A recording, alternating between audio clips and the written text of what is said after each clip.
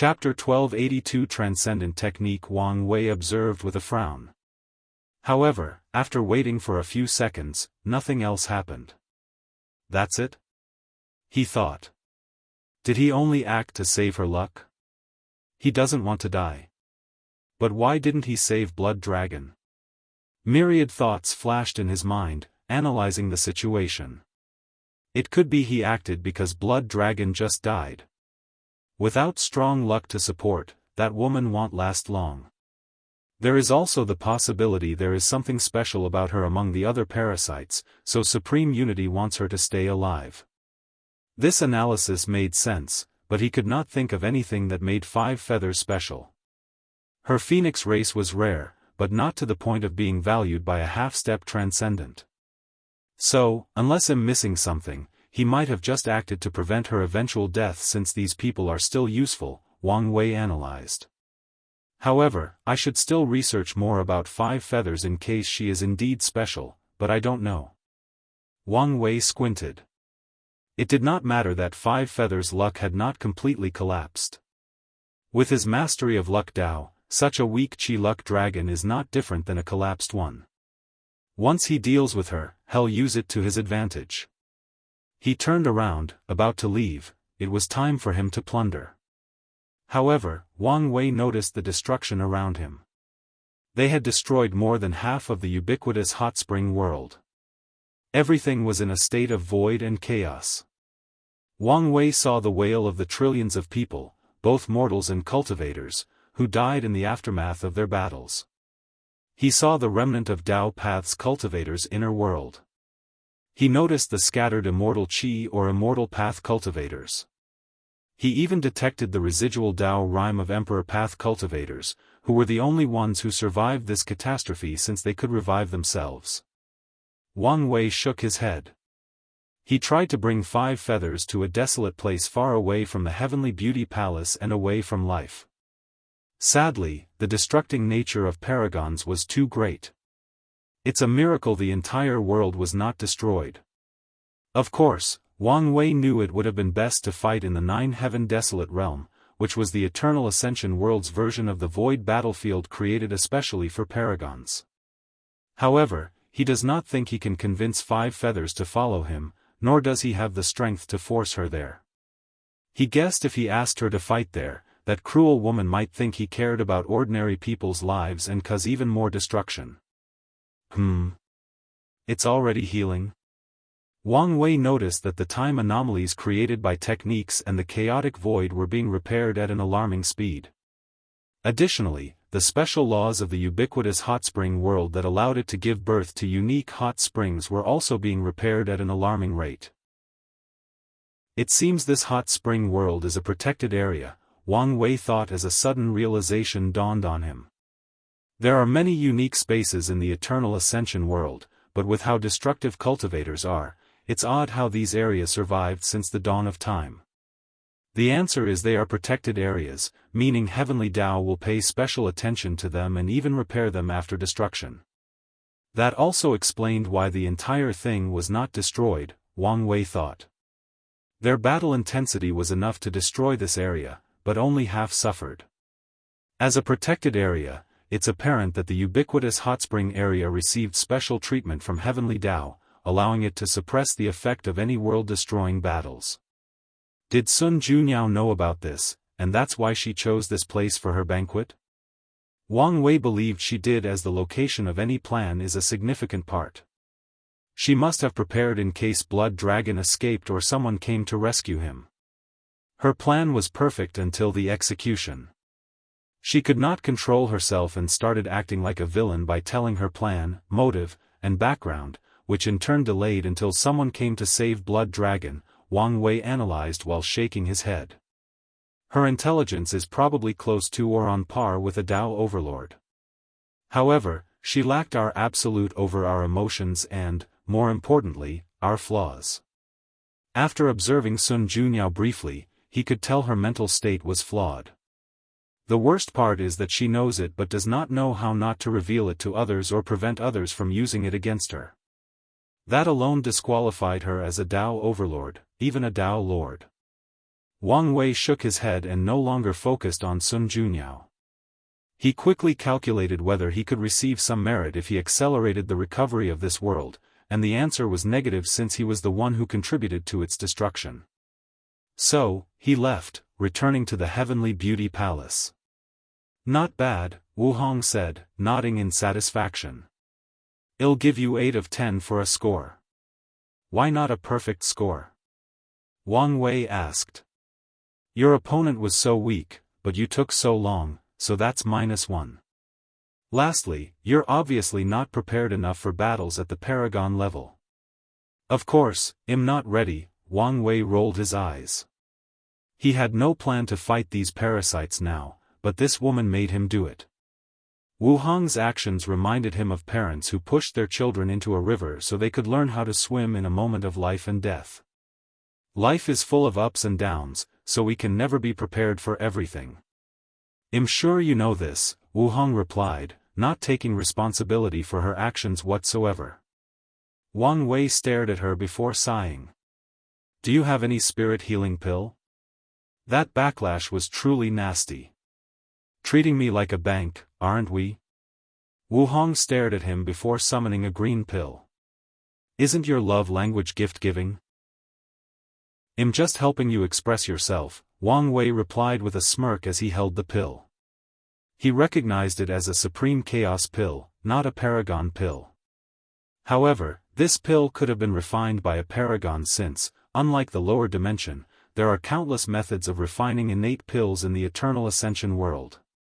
Once again, you're getting too comfortable, aren't you? No, I just refuse to deny the natural sparks between us, Wang Wei replied. I'm not denying anything, Wu Hong replied calmly. I just choose rational thinking to prevent trouble down the line. That's fair, Wang Wei nodded.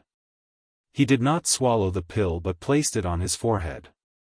The pill entered his sea of consciousness and immediately started releasing these blue lights that enveloped everywhere, including his soul and spirit. That's better, Wang Wei groaned softly. Why are you here? Shouldn't you be somewhere, plundering? I sense a unique opportunity in this place, so I return. Oh? Wu Hong scanned the Heavenly Beauty Palace. Is that it? She showed a projection of a room, and Wang Wei squinted. He saw Old Man Tianji sitting cross-legged and the river of fate materializing above his head, releasing an unknown power into his body. Then, something terrifying occurred. Old Man Tianji's cultivation was rapidly increasing. In just a few seconds, his Empyrean soul turned into a Paragon soul, and after a few more seconds, his soul power quantity reached the Paragon level. However, this was not even the end. His cultivation suddenly broke the bottleneck and entered 90% Grand Dao Source, but that was not the end. It kept increasing to 91%, 92%. Wait, why does it feel like some of this power belongs to me? Wang Wei did not doubt his intuition and immediately summoned his Bashian turtle shell to use as a medium to take the power that belonged to him. However, he frowned as he realized power became significantly diluted once it reached him. The rest of the power seems to belong to Sun Junyao, Wu Hong commented, and with a wave of her finger, she also took it. Old Man Tianji opened his eyes and sighed. With that power, he could have reached 94%, but since these people acted, he only reached the peak of 92%. However, he was okay with it as he had anticipated. Although he hoped it would not happen, but knew the chances were low given Wang Wei's terrifying affinity with Fate Dao. I know this power, Wang Wei commented. It's the same when I changed the fate of the lower dimension and used it to boost my cultivation. Except, this one is a billion times more potent. That's a transcendent technique, Wu Hong said with a serious face. By participating in world-changing events and altering the fate of someone or an entire world, he can condense this pure fate power with all kinds of effects. After participating in an event that killed a paragon that controlled 1/10 of a world's luck and injuring another, his cultivation can reach such a terrifying level in an instant. The room was instantly quiet. Wu Hong and Wang Wei knew how terrifying such a technique was. With the strength, how easy was it to influence an entire world? How about killing Paragon? With such a technique, it's easy to imagine how terrifying the force behind it is. The number of paragons must be astronomical. Are those two so powerful? Wang Wei asked. No, Wu Hong replied with absolute certainty. This event has proven to me there is a vast difference in strength between people in their realm. The difference might be larger than a peak boundless paragon and immortal. We made the right choice not to settle for these incomplete methods. If you find any errors, ads pop up, ads redirect, broken links, non-standard content, etc., please let us know to report so we can fix it as soon as possible. Chapter 1283 Do not speak his name in vain. Wang Wei nodded. Everything is connected, and in the path of cultivation, the foundation is fundamental. Most cultivators believe that the Dao foundation stopped mattering after the Emperor realm. However, that is far from the truth. According to Wang Wei's calculation, the minimum requirement for someone to become a paragon is a failed 9-extremity foundation. Without it, the chances of surviving the immeasurable tribulation have drastically decreased. Furthermore, Wu Hong told him that the Dao foundation would become extremely important in the half-step transcendent realm. It's not just the Dao foundation, but the cultivator's achievements and so on will also play a role in their strength. With today's events, he also understood that how a cultivator achieves transcendence will affect their strength and maybe even whether they can achieve a higher level. I always thought the cardinals achieved their strength by making a deal with Grand Dao to work for the latter with their eventual freedom. Maybe, they also cannot reach higher levels due to how they achieved their strength, Wang Wei thought. He was not sure about this analysis, but if it's true, the fate cardinal position is a pit, and under no circumstance should I accept it, Wang Wei thought. Previously, he might have considered accepting the position if everything else fails. After all, no matter what, it's a way of making high strides toward the path of transcendence. As a last resort, Wang Wei would not mind spending countless epochs serving as the fate cardinal before regaining his freedom and pursuing higher levels. However, if this position cut his path forward, he would rather die than take it. By the way, did you memorize all the Dao rhymes of this technique? Wang Wei asked. I've only registered about 65% of it. I got everything, Wu Hong nodded. A transcendent technique was precious to even someone in their realm. Although it was not a path to achieve transcendent but an application of transcendent strength, its worth is beyond words, especially for her to complete her 3,800 Dao seals. What do you want to do with him? She asked. Can we do anything? Believe it or not, we will all die if we touch him, Wang Wei replied calmly. Oh, did you think of something? Wu Hong asked. It's not hard to figure out if you think hard enough. What do people of that level pursue? Higher levels, Wu Hong replied. Yes, and no matter how many paragons they've cultivated, it's meaningless to them. Wu Hong squinted as she immediately realized what he meant. They all have his name and are essentially clones of him. Exactly, and if he can cultivate them to the half-step transcendent realm, he could use them to borrow strength or even fuse with them to achieve higher realms, Wang Wei sighed. He figured it out so quickly because that's precisely what he would have done. That old man Tianji must have been planning this for heaven knows how long. Who knows how many half-step transcendents he must have cultivated and swallowed. I'm sure this technique has some limits, but even so, I reckon he must have walked very far on the transcendent path. Boom! The world trembled slightly, and everything stopped, all cultivators, matter, energy, and even the rules of heaven and earth.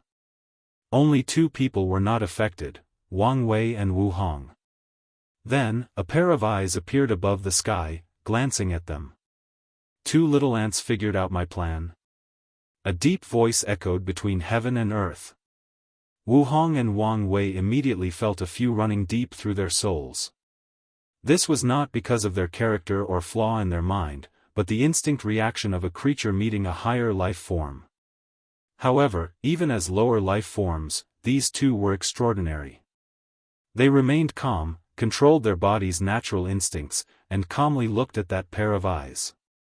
"Interesting," said the voice before looking in the distance. Two people who were fighting were now looking at him. One of them was indifferent, but the latter sent a warning. However, he did not care. Although they were in the same realm, these two were too weak, so the eyes focused on the ants. "I command you to be able to keep calm in the situation," said the pair of eyes. "However, you know too much." A colossal hand descended from the heavens toward these two. He did not want information about his plan to get out. Although a few people on his level suspected his plan, no one knew for sure. Additionally, he could tell these two were highly talented, with the potential to reach his level, especially that woman. After seeing her, he felt a tiny threat. Although it was nothing to him, what cultivation were they? One was a towering mountain, and the other was an ant, yet the ant could threaten the mountain. Just the fact she was a threat proved her potential.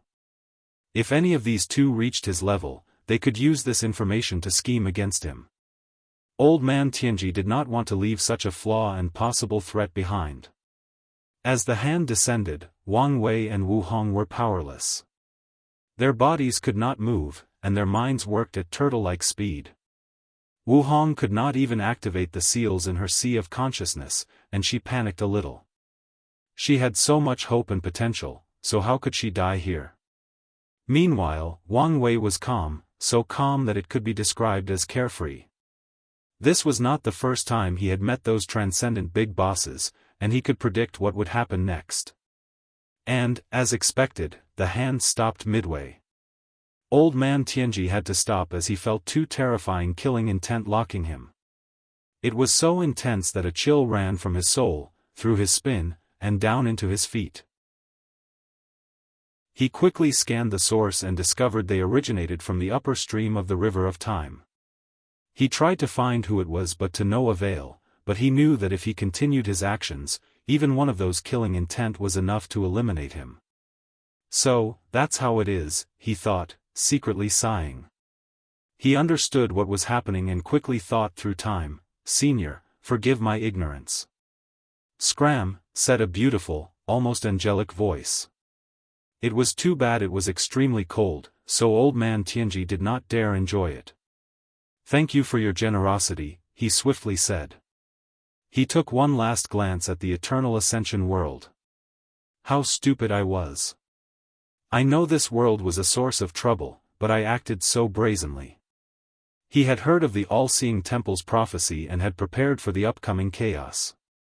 However, old man Tianji was convinced he could survive this forthcoming catastrophe. Better yet, he might take this opportunity to reach new heights. However, after today's events, he realized he was too confident. If he's not prepared, even someone like himself might fall into the upcoming disaster. "No, my preparations are not nearly enough," old man Tianji thought. He decided to accelerate the speed of his actions. Before that, he must summon all the people who bore his name. So, he focused on the one in the Heavenly Beauty Palace and the one in the lower dimension. He has a karmic relationship with that boy, I mean that senior. Maybe he will become a more valuable pawn by staying here. After pondering it briefly, he took the one in the palace and left the one in the lower dimension. Old man Tianji disappeared, and the time of the world started to flow again. No one noticed what had happened beside four people. Quite anticlimactic, isn't it? Wang Wei sighed. Was that? Wu Hong asked, thinking of the unknown origin of that clone that complicated her love life. Yeah. Wu Hong sighed. The last time she felt this powerless was during the ultimate taboo. Thinking about how she had to experience such a terrible feeling again because of that bastard, she became angry. Why are you always causing trouble? From what I know, you're not born with the fate of a disaster star. Why are you blaming me? Isn't this your fault? If you so blatantly say his name, do you think he would have noticed little ants like us? Wang Wei smiled wryly as she was correct. He was so used to using Maitreya and Supreme Unity names like it was nothing that he had forgotten a fundamental truth: do not say the name of higher beings in vain. Even great emperors can sense someone using their name or title, let alone these transcendent species. That's indeed my fault, and I apologize, Wang Wei said, and Wu Hong snorted coldly. I know it's a terrible feeling realizing how weak and insignificant we are, Wang Wei continued. However, isn't this the best motivation for us? One day, we will stand at their level and even surpass it. They had this confidence since there were many signs that they'd succeeded already. Although it was not 100% guaranteed, this fact was enough to give them more confidence than 99% of all sentient beings. If you find any errors, ads pop up, ads redirect, broken links, non-standard content, etc., please let us know to report so we can fix it as soon as possible. Chapter 1284 Plunder. Wait, Wang Wei said. Were you scared? He asked, looking directly into her eyes. Wu Hong was calm, but he knew her better than he knew the back of his hands, so he saw the signs. By the blessing of the Tao, Wang Wei said in shock before laughing out loud. The proud and mighty Empress Wu has such a moment of weakness. This is the greatest day of my life. I don't know what kind of delusion your mind has conjured, but don't involve me, Wu Hong replied calmly. Sadly, Wang Wei ignored her words. This moment will feed my existence for trillions of yuan epochs, no, for eternity, Wang Wei continued. I will tell everyone, especially our kids. I can picture it now. When I tell them of the one time I saw their scary mother trembling in fear. Yes, I can see it. Their tiny eyes became wide in shock. Then, they'll look at me in disbelief, wondering whether the emotion known as fear could even be associated with their mother in the slightest.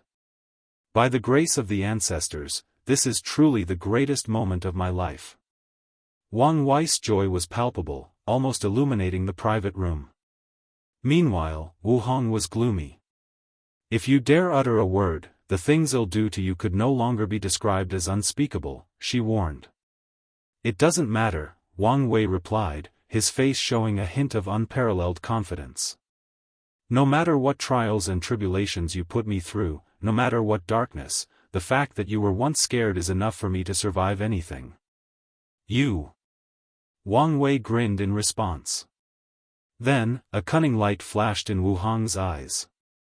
Her demeanor suddenly changed as she became sad and even docile. Such a temperament immediately made any man wish they could protect her.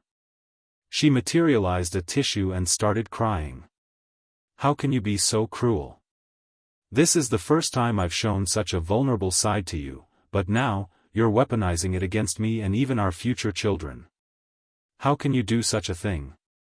Wang Wei stood before her in shock. In his wildest dream, he never thought that would be her reaction.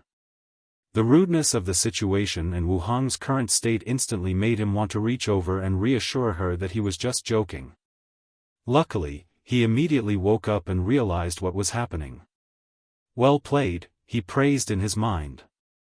Unfortunately, she had met her match. Okay, your little act won't work on me. Your future self sent a clone in the past to prevent me from having a harem. Our relationship was destined to have some toxicity. Accept this loss and move on. You bastard. Wu Hong said, returning to her calm and authoritative self. This is not over, she declared after putting the tissue away. I'm sure it's not, Wang Wei smiled. They have an eternity to spend together, so it's great for their relationship to have its uniqueness. Otherwise, they will face the same fate as most Tao partners, getting bored of each other. By the way, why were you scared? Didn't you already guess about our future selves? Of course I have, Wu Hong replied. But I'm not as crazy as you to put so much faith in my so-called future self. Have you never wondered whether these people protected us as our future selves? What if they are someone else pretending to be? And even if they are ourselves, who knows how much we've changed? At their levels, the past might not matter much to them. Wu Hong sighed. The entire situation seems ridiculous and unnecessarily complicated to me. Wang Wei nodded. Of course, he's thought of all these questions and possibilities. All I can say is firstly, we cannot interfere in these battles yet, so we have no choice but to believe. Secondly, there are no signs of a problem so far, so all I can do is keep calm, retain that level of faith, and keep my guard up if I detect or deduce some kind of anomaly. Wu Hong looked in the distance. In this overtly complex situation, his mindset was the best choice. It seems I must enter the dark truth as soon as possible. She realized that since the ultimate taboo, she might have become conservative in her actions. Otherwise, after so many years, as long as she took the risk and left the eternal ascension world, there are plenty of ways to heal her injuries and return to peak strength. Don't you have plundering to do? Wu Hong said, looking at him. Damn it. Wang Wei almost forgot. Wait. Here. Wu Hong handed him the power of fate she took from old man Tianji. This is Sun Junyo's share. Give it to her. Wang Wei nodded before teleporting away. Wu Hong calmly watched him leave, and a few seconds later, she smiled.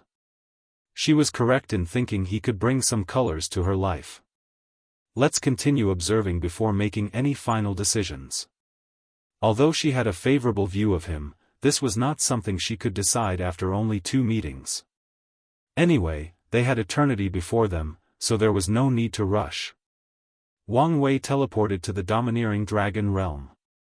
He scoffed at the name as he knew the blood dragon changed it after taking control of this territory. Wang Wei immediately detected countless energy powers, so he focused on the largest one. He saw countless people attacking this beautiful palace, which was surrounded by auspicious clouds, dragons roaming around, and floating in the void as a massive ocean held it up. A powerful shield surrounded the palace, and no matter how many people attacked it, it remained intact. The Dragon Palace, Wang Wei muttered. This was Blood Dragon's primary residence, meaning it was the place with the most outstanding amount of resources. Wang Wei flew to his people. Sect Master, you're finally here, Wang Qi said. He recognized the latter from his aura despite Wang Wei still being inside the puppet. What's the situation? With the help of the changing Fate Hall and the Fate Guard, we've plundered the most powerful branches, outposts, and allies, Wang Qi explained. The Blood Dragon ruled trillions of worlds, universes, domains, and realms. As such, he needed help to control such vast territories, so he had many branches and allies scattered in his territory.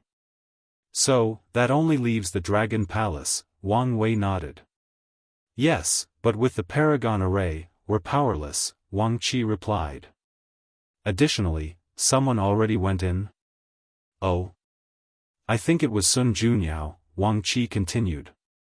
Her people were already waiting, but once she arrived, she used an array-breaking talisman to make a hole in this place's defense and entered. Wang Wei frowned. Where is Red Mask? She and many of her people were already inside before the formation was activated, but we've lost contact. She should have contacted us if her mission had succeeded, Wang Wei commented, thinking about his next step. He could not wholly rely on Red Mask now that he knew Sun Junyao had entered. By the time she takes control of the array and opens a path for them, Sun Junyao might have already plundered the best resources. Even though no paragon is controlling the array, it will take me too long to use brute force to enter, Wang Wei analyzed. However, since Sun Junyao could enter with an array-breaking talisman, it means the formation is not at its peak, so maybe I can use a similar method. Wang Wei did not have a rank 12 array-breaking talisman, but he could try other ways. The array virus? He immediately shelved this idea. In the lower dimension, the idea of the array virus was elevated to Emperor tier, but it was useless for a paragon array unless it could be further improved. However, that was impossible in such a short period. In that case, I can only use a more direct and radical method, Wang Wei concluded before summoning his people. Monk, his wife, the second prince, and everyone else stopped attacking the array and regrouped with Wang Wei. So, he took them to the edge of the Dragon Palace's shield and used his Order Disorder Dao. Wang Wei used the same technique from his fights against Five Feathers, except his target was this array shield. He did not target the entire thing but made a hole deep enough for their team to enter. Such a clever maneuver allowed him to achieve his goal while drastically minimizing the potency of the willpower backlash. "Let's go," Wang Wei said as he led everybody inside. The group's action caught the other people's attention, so a few clever people thought this might be their chance to enter, so they rushed into the hole. Sadly for them, Wang Wei's team did not take kindly to these leeches. The poison demoness waved her hand to leave a nasty poison gas before the entrance, instantly killing a few Dao rulers and one Empyrean. The gas dissipated after the team entered, and the hole in the formation healed itself. If you find any errors, ads pop up, ads redirect, broken links, non-standard content, etc., please let us know to report so we can fix it as soon as possible. Chapter 1285 Plunder, 2, Unedited Chapter. The void fluctuated before opening up and releasing a group of people, primarily women and less than 5 men, one of whom was Xiaotiandi. The group calmly landed before looking around. "Palace Lord, do we really have to give up the array central area?" asked one of the women. "That woman is powerful. Even if I can take her down, it will take too long, thus delaying our chances of getting more resources," Sun Junyao replied calmly. "But we're the only ones who have entered the palace. Our competition is not only those people outside, but the people from the palace," said the announcer, Sun Tong, in her straight and direct manner. "Now that the blood dragon has died, how many people will remain loyal? They haven't started plundering because they hope their leader's Dao mark remains intact." "I see," nodded the palace lady, who felt unwilling they had to give up the central array hub. "That woman," Xiaotiandi said with a frown. "She might be one of Wang Wei's people." "Oh?" Sun Junyao paused. She had now figured out that Wang Wei was the one she was waiting for. "What makes you say that?" The strength she exploded with her was the power of fate. "Young master, although fate is a rare Dao, countless cultivators are on that path." "That's not enough for you to determine it was him," Sun Tong said. "I know that," Xiaotiandi replied, almost rolling his eyes. "There are 3 reasons why I believe she's one of his people. 1, her aura is similar to his. Although she tried to hide it, I sensed it. Secondly, it's the fact she was here. From how Wang Wei operates, it should not be a problem for him to predict Blood Dragon's death after seeing the master's projection and prepare beforehand for the looting. Now that you mention it, someone blocked my palace to prevent news from coming and leaving," Sun Junyao commented. "That power was terrifying, so she had to use the strength from the palace, a supreme chaos artifact, to leave after killing Blood Dragon.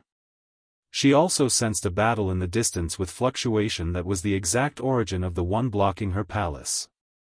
That is how he operates," Xiaotiandi sneered. "Well, I'm still not convinced," Sun Tong continued. "She was not being difficult just for the sake of being unpleasant. Sun Tong has noticed the young master has formed a rivalry with a man named Wang Wei, which is not a bad thing. According to her speculation, this rivalry is one of the primary reasons the young master got his act together.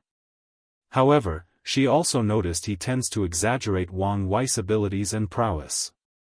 She doesn't want him to create a mythical version of his rival and become disappointed once he doesn't meet expectations. Sun Tong fears that such a realization will spiral into a situation where the young master returns to his former decadent self. The Lord's Shadow Technique is a worldwide famous technique from the Dao opening sect capable of cultivating powerful and loyal subordinates at a relatively low cost, Xiaotiandi explained. Master made me fight an imprint who was a shadow, so I recognized that technique from the woman. Sun Tong frowned. Your friend should have just ascended, but that woman's strength reached the peak of the Empyrean realm. Wang Wei is already an everlasting Empyrean, and his cultivation is probably near the peak, Xiaotiandi replied with a wry smile. Sun Tong was quiet. She thought her young master had exaggerated things, but he chose a true monster as his rival. She did not know whether this was good or bad, so she glanced at the palace lord, but it seemed the latter was thinking about something else. Master, what is our next step? Sun Junyao pondered. Since he's the one who protected me from the revenge of the parasites, I should return the favor. She decided not to compete for the resources in this place. However, I still need to get what's mine. Before his death, Blood Dragon sealed her access to his dimension. Although it was now in Sun Junyo's possession, she could not access all its wealth. We need to find one of Blood Dragon's descendants, Sun Junyao said. She had tried using his bloodline to access that dimension, which almost worked. However, Blood Dragon was truly petty and predicted her actions, thus leaving preventive measures. Now, Sun Junyao will try another way, copy his descendants' bloodline and use them to access that dimension. Let's go, Sun Junyao. She knew that the lustful Blood Dragon had a few children before proving the Tao, and luckily, one of them when he was an Empyrean. Her mission will have been accomplished as long as she gets her hands on one of them.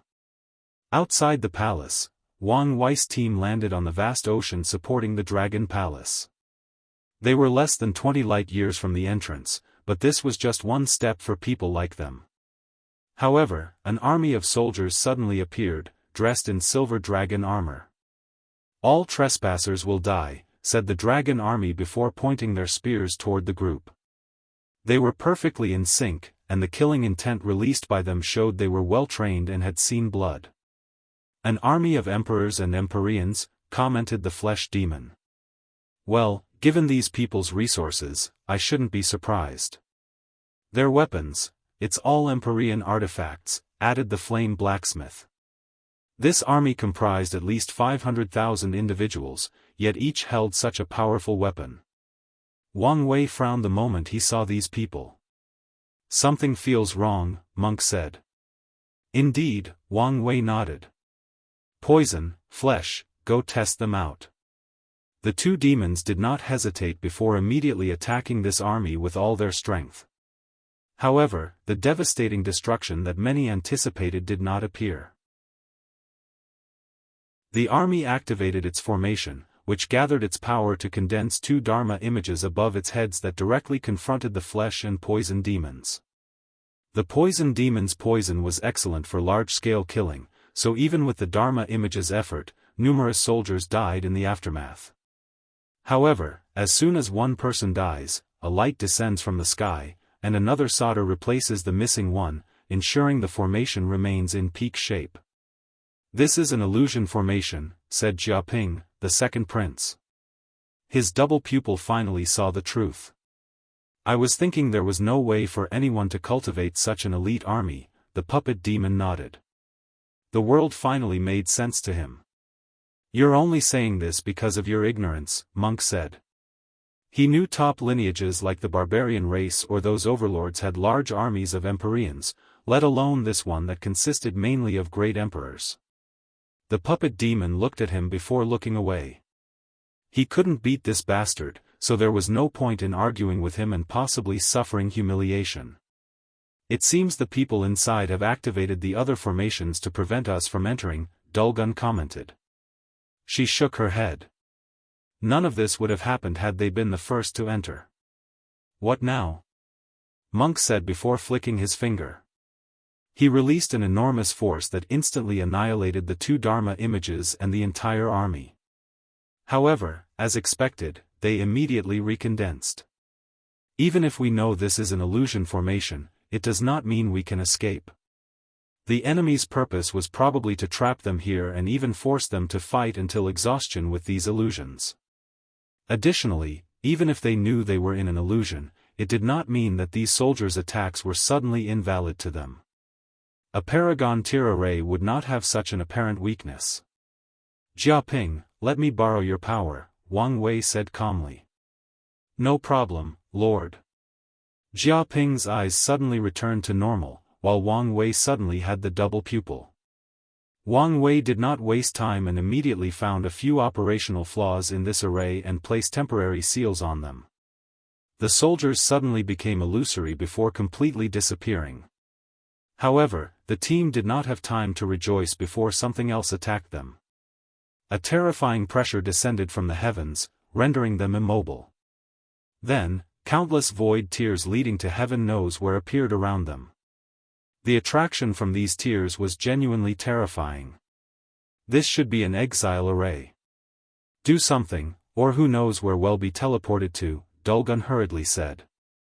These tears could lead anywhere, including some forbidden spaces in primordial chaos or the source chi space. Although rare, they could also directly lead to another chaos world. I'm on it, Monk said. His muscles trembled to release enough strength to break off from the restraints on him. Then, he manifested a colossal golden giant above his head. The giant palmed downward, releasing a terrifying pressure that closed all the tears. Everyone sighed in relief. It's not over, Wang Wei said calmly, bringing bad news to them. The sky above their heads suddenly turned dark, and everyone's faces turned pale. Their danger senses were activated, and a terrifying warning of death was constantly reverberating in their mind. This is... Wang Wei thought, noticing something. If you find any errors, ads pop up, ads redirect, broken links, non-standard content, etc., please let us know to report so we can fix it as soon as possible. Chapter 1286 Plunder 3, That's the power of nothingness, Wang Wei thought. He focused, and as expected, that's the power he was familiar with. The Dragon Palace used nothingness to create this potent killing formation. If there were any other people involved, they might die or, at the minimum, be severely injured after dealing with such power. Unfortunately for them, they met Wang Wei. This is a great opportunity, Wang Wei realized. Nothingness-based formations are extremely rare because of the materials required and the fact that most array masters refuse to install them due to the danger. Unless they spent years studying it, most array masters are unfamiliar with this kind of power, meaning it's easy for them to make mistakes in the installation process. However, the slightest mistake also means their deaths and everyone/everything around them. By controlling that formation, I can gather enough nothingness power to condense my wheel and enter the battle taboo realm, Wang Wei analyzed with excitement. It seems my luck is on the uptake. As soon as Wang Wei had these thoughts, he paused as he realized something. Besides a few minor setbacks, my luck has constantly risen since my ascension. And after today's haul, after my training with the future wife, it should reach its peak. He squinted. After luck reaches its peak, there is only one way for it to go, down. In other words, Wang Wei can already predict that his life will not be so good once he's done training with Wu Hong. I must be ready, he thought. He realized that Supreme Unity was the only person who could truly make his life miserable. In other words, the latter should be making a significant move soon. A sense of urgency suddenly loomed over Wang Wei. However, he also understood this was not the time to be worrying. He no longer wasted time being distracted and summoned his nothingness will to control the upcoming power, allowing their team to navigate this killing array unharmed. He used nothingness for his flesh enlightenment. How crazy is this guy, Monk thought as he saw how Wang Wei dealt with this situation. The barbarian race is masters of body refiners, so they've tried a few times to walk the path of nothingness throughout their history. Unfortunately, everyone brave enough to use that concept, except for one, died tragically as their bodies, souls, and Tao were extinguished by the very power they had tried to control. The only survivor was an inextinguishable paragon who wanted to change his concept from eternity to nothingness. To that barbarian's credit, he made excellent achievements in the path of nothingness during his attempt. His achievements were even higher than Wang Wei. According to Wang Wei's division of the power nothingness, there are 4 stages: intangible, void, emptiness, and true nothingness. Wang Wei was currently at the peak of the void stage, and once he achieves taboo with this power, he'll enter the emptiness stage. That barbarian reached the peak of the emptiness stage. Sadly, he made the same mistake as everyone who tried to walk this path, trying to control true nothingness in one step. According to Wang Wei's recent speculations, he'll only achieve true nothingness after entering the half-step transcendent realm. That barbarian did not understand this and almost died in his attempt to control true nothingness. Luckily, he was a wise man and controlled his greed. At the last moment, he abandoned this path despite it looking like he was so close. While Monk and Dulgun, the only ones who recognized Wang Wei's feat, were in awe of his actions and accomplishment, the latter finally led the team into the Dragon Palace. However, Monk learned an essential lesson from this experience: only crazy people can become anomaly-level talents. There is no need for me to hesitate any longer, Monk thought. He listened to Wang Wei's suggestion that he may need to enter the taboo battle realm to be considered an anomaly, and he's been deducing a technique to do so. He succeeded with his Supreme Chaos Treasure, which helps people create techniques. However, only partially, since all his calculations said he would explode and die instead of increasing his fighting abilities. His wife, usually the voice of reason, convinced him to take things slow and not rush into trying this method. He agreed with her, but now, he decided to rush things by asking Wang Wei for advice. Although that would result in him releasing information about a technique that allowed someone to achieve taboo, he did not care. This technique is flawed, and he might never finish it without proper guidance. After entering the Dragon Palace, Wang Wei saw a small army of 1,000 men waiting for them. This army was the same as the illusion, except this one was real. No, they were more potent since they were all Empyreans. However, he did not want to waste more time, so he annihilated them with one staff smash. Now, he needed to ponder what their next step was. Wang Wei wanted to go directly to the central array hub to control the nothingness array. However, he knew this was not the best utilization of their manpower. Since he tasked Red Mask with a mission, he should trust her to succeed. "We will divide from here," Wang Wei said. "I'll go to the treasury to secure it. Monk, your task is controlling the alchemy room and the other professions. Capture these professions alive. We need them to work for us." Wang Wei was in desperate need of capable professionals, especially after today's event. The people from the Changing Fate Hall have amassed an absurd amount of resources, so there is the possibility they'll stop relying on the hall, at least, not for a couple 100,000 yuan epochs. Luckily, Wang Wei had predicted this and prepared. He sent his people to accompany these mercenaries. He tasked them to focus on taking finished products during the raid and leave the rare materials or resources to the hall members. He did this so these people would have no choice but to rely on the hall to turn these rare resources into finished products like pills, talismans, and artifacts. However, he also needed many professionals for his plans to work, so he targeted Blood Dragon's team. "I can go with him," the Flame Blacksmith suggested. "No problem," Wang Wei said. "Dulgun, your task is the Spiritual Medicine Garden. Puppet Demon will be under your management. Jiaping, your goal is the Blood Dragon's Cultivation Room." The second prince's eyes lit up as he realized the importance of such a find. Any places that a higher being like Paragon has cultivated for so long will be embedded with an incalculable amount of Dao rhymes, turning it into a cultivation holy land. Not to mention, there must be countless precious arrays in such a place to accelerate Blood Dragon's practice. Flesh and Poison Demon, your task is to find where the Blood Dragon kept his luck-condensing artifact.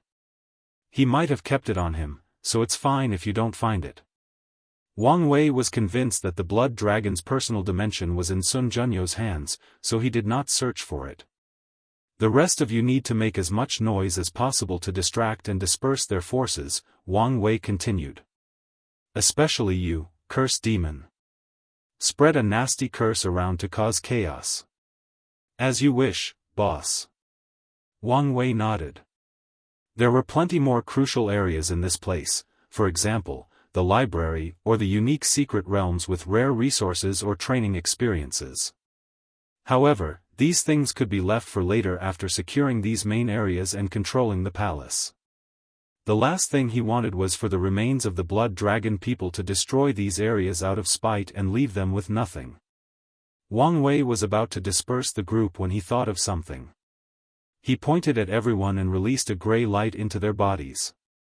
You might encounter a Tier 12 creation life form, and this should send you away to safety. Wang Wei was not sure whether Blood Dragon had cultivated any Tier 12 creation creatures. It's possible since creations cannot disobey their creators. However, it's also possible the dragon was paranoid, and out of fear of being betrayed and having his power usurped, he never created any. After all, although creation lifeforms can't betray their master on their own, it's something else if someone intervenes. Although rare, it's not as rare as an Eternal's avatar betraying them. Alright, let's move, Wang Wei said before disappearing. He broke through countless spatial layers and a few dimensions before finding the treasury location. And, as expected, there was a gatekeeper, which surprised him slightly. A Dao monarch, Wang Wei thought. And an insurgent? He was confused because this man did pose a threat to him, but it was very low. That can only mean he's using a paragon artifact to become an insurgent. Wang Wei focused. Although this kind of insurgent was the lowest level, and many people do not even acknowledge their status, he would still take it seriously. If you find any errors, ads pop up, ads redirect, broken links, non-standard content, etc., please let us know to report so we can fix it as soon as possible. Chapter 1287 Plunder 4. Wang Wei looked at this middle-aged man with a subtle aura of demons and beasts. He was composed, as if he was confident in his abilities. This was odd since artifact insurgents were often looked down upon. So, Wang Wei had to wonder about this man's source of confidence. Who are you? Wang Wei asked. A dead man does not need to know my name. So, it's Xian Tang Tian, Wang Wei added, having already divined this much information. However, his actions made this guardian frown. Wang Wei was a master at controlling a conversation's rhythm, so with this simple move, the advantage was already on his side. So, Xian Tang Tian, why are you so loyal? Wang Wei asked. Your oppressor is already dead. But instead of taking this opportunity to get some remuneration and running away, you're still doing his bidding. Why is that? What do you people know? This is only a temporary setback. Once the Lord returns, none of you can survive his wrath, Xian Tang Tian sneered. He will hunt all of you until the end of the earth. Wang Wei calmly looked at this man. Your threat is not as intimidating as you think. As long as these plunderers hide in the lawless zone, they'll be fine. Even if Blood Dragon returns, what can he do? With his terrible fighting ability and the rules of the lawless zone, he'll be useless even if he invaded with all his troops. Xian Tang Tian was immediately speechless. These words had some truths to them. The lawless zone rejected any form of intervention from the outside world, so these people might get away with it if they hide there.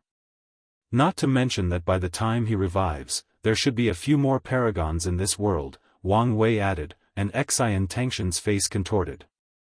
With all the resources plundered, he knew it was guaranteed that a few peak Empyreans would immediately attack the Paragon realm after they left.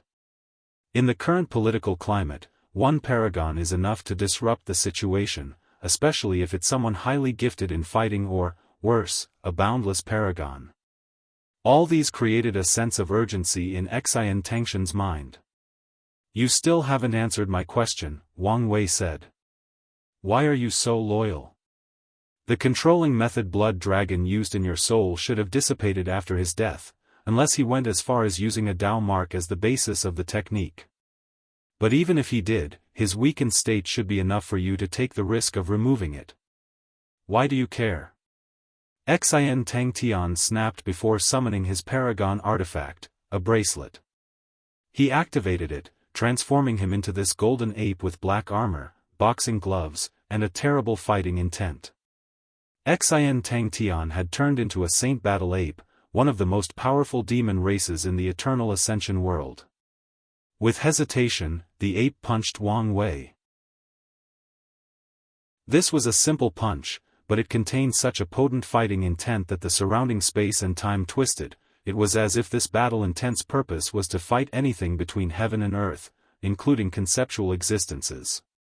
I like to figure people out, and your actions haven't made sense to me yet, Wang Wei calmly responded as he evaded the punch. It seems that the fact that Blood Dragon allowed you to be one of the few Tier 12 cultivators in the world has twisted your psychology, somehow, making you feel special. But is this enough to be this loyal? I don't think so. Wang Wei evaded millions of punches, and during the entire thing, his eyes never left Xian Tangtian. The latter roared in anger and frustration before using even more potent battle techniques from the Saint Battle Ape clan. However, the result was the same. I see. Your loyalty is out of fear, Wang Wei continued. But is Blood Dragon so terrifying?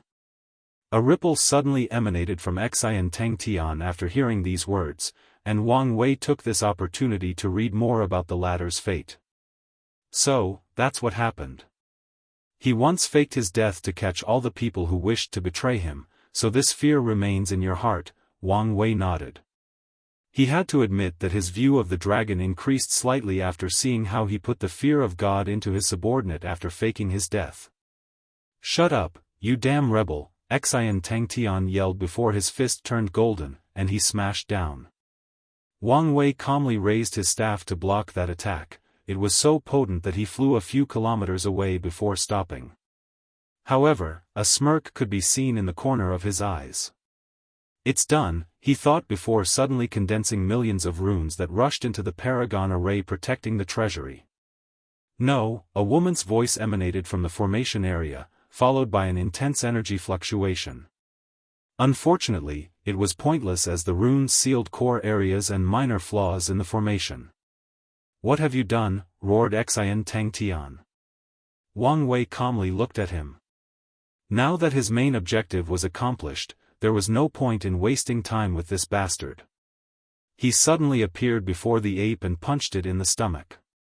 Xian Tangtian howled in pain. Then, to his horror, he swiftly transformed to his human shape. Wang Wei took the bracelet from him and observed it. An artifact with summoning and demon-controlling laws? Interesting.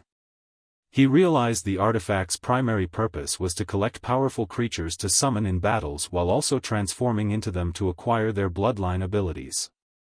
However, Xian Tangtian only had the ape inside, which showed how much trust the Blood Dragon had in him.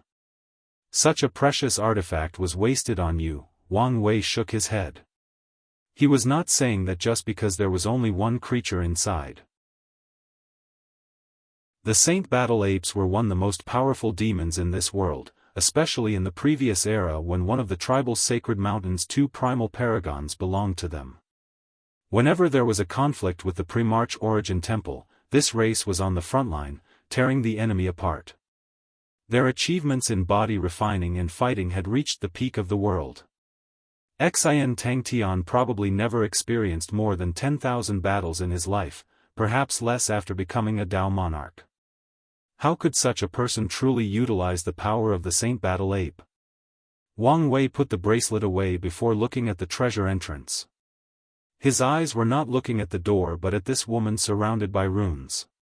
When he arrived, he noticed two presences, Xian Tangtian and the array spirit of this treasury. In the lower dimension, due to the intense nature of competition and the zeitgeist of self-reliance, most world/cultivation systems do not use things like artifact/array spirit. Instead, those artifacts are given limited intelligence while focusing on increasing their overall attack potency. However, the upper dimensions have more room for leniency, so such methods are more common. Wang Wei was not surprised that this protective formation had a spirit that could control it. However, he also realized the danger of this spirit. It will be exponentially more challenging for him to forcefully break through the formation with a spirit controlling. More importantly, even if he did, the latter could destroy everything out of spite, and there would be nothing he could do about it. So, Wang Wei had to lower her guard during his fight with Xian Tangtian, find its weakness/flaw, and seal them. She is resisting so damn hard, Wang Wei thought while shaking his head. I should warn the others if they encounter a similar situation.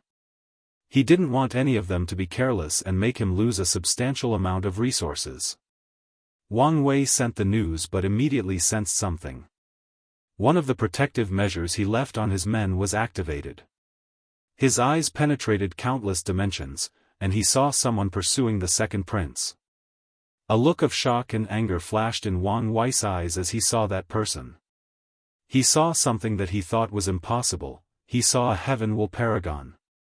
Great emperors who continue to absorb heaven's will to cultivate have their paths cut off since 99% die at Empyrean's immemorial tribulations. Despite this low possibility, many people still succeed and become heaven-will Empyreans. This world is too vast, there are too many resources, and there are too many cultivators, thus making it possible to give birth to heaven-will Empyreans. However, that's how far this path goes. None of them should be able to survive the Paragon tribulation. Damn it, that bastard blood dragon deserves to die by lynching, Wang Wei cursed. He knew what it would take to cultivate such an entity. The first was countless heaven wills, and the number was not just to develop someone to 90% Grand Dao source.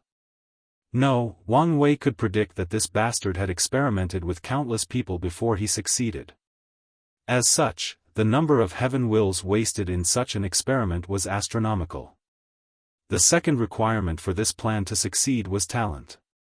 Only an extremely talented individual whose Dao heart, mind state, and willpower had reached the peak would have a chance at surviving the Paragon tribulation. No person/group with a sane mind would waste such a talent and force them to walk the heaven-will path. But this bastard blood dragon did precisely that. Damn it, I want to revive this bastard to kill him again, Wang Wei said with gritted teeth. Such a talent would be considered a boundless paragon seed in any faction, but that dragon ruined it. As someone who loves talent, Wang Wei felt great pain. If you find any errors, ads pop up, ads redirect, broken links, non-standard content, etc., please let us know to report so we can fix it as soon as possible. Chapter 1288 Plunder, Finale, Unedited Chapter. Jia Ping's pursuer was relentless. A shroud of darkness enveloped the man, allowing him to teleport at an alarming rate. Even with Wang Wei's power taking him away, it's apparent that Jia Ping will soon be captured. Shadow Dao? Wang Wei thought. Not just that. He's a member of the Shadow Clan. A sudden realization dawned on Wang Wei. The Shadow Clan is a unique race with a miserable history. Their clan is born from the shadow, they can be classified as the Spirit Clan since they are shadows that have gained form and sentience. However, unlike the Spirit Clan, whose awakening is random and has few numbers, the Shadow Clan had a unique world that gave birth to them. Besides their unparalleled ability to control Shadow Dao, the clan had one unique characteristic called ultimate allegiance. Once a Shadow Clan member surrenders to someone else, they will be loyal until death. More importantly, a Shadow Clan with a master is immune to 99% of methods that could force them to betray their masters. It's rare for an everlasting Empyrean's avatar to betray them, and methods to achieve such a feat are few and between. However, such methods that are usable against members of the Shadow Clan are even rarer. This ability made the Shadow Clan famous throughout the Eternal Ascension world, but it almost led to their extinction. The Shadow Clan members became a commodity, resulting in countless people hunting them down to train them into their most loyal subordinates. The hunting was so severe that it almost resulted in the clan's extinction. Luckily, fate did not wholly abandon the Shadow Clan. In the middle of the Golden Era, their clan gave birth to an unparalleled genius called the Shadow Monarch. He became a peak-boundless paragon at record speed and sheltered his clan. The man was relentless in saving and protecting his clan members. It did not matter who they were, he would attack them if they captured his clan members. That goes for the 13 overlords. Ultimately, the world had to compromise and leave the Shadow clan alone. These top lineages did not care about the Shadow Monarch's fighting prowess, but they feared his hiding abilities. The man had escaped countless times under the hands of primal paragons, and once, he survived the attack of 3. The top lineages feared the Shadow Monarch would assassinate their top talents, so they compromised and left the Shadow clan alone. However, the Shadow Monarch should have entered limbo after the ultimate taboo, again leaving his clan vulnerable. The parasites attacked them, killing and capturing many branches. Luckily, the main branch had the means left by the Shadow Monarch and hid themselves from the world. With such a talent, he probably could have been the next Shadow Monarch, Wang Wei lamented with a sigh. Damn it, how stupid are these people? Can't they think for the long term? Even the overlords decided to leave the Shadow clan alone, but they dared do this to their clan. How were they prepared to deal with the Shadow Monarch? Do they believe the 2 sons would protect them? Anyone with a bit of brain would not know that the Shadow Monarch will one day return, and given how the latter felt about his clan, the first thing he'll do is probably take revenge. Even if not for revenge, the Shadow Monarch must kill these people to establish his prestige. Otherwise, other people might start lusting after his clan again if he showed weakness. Wang Wei shook his head. He summoned 4 time clones before disappearing from his place. He did not immediately attack but waited for the right moment for a sneak attack. His intuition warned him that if that person hid himself, he wouldn't be able to find him in his current state. Wang Wei controlled the power that was protecting Jianghu, giving the shadow the sense that it was running out. The latter pounced on the opportunity, trying to catch Jianghu. Hey, race my chance, Wang Wei thought. The shadow had paused and materialized, allowing him to act. The 4 clones appeared around the shadow and placed their staff around his neck, forming a magic circle that instantly sealed him. Lord, Jianghu said in relief.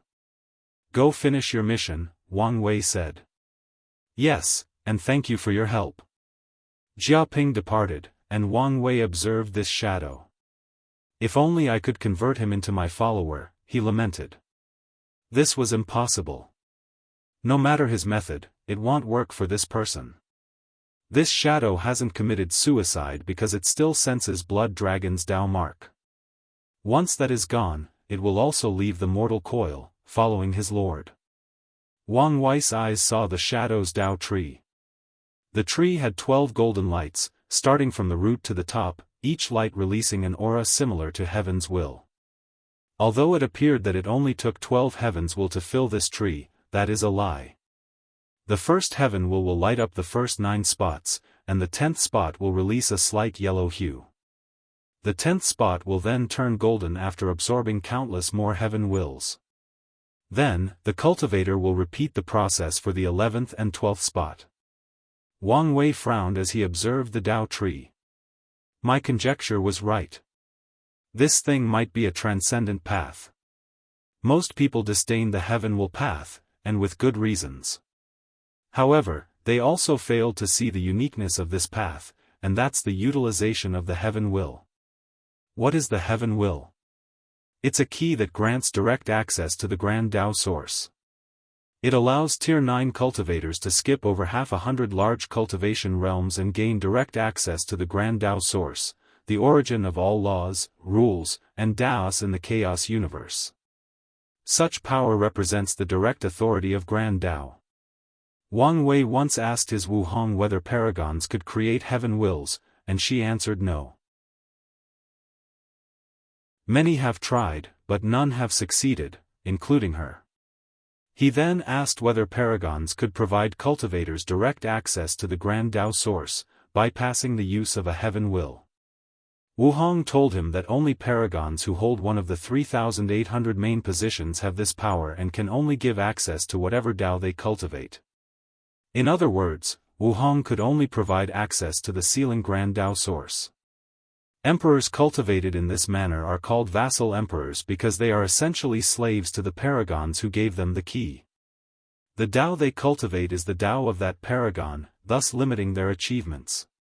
Vassal emperors are not popular in most chaos worlds because of possible disloyalty, and their training time is as long as regular emperors. Instead of wasting time on them, most position paragons would just use their grandsmist will and train more creation lifeforms.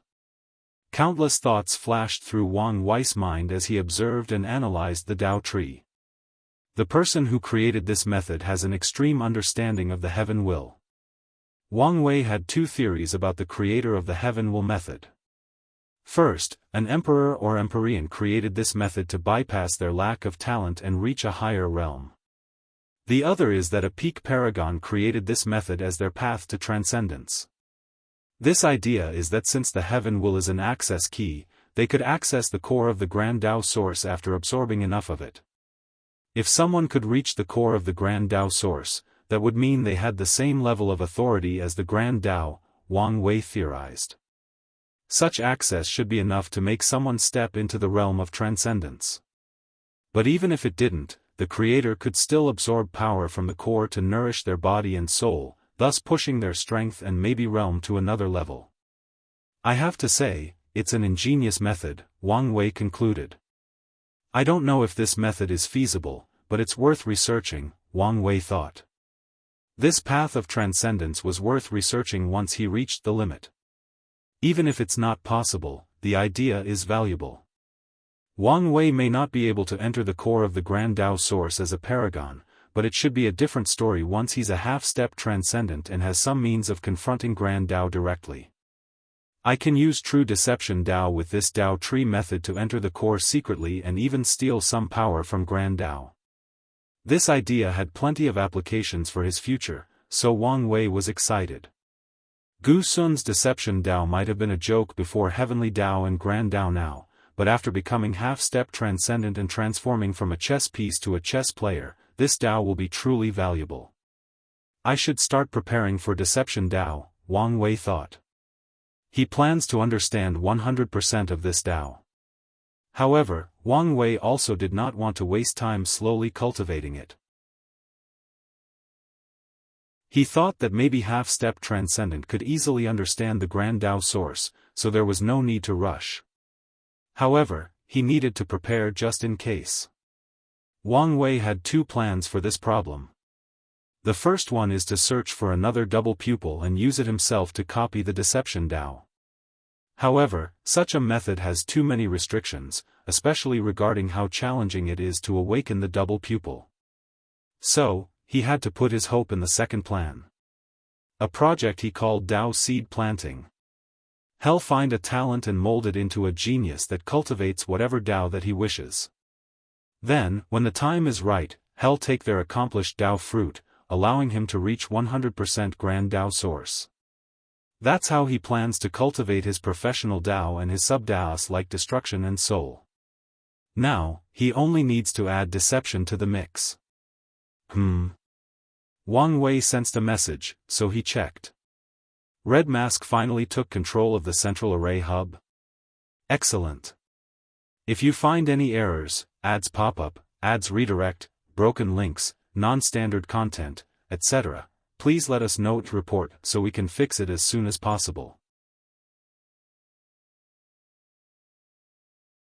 Chapter 1289 Spoils and Temptations. Wang Wei waved his hand to materialize a small screen with Red Mask's face.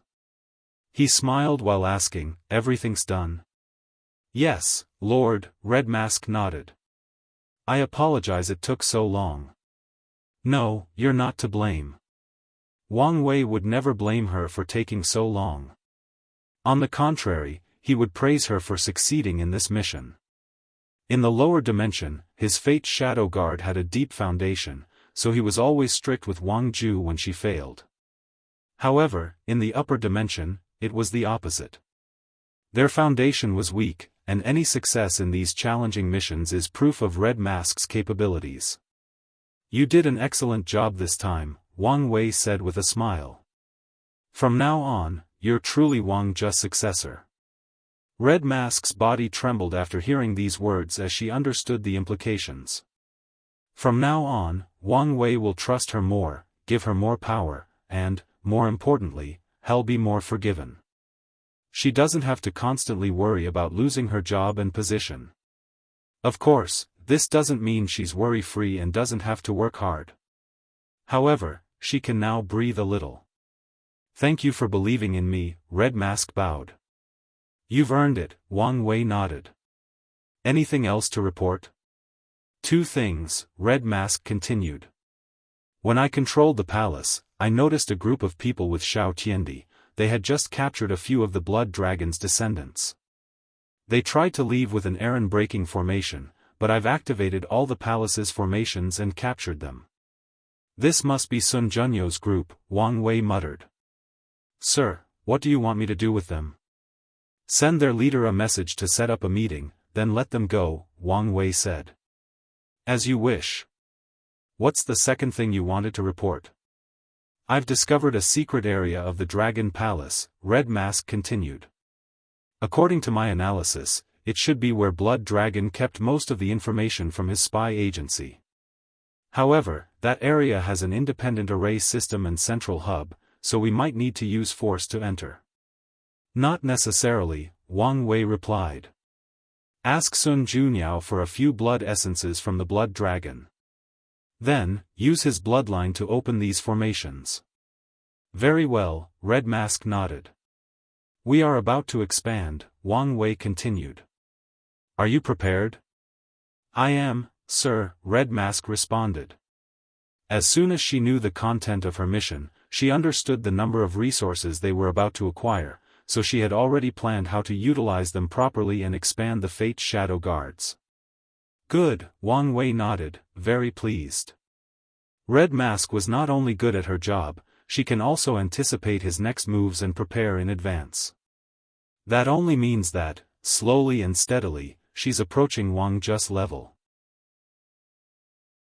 After dismissing the communication, Wang Wei sent a message to everyone else to gather at the central hall once their missions were done before heading into the treasury. Wang Wei immediately salivated. The first thing he noticed was the number of resources below Tier 10. There were so many that even if he combined the resources from the lower dimension, it would only be a fraction of the ones in this treasury. That's truly absurd if you think about how many resources there are for Tier 9 and below across all 3,800 world communities. Wang Wei continued deep into this treasury, and he felt a sense of overwhelming greed seething in his mind. He had to pause, take a moment, and calm his rampaging mind. He understood that if he allowed this greed to influence him, he would take all these resources without sharing them with his men, leading to numerous problems. Although he could suppress his problems with his overwhelming strength, such an act would ruin his reputation among his men and, more importantly, destroy his plans to turn these people into his true followers. He would not do such a short-sighted thing. I cannot use all these resources even if I wanted to. And as the leader, I control it and can use the most precious one, so why ruin my future for a temporary sense of satisfaction? Wang Wei thought as he exhaled.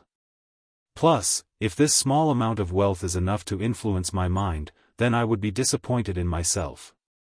Wang Wei opened his mind, and he was back to his original self. However, he frowned. It seems my mind is not as perfect as I thought, he muttered. Wang Wei always knew he was greedy. His capitalist tendency to pursue the maximum profit in any situation has become a core aspect of his personality. However, he thought he had absolute control over his greed, but today's events prove him otherwise. It's time for me to cultivate my mind and temper my Dao heart, Wang Wei muttered. Maybe even update my ever-changing Dao heart. If I can experience the life of a man who controls all the wealth in the world and can give up that wealth, my mind should sublimate to another level. Wang Wei has been tempering his mind and Dao heart the natural way through a long life and experiencing things. However, this approach seemed insufficient, and he needed to take some steps. Wang Wei sighed, "I have so much to do, but something tells me I don't have much time." He continued observing the things in the treasury, and as expected, there were so many rare things. Wang Wei knew he would not have to worry about resources for a long time. He also has some expectations for the other parasites' treasury. After 30 minutes, Wang Wei left the treasury with a few things. The first was all the resources he needed to cultivate his body, soul, and willpower.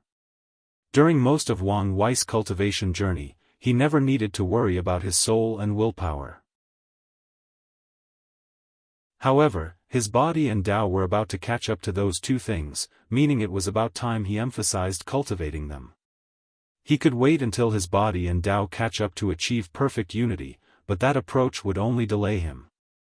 Since he was confident in raising his other aspects to the peak, it's best to raise his soul and willpower to the limit and wait for them to catch up and achieve unity of the essence, spirit, and qi. The second thing that Wang Wei took from the treasury was all the Tier 11 longevity resources. He kept the Eternal Life Wood and the Second Life Pill, granting an additional 2 extra lives. With the one he had remaining, that's a total of 3. However, Wang Wei was not too excited about this since he had a feeling that these things might become useless after entering the taboo realm. These longevity resources might treat him as a paragon and become useless after achieving taboo strength. The good news is there were enough longevity resources to reward 3 of his most capable men, Monk, Dulgun, and Jiaping. As for the flame blacksmith, Wang Wei will reward him with an innate purple flame, a heavenly flame born between heaven and earth, but the rank is Tier 12. As long as the flame blacksmith succeeds in refining this flame, his soul will enter paragon quantity, and his soul power will reach that level in quantity. Then, the blacksmith will become a talent capable of refining paragon tier artifacts while being an Empyrean. Such achievement will enhance his luck, allowing him to achieve white luck or come close to it. Of course, refining such a powerful flame is a risk. Under normal circumstances, Wang Wei would never have allowed such a thing. However, the flame blacksmith has the talent to succeed, and more importantly, Wang Wei now has enough resources to ensure his survival in case something occurs. "I can't believe I found the path refining stone," Wang Wei thought with a smile. This thing could be said to be valuable, while at the same time, not so much. This thing had little effect on most cultivators who only pursue strength in eternal life.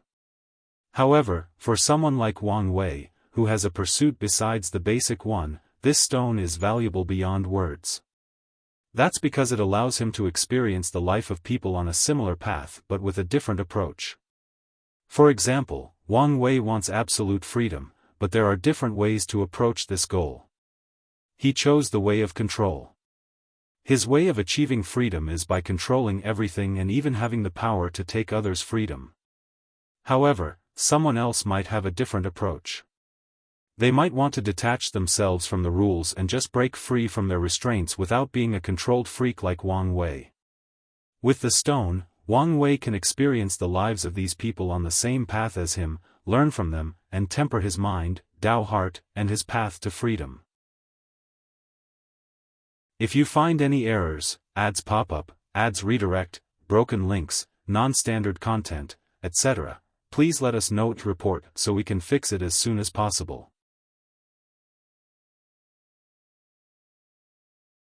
Chapter 1290 Devouring Cauldron, unedited chapter. Wang Wei returned to the throne room to wait for the others. As he sat there in boredom, looking at the luxurious room, he secretly complained that the people of this world loved thrones too much, forgetting he was the same. The concept of a great emperor, one being who stands above all other gods, demons, immortals, and Buddha and has transcended life and death, has been ingrained in the fabric of this world. Their existence has influenced all aspects of life, including culture and architecture. That's why kings or rulers of dynasties, kingdoms, and empires cannot call themselves emperors unless they've proved the Tao. That's why most cultivators tier 10 and above, even if not an emperor, will build a throne room in their residence. I wonder what her throne room is like, Wang Wei thought, thinking that his future wife's throne might be even more extravagant than this one. While Wang Wei was distracted, his people began to return, starting with the people whose mission was to divert the enemy's focus. Once everybody was here, Wang Wei finally regained his focus.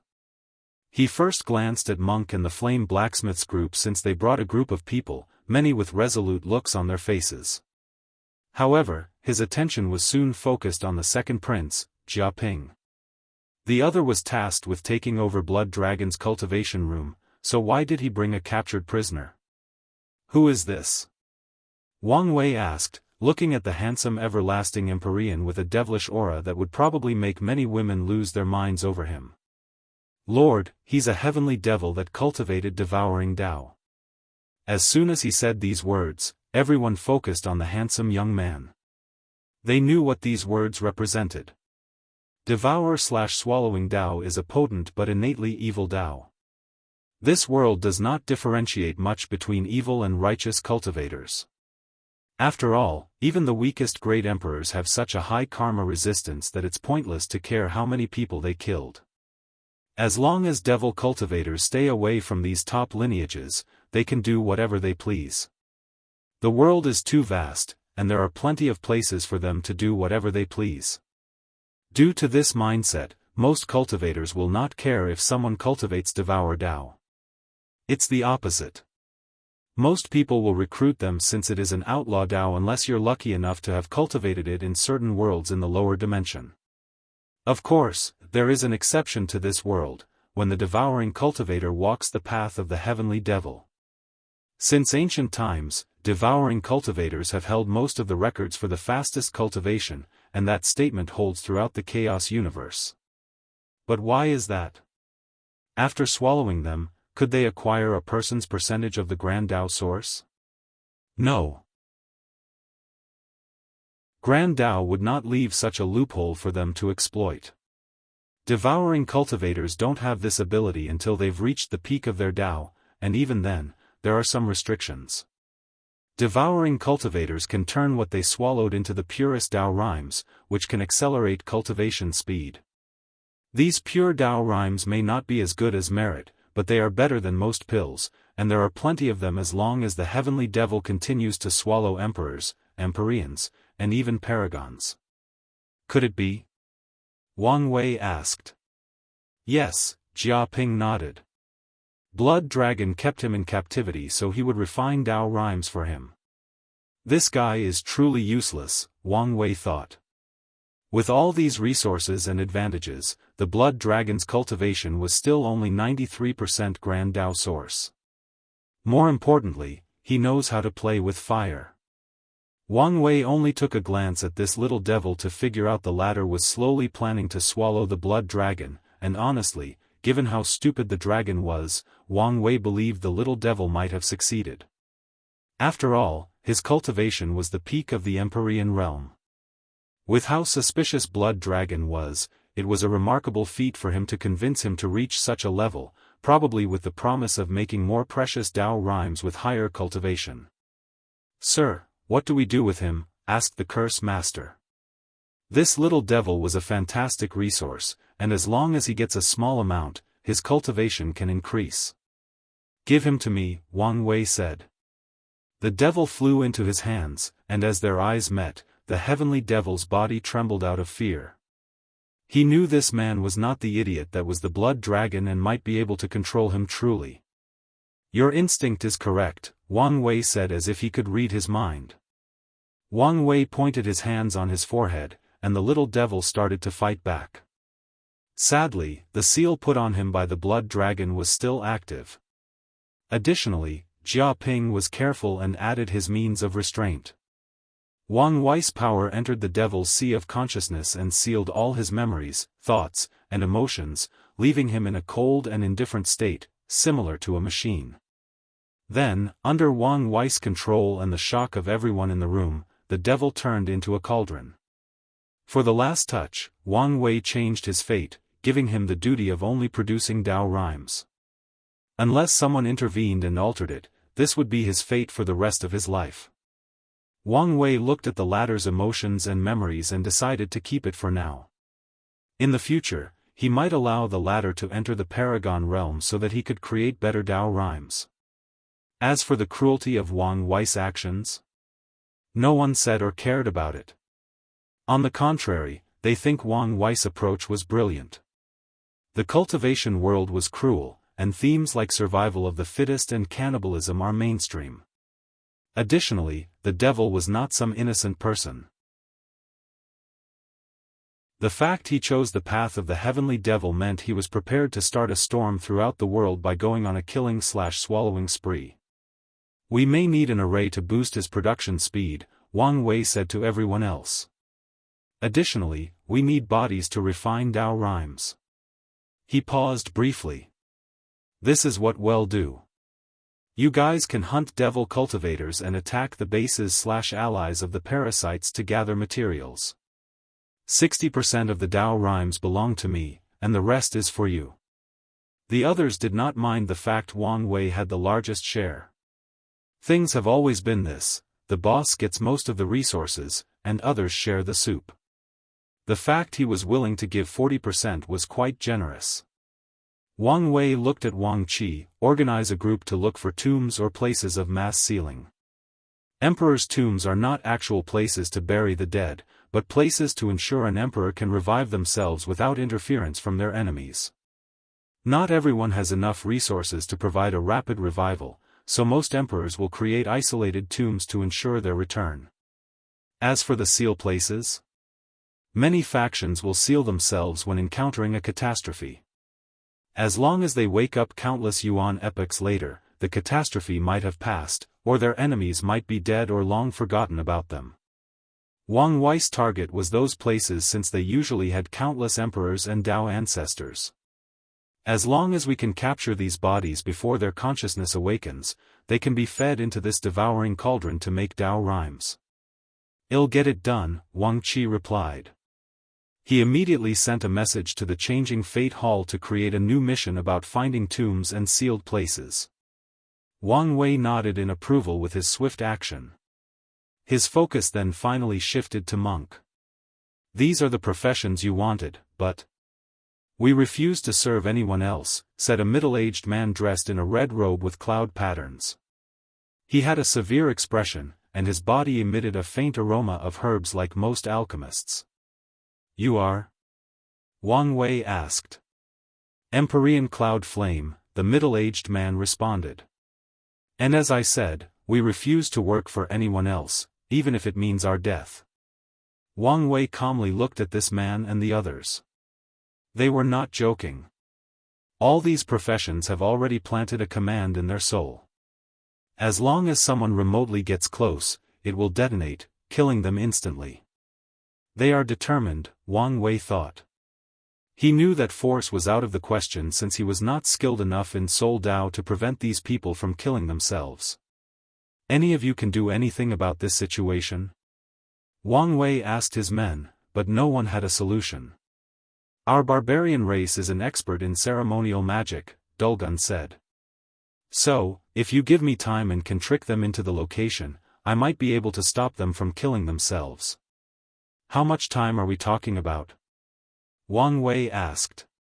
Too much. Dulgun did not say a number since she knew it was too much. She only brought it up to raise her value in the eyes of the boss, not to provide an actual solution. I guess I'll have to sweet-talk them, Wang Wei thought. If you find any errors, ads pop up, ads redirect, broken links, non-standard content, etc., please let us know to report so we can fix it as soon as possible. Chapter 1291 Kong's Contribution. I understand how you feel, Wang Wei said as he looked at this group. He raised his hands to stop them after noticing they were about to explode due to his words. Although I haven't lived a similar experience, I can understand, Wang Wei continued. You spent your entire life studying a profession, and after years of hard work and success, your status is noble and respected. No matter the place or time, alchemists or other professions are respected, and that's because the ratio of cultivators to professions is too low. The world is vast, and there are plenty of resources. However, no matter how many professionals there are, it will never be enough for the entire world. Even top lineages who can cultivate their own profession often feel they do not have enough. However, Wang Wei continued. Just as you were about to reap the fruit of your labor, these parasites came into power. They took away your pride, status, and, more importantly, your dignity. They turned you into, well, to put it directly, into slaves.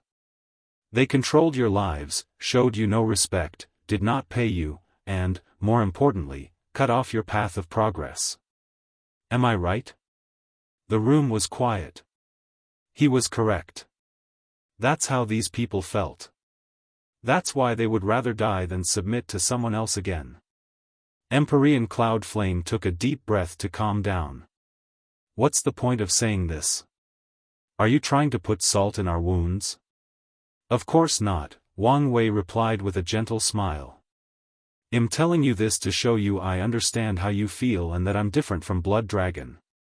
Our working relationship will be more of a cooperation. You'll work for me, but you'll also be compensated. I'll give you the dignity and respect you deserve. More importantly, you'll have your freedom, and I won't care where you live as long as the things I want are delivered in time. Wang Wei had a sincere smile, but Red Cloud would not buy it, so he said, that sounds too good to be true. What's the downside? Where is the trick? He looked Wang Wei in the eyes. Might as well be direct and truthful because we have nothing else to lose. We have already considered ourselves dead.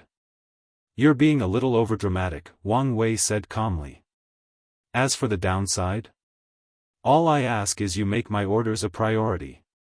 In other words, you want us to work exclusively for you, Could Flame sneered.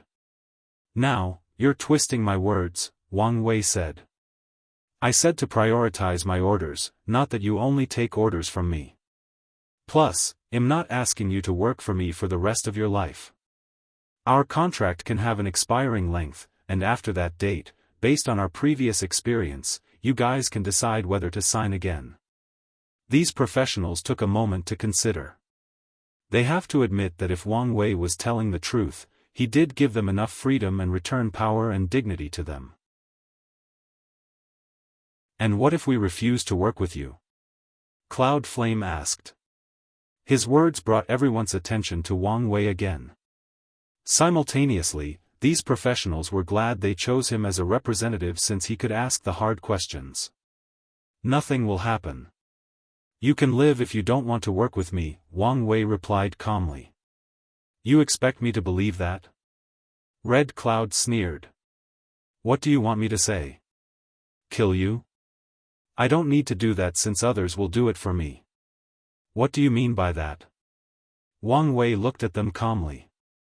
All of you are in this predicament because you were talented, but your background was weak. These parasites would not dare capture the professionals from these top lineages. They would instead secretly and openly assassinate them but not dare use them. After leaving this place, what do you think will happen to you guys, talented professionals who have no potent background to protect you? You'll either die at the hands of the remnants of Blood Dragon, the other parasites will try to capture you again, or some other faction will once again lust after your talent. And you know they will not be as friendly to talk as me. Some of them will not care about whether you wish to die or not. To them, your death means their enemy will not become powerful, and their foundation will not deepen. The faces of these professionals turned ugly, they knew there were some truths behind Wang Wei's words. Many of them once belonged to another of the moons but were acquired by Blood Dragon through competition, gambling, and even direct kidnapping. They were treated as commodities, as a game to weaken the forces of the other moons. They were stuck in the alchemy hall not only because the Blood Dragon wished to control their lives but also to protect them from the others. Cloud Flame wanted to tell Wang Wei to stop using fear-mongering tactics but did not do so. His purpose as the elected representative of the group was to protect their interest, and knowing the truth they will face once they gain their freedom is in their best interest. This is Wang Qi, one of my most trusted subordinates, Wang Wei said. He has all the power to represent me.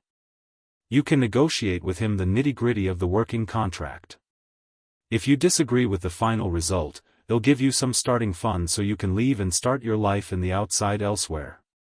For those who leave, my doors will forever be open if you choose to return. Come with me, Wang Qi said to the group, leading them to another room for the negotiation. As he was leaving, Wang Wei sent him a message through divine sense: use the fact in the destined one and their hatred for the parasites to get more advantage in the negotiation. However, you can be more lenient regarding the length of the contract. Wang Wei knew what these people valued more than anything currently was their freedom, so he did not mind a short contract. As long as they sign, he can treat them better so they can sign again and eventually turn them into his men when he returns to the Dao opening sect. Why are you here? Wang Wei asked, looking at Red Mask. She should have been organizing Blood Dragon's information and spy agency.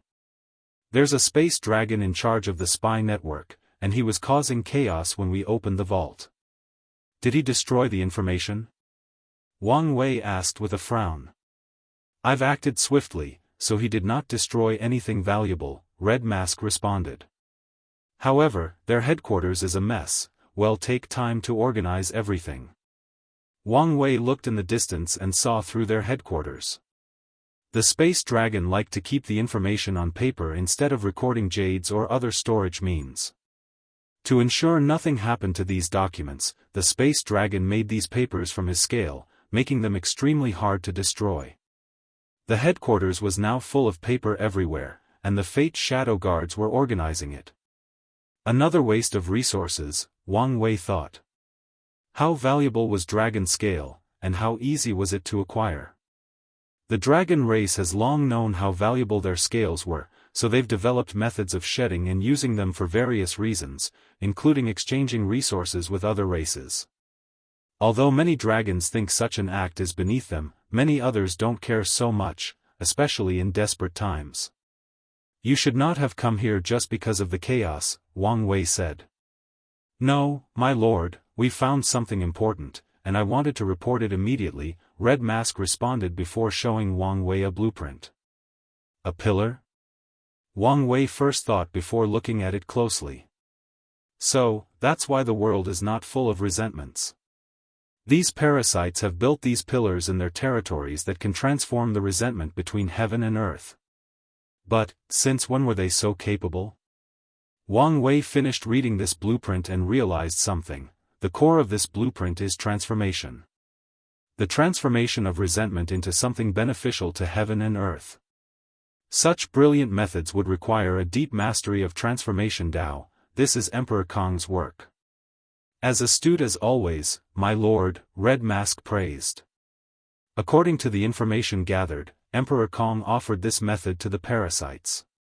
He probably used this to convince them to reopen the academies under his leadership. Heroes truly rise during adverse times, Wang Wei sighed. Is Emperor Kong a hero? It depends on what perspective his actions are observed. The resentments of all sentient beings should have slowly eroded the chi luck of all these parasites, and by washing them away, Emperor Kong essentially prolonged the reign of the parasites. However, such large-scale resentment is not good for the eternal ascension world. If it were not dealt with, there would be more cultivators with heart demon, and people would be more impulsive, resulting in countless more killings worldwide. So, Emperor Kong's actions could be said to have saved trillions of lives. I remember I had a meeting with Emperor Kong, Wang Wei thought. After everything that has happened, it's very likely for the latter to cancel it, so he decided to send another invite. If you find any errors, ads pop up, ads redirect, broken links, non-standard content, etc., please let us know to report so we can fix it as soon as possible.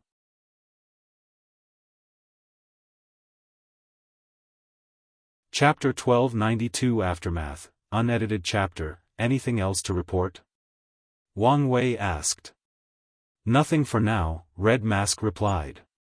Alright, Wang Wei nodded before looking at Monk. What's the current situation of the profession hall? There were not as many resources as expected, Monk replied. It seems Blood Dragon controlled these people strictly. However, I discovered countless heavenly flames available for them to use.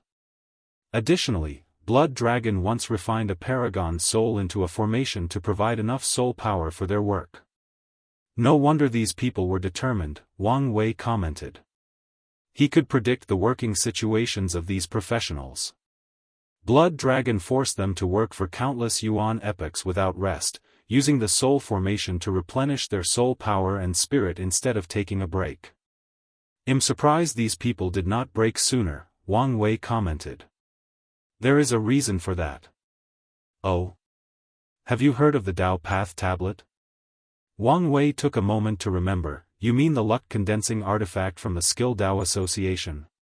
The one that contains the explanation of all professional Daos from 0% to 100%? That's correct, Monk nodded. These parasites took it for themselves and have agreed to share it on a time basis. These professionals endured for so long just for an opportunity to use that thing. Tell me it was our turn, and this thing is in our possessions, Wang Wei quickly asked. Unfortunately, no, Monk broke his dreams. Blood Dragon went through a lot of effort to make a copy, but it only goes until 89% or the peak of Empyrean. What a shame, Wang Wei sighed. Boss, even if the real thing was here, would you dare take it? Monk asked. You should know what Skill Dao Association will do to retrieve this item once their ancestors return. Why wouldn't I take it? I'm not the one who stole it in the first place, Wang Wei replied. Of course, it's another question of whether to keep it. Such an item is enough to start a Dao war between two overlords. I figure you would say that, Monk chuckled. We must get our hands on that thing, Dulgun said with a severe face. Of course, Monk nodded. Blood Dragon might not be able to copy it fully, but the Barbarian clan and the Dao opening sect should have no issue. This was a supreme artifact used to cultivate professionals. Although many top lineages have their methods of cultivating professionals, they are not as good as the Skill Dao Association or the Origin Seal Continent. However, the latter is not so good at training professionals as they are excellent at teaching runes, which is the foundation of these professions. If the barbarian race and the Dao opening sect can get their hands on that artifact and copy it, their lineage's overall foundation will drastically improve. This is indeed a once-in-lifetime opportunity, Wang Wei thought. Under normal circumstances, the Skill Dao Association would never allow such an artifact to leave their sight. Truth be told, Wang Wei did not believe the parasites could force the association to hand over such an artifact. They would rather fight and perish with those bastards than hand it over. The only way they could have succeeded is if the two sons intervened, or one of the parasites, probably Time Eater, used the name of the two sons to force the association to hand over the artifact. Do you know whose turn it is? Wang Wei asked. The Earth Emperor, Monk replied. That's what the professionals told him. Should he be my next target? Wang Wei thought. However, he soon gave up that idea. His next target must be chosen after years of gathering information, analysis, and maybe even waiting for an opportunity. Put a little more emphasis on the Great Chu Divine Dynasty, Wang Wei ordered Red Mask. The current situation should have everyone on edge, so lie low and be less aggressive until their nerves are no longer tense. I understand. Anything else? Wang Wei asked Monk, but he shook his head. So, he focused on his wife. What's the situation of the spiritual herb garden? I've never seen an entire garden made of primordial chaos soil, Dulgun sighed. However, despite her words, Wang Wei was not surprised. He knew these parasites had amassed too many resources, most of which were wasted. So, he was not surprised Blood Dragon had access to the rare primordial chaos soil, capable of growing anything. That is good news, Wang Wei nodded. Emperor tier and above spiritual herbs have different requirements for soil, nourishment, environment, and even growing time. As such, raising these magical herbs usually takes time and a great deal of expertise. However, primordial chaos soil removed most of these hassles. It can grow 99% of herbs without worrying about the environment.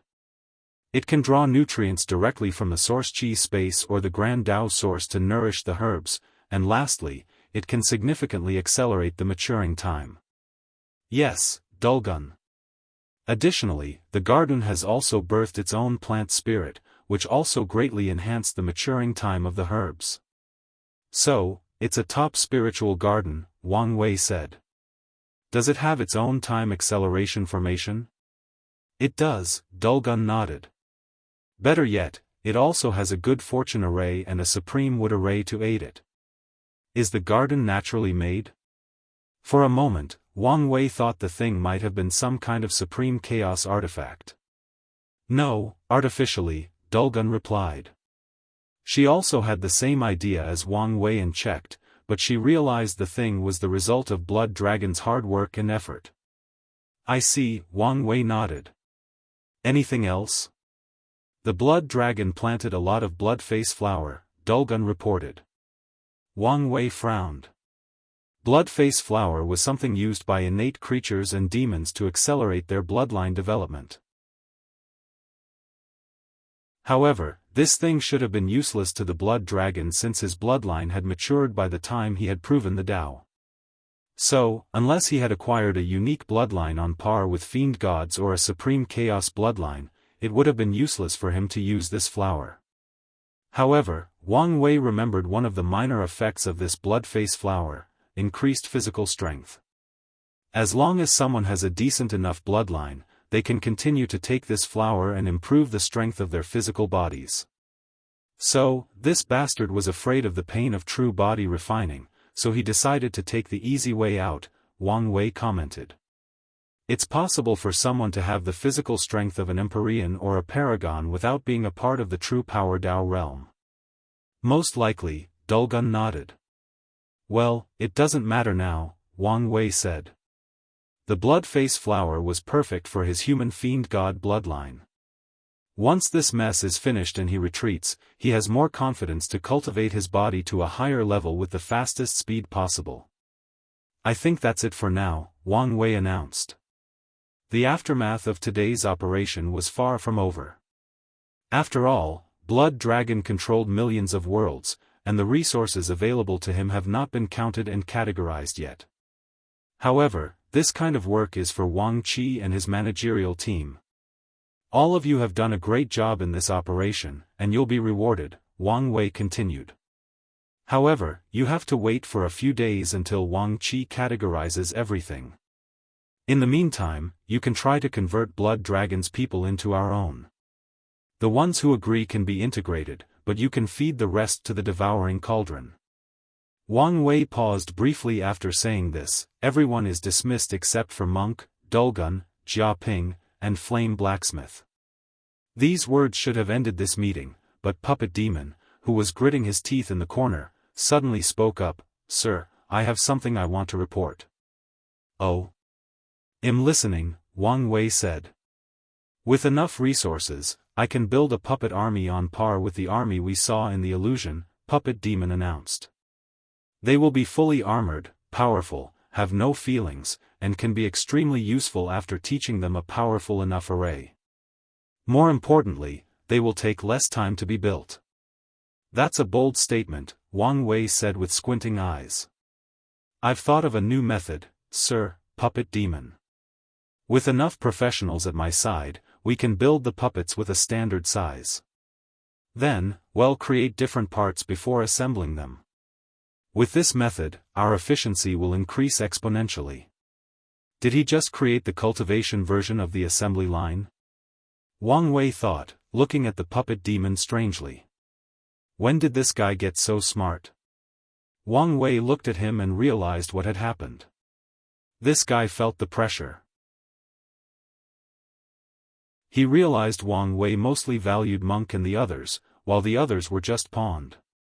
Feeling the pressure, the Puppet Demon thought of this way to make himself valuable and enter the inner circle. If you find any errors, ads pop up, ads redirect, broken links, non-standard content, etc., please let us know to report so we can fix it as soon as possible.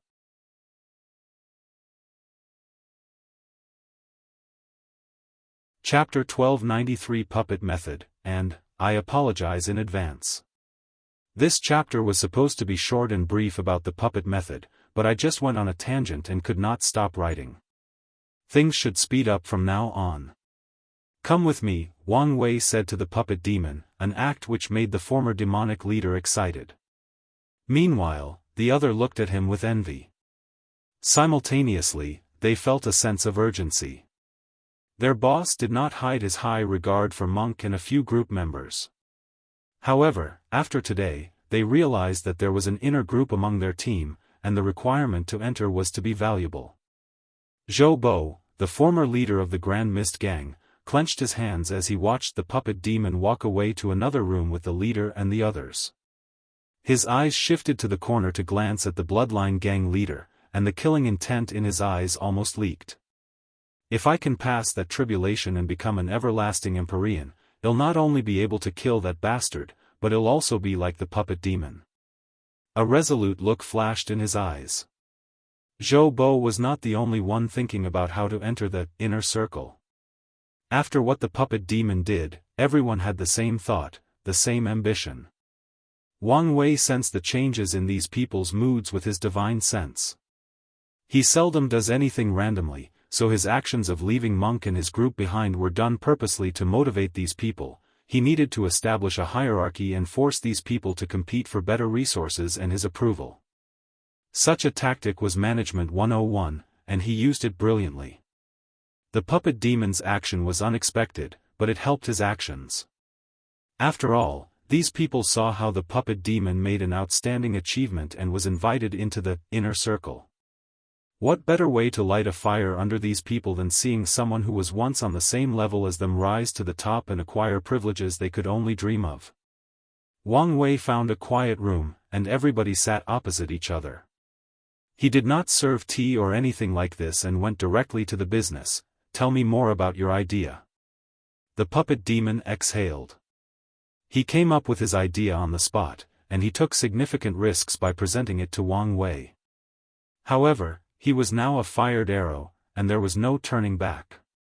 During the short walk from the throne room, he refined his idea but did not think it was enough. Fuck it. Let's just wing it, Puppet Demon said before using the energy between heaven and earth to draw a diagram. It's like this. He explained his thoughts while designing this new kind of puppet. Luckily for him, the flame blacksmith was interested in his idea, and he had some accomplishments in puppetry, so they discussed and refined this idea. The puppet demon's idea was the Cultivation world's version of an assembly line. He divided the puppets into 5 parts: head, torso, upper limbs, lower limbs, and core. All the parts will have a standard of refinements, allowing them to be assembled to create the finished product. This method drastically reduced the refining process since the puppet master does not need to refine the entire thing, just a part. The puppet demon's idea was great but also encountered a few problems. 2 primary ways for professionals to refine their products were direct baptism or rune resonance. Direct baptism requires the professional to deeply understand whatever Tao they will infuse in their creation. For example, if a refiner had to refine a fire sword and had a deep enough comprehension of Fire Grand Tao Source, they could directly nourish the refined artifact with Fire Grand Tao Source. Rune resonance, the more universal approach, allowed professionals to use Daoists with whom they have no understanding or relationship. However, the study of runes is no less complex than directly comprehending a Grand Tao source. The puppet demon's method cannot use direct baptism to make the puppets, as that would require utilizing professionals who have comprehended the same Tao. However, there were also problems with using rune resonance. Soul power/spiritual power is used to engrave runes. However, refining is deeply personal, meaning every professional is different, making their soul power different. They have different compositions, strengths, weaknesses, frequencies, and even ideals and goals that will affect the nature of a person's soul power. Due to the difference in soul power, the inscribed runes on the puppet parts will also differ, resulting in their incompatibility and conflict. This made putting them together in the final stages impossible. However, Flame Blacksmith easily solved this problem, suggesting using arrays to purify the refiner's soul power and ensure they had the same soul frequency. This problem was solved without an issue, but another arose, and it was in the same area of compatibility. Refiners have different skills regarding rune engravement. If the rune in the puppet's arm is way better than the one in its arm, the final fusion will also fall apart. Wang Wei did not waste time and pointed out the crux of this idea: standardization. Everything must be of the same standard: the puppet's body parts, the soul power used to engrave the runes, and the skill of the refiner. Only with this approach will they achieve their objectives of manufacturing these puppets at a record speed. Flame Blacksmith frowned after seeing the final result. This method can indeed drastically increase the speed of manufacturing puppets, but their strength will be average. The standards they've created cannot be too high, and most puppet masters or refiners will not meet the standards. Additionally, most refiners are prideful and would disdain doing such soulless work. Wang Wei heard his words but did not immediately comment. What do you guys think? I think speed is the key to this idea, Monk commented. Sacrificing power for speed and a large quantity. He realized the value of such a method, especially for top lineages with many professionals. This was a method to increase the war prowess of any faction. As for the blacksmith's comment about professional pride and soulless work, Monk and the others do not care. They understood that professionals value wealth as much as everyone else, so most will do this kind of work as long as they are paid sufficiently. The question is, how much should we invest in this new method? Jia Ping added. From what I understand, we have just acquired a bunch of talented puppet masters. One puppet they make might be worth hundreds, maybe 1,000 of these fastly produced puppets, albeit it takes much longer to make. So, should we focus on making elite or ordinary puppets? That is a fair point, Monk nodded. Although he supported this idea and cannot wait to integrate it into the barbarian clan's foundation, that's something for the future. In the current situation, the cost-effectiveness of this method is worth discussing. After hearing this, the puppet demon was instantly worried. The value of his idea will determine his future in this group, meaning it would be a significant blow to his future if the leader decided this idea was not currently applicable. The answer to our problem is right in our face, Wang Wei finally spoke. The puppets are ordinary, meaning the skill requirements to create them are also ordinary. We can take ordinary emperors or empyreans with above-average souls and refining talents and teach them this method. They only need to remember how to refine less than a dozen ores and memorize a few hundred runes before they can make these puppets. Most of the people in the room were smart, so they understood the implications behind these words. Better yet, Dulgun added. We can hire the refiners with low aptitude. Many professionals in the world can only refine a few products, which takes too long, and their success rate is abysmal. They have the foundation, and will only need minimal training, Dulgun continued. Exactly, Wang Wei nodded. In the past, these lesser professionals could still make a livelihood through the Skill Dao Association, but now. The Flame Blacksmith shook his head. That only means hiring them at a lower price will be easier, Jia Ping added. Everyone agreed. I have a question, Wang Wei continued, looking at the puppet demon and the Flame Blacksmith. The final assembly of the puppet parts requires an emperor, correct? If you're making a tier 10 puppet, yes, Blacksmith replied. Is it possible for someone in tier 9 and lower to do it? I mean, with training and assistance from arrays and so? The non-professional's eyes lit up. The cost of these puppets would further decrease if that were possible.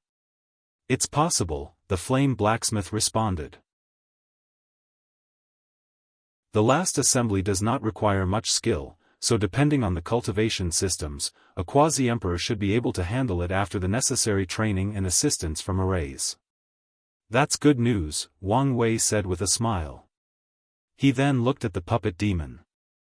If you find any errors, ads pop up, ads redirect, broken links, non-standard content, etc., please let us know to report so we can fix it as soon as possible.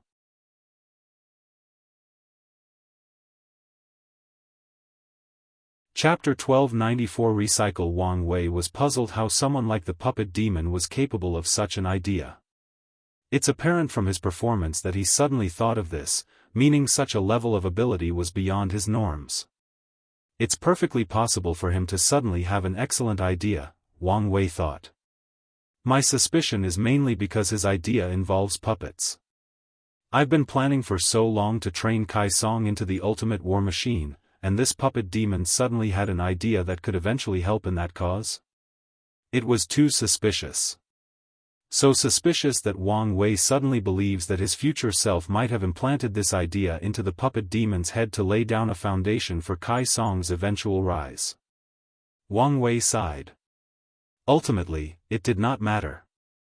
The puppet demon's value had drastically increased, and one day, he might become Kai Song's right-hand man. You did a great job, Wang Wei praised. Thank you, Lord, and I couldn't have done it without Blacksmith. I just helped a little. The blacksmith had his pride, so he would not take or share credit for something like that. You'll be in charge of this operation, Wang Wei said, cutting them off. You'll have all the necessary resources, but you shouldn't neglect your training. I'll reward you with a few Tier 12 ores for you to make your puppet core. The puppet demon's eyes lit up. Building a Tier 12 core? Well, his skills were not enough for something like this. However, he could build the best Tier 11 core, and as long as he enters the next rank, his core will also evolve. Thank you for the reward, Lord. Wang Wei nodded. All of you have contributed greatly to this operation, so I'll also reward you. He gave them the longevity resources, along with the heavenly flame. Everyone thanked him. After all, who wouldn't want an extra life? However, the flame blacksmith had a hesitant look. Is something wrong? Wang Wei asked. I don't think I deserve such a high reward, flame blacksmith. Those were his genuine thoughts. He did not help much with the defensive arrays outside or the other arrays after they entered. It was Monk who killed everyone in their path and subdued all the resistances in the professional halls. As such, Flame Blacksmith felt he did not do anything to deserve such a reward. Just your help with Puppet Demon's idea is worth the reward, Wang Wei said. Plus, I have a mission for you. If you feel you haven't earned this reward, use this opportunity to compensate for it. Oh? You'll be in charge of these professionals, Wang Wei ordered. I need you to monitor their state while also creating an environment for them to feel a sense of belonging to our cause. Can you do it? I'll do my best, Flame Blacksmith nodded. That's all I ask for, Wang Wei nodded before summoning the sealed Shadow Clan, showing it to everyone.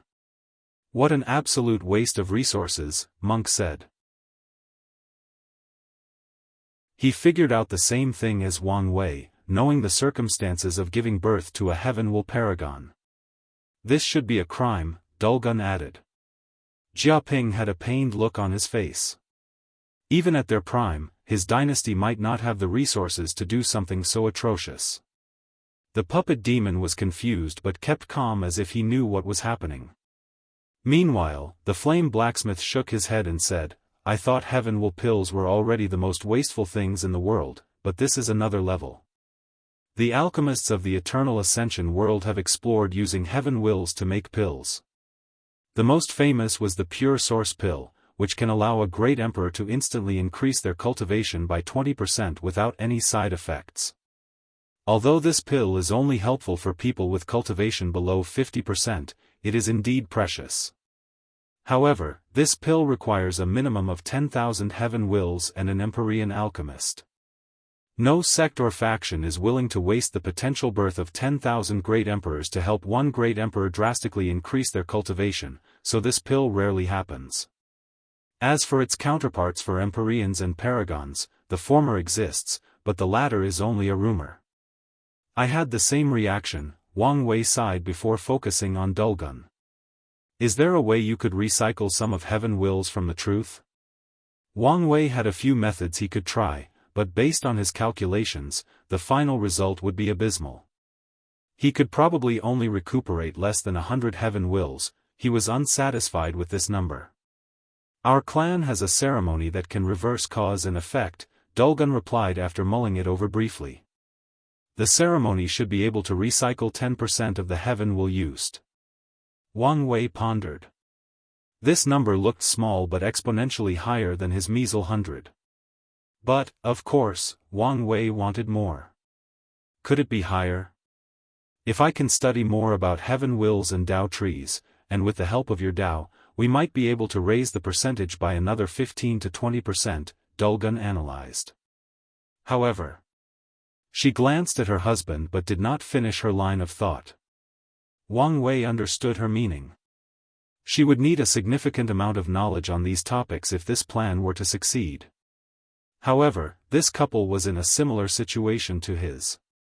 They were in exile to protect themselves from the parasites, and now that they've joined Wang Wei, they also wanted to distance themselves from their clan to give them plausible deniability in case everything went sideways.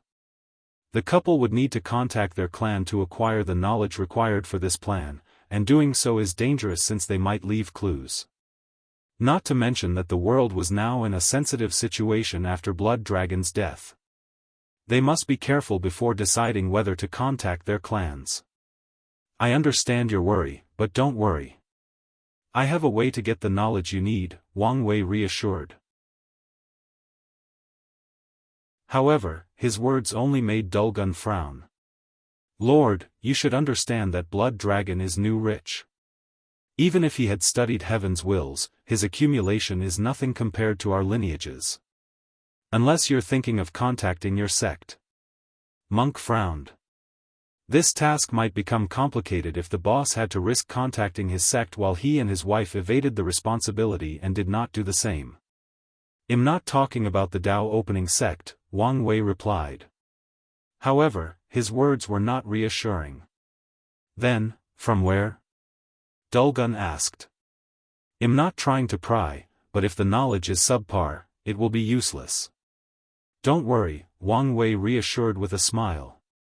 This person should have the greatest library in the world. Those are bold words, Dulgun thought. However, she did not believe Wang Wei was the kind of person to brag without any substance to back it up. However, she could not think of someone who can confidently say they have the world's most fantastic library. The Myriad Temple of Records, before it was shut down by these parasites, held copies of all the cultivation systems in the Eternal Ascension world. However, such a library still could not be considered the greatest in the world since it only contains cultivation techniques. Most top lineages will have a much grander library than the temple. Dulgun shook her head. Since she could not think of it, there was no point in overthinking. She had to believe in Wang Wei's words. Then, it's settled, Wang Wei said as he handed her the seal. He did not mind their skepticism. However, he was not bragging. His future wife's Dao involved knowledge, so he does not doubt she has the most fabulous library in the world. Just thinking about it made him excited. Well, that's it for now, Wang Wei said to the team. There was nothing else for them, so he dismissed everybody. However, he also warned them not to let this victory get into their heads since they had a long way to go, especially since this victory resulted from someone else's work. He also warned them to use the resources available to increase their strength as much as possible. Wang Wei already predicted that supreme unity is about to move, and a significant storm is about to envelop the world. Their team was powerful but far from enough to ensure everyone's safety in the upcoming chaos. Everybody left, but Monk stayed. Is everything all right? Wang Wei asked. Yes, Monk nodded. I have a technique that I want your opinion on. Monk condensed a talisman that flew into Wang Wei's hands. With a cursory glance, Wang Wei could tell this was a technique to enter the battle taboo realm. He expected this since he noticed Monk was slightly obsessed with Jia Ping's talent classification. Wang Wei read the entire thing. The technique was a prototype and needed to be perfected, but the overall outline and purpose were already created. However, once he finished, his first words were you trying to kill yourself? If you find any errors, ads pop up, ads redirect, broken links, non-standard content, etc., please let us know to report so we can fix it as soon as possible.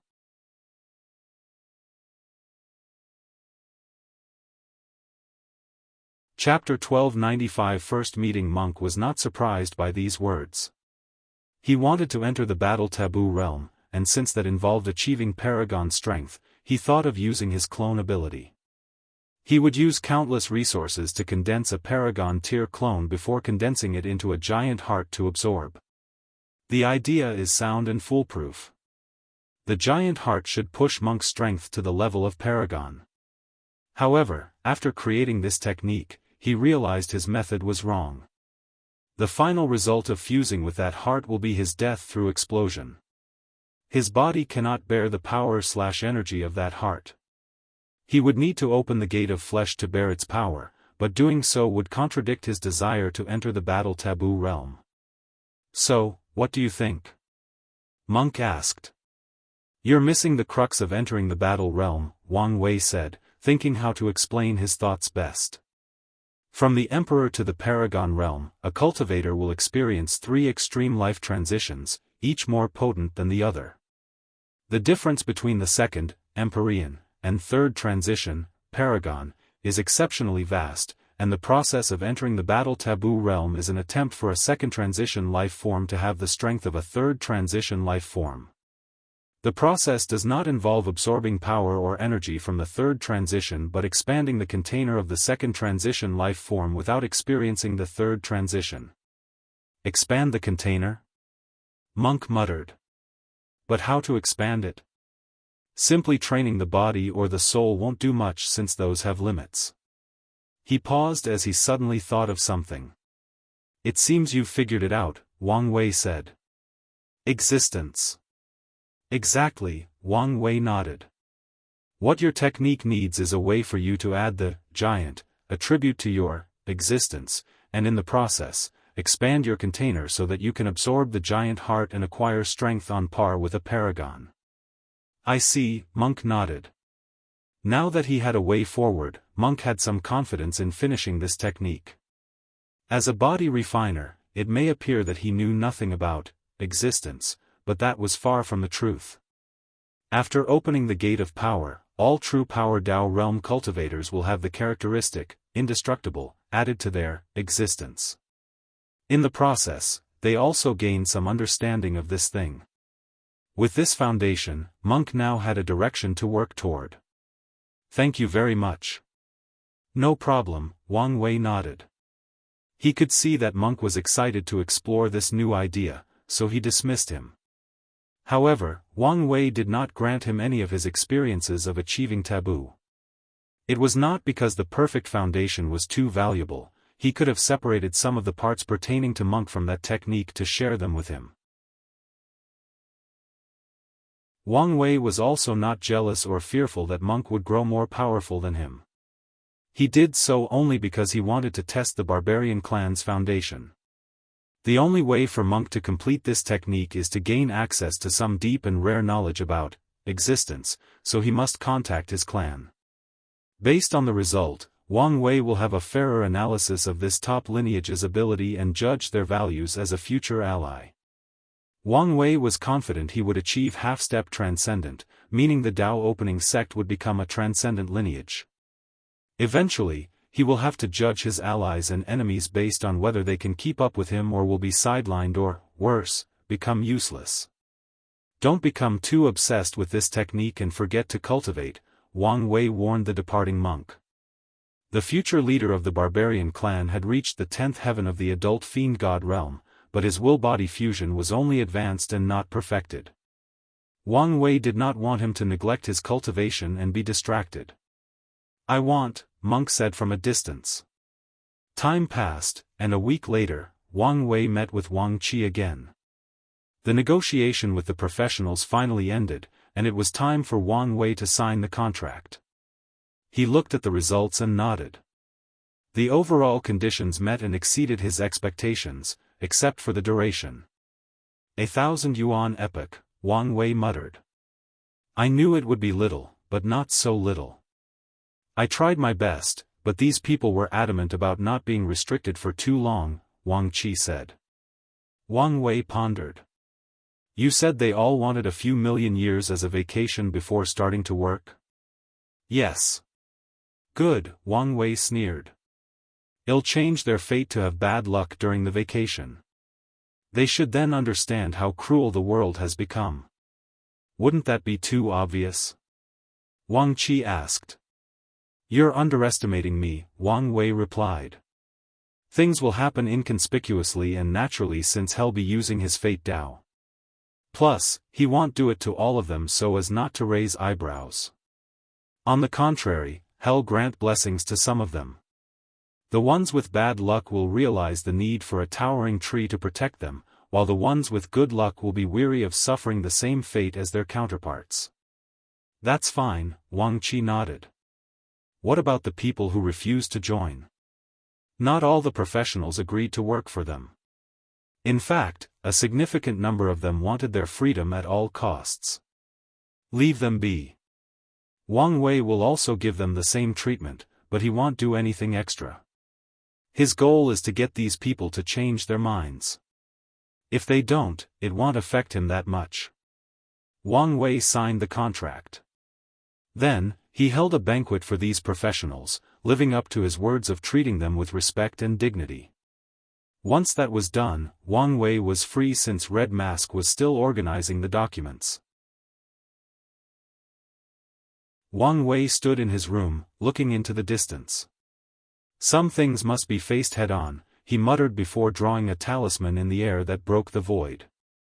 He received a response a few minutes later, so he changed his clothes into a more regal purple and gold robe with a black crown that tied his hair and a white belt around his waist. Once he was ready, he created a portal before him and waited until he felt it was connected on the other side before walking through it. As he walked through the door, he saw a beautiful woman dressed in a simple white dress. There was nothing extravagant about this dress, not even any accessories except for a silver ring on her right index finger, but such simplicity perfectly matched her beauty. Her long black hair dripped down her back, the contrast with her white clothes made her appear as the embodiment of yin and yang. Wang Wei was momentarily lost in her eyes. Wu Hong had worn white dresses before, but her aura was completely different than now. It was hard for her to hide her domineering presence, so even when she chose an aesthetic of purity, there was always a subtle hint of power and nobility. However, today, Wang Wei saw her in the ultimate form of purity. I wonder, who do you see? Sun Junyao asked in her soft and angelic voice. Wang Wei finally woke up and honestly looked at her. It seems this question is very important to you. It is, Sun Junyao answered honestly.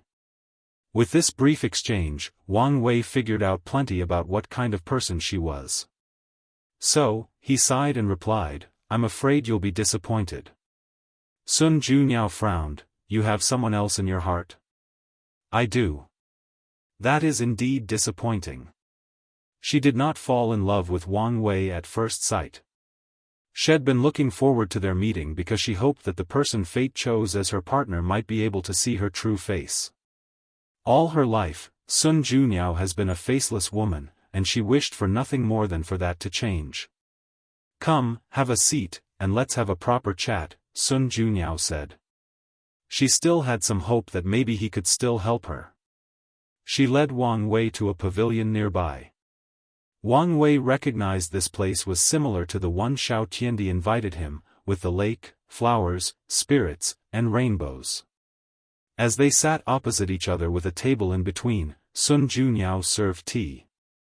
Wang Wei took a sip and said, I don't want to have any misconceptions between us, so I want to make things clear. I come to break off the cause and effect between us. Is that so? Sun Junyao nodded, slightly surprised. In the past week, she used her terrible spy network to find people from the lower dimension and get as much information about Wang Wei as possible. As such, she knew he remained loyal to his wife despite achieving unprecedented power and status in the lower dimension. She calculated that this might be one of his reactions after meeting her, especially after knowing that Wang Wei's wife might be related to Empress Wu. Her surprise originated from the fact that he had no hesitation after seeing her. If you find any errors, ads pop up, ads redirect, broken links, non-standard content, etc., please let us know to report so we can fix it as soon as possible.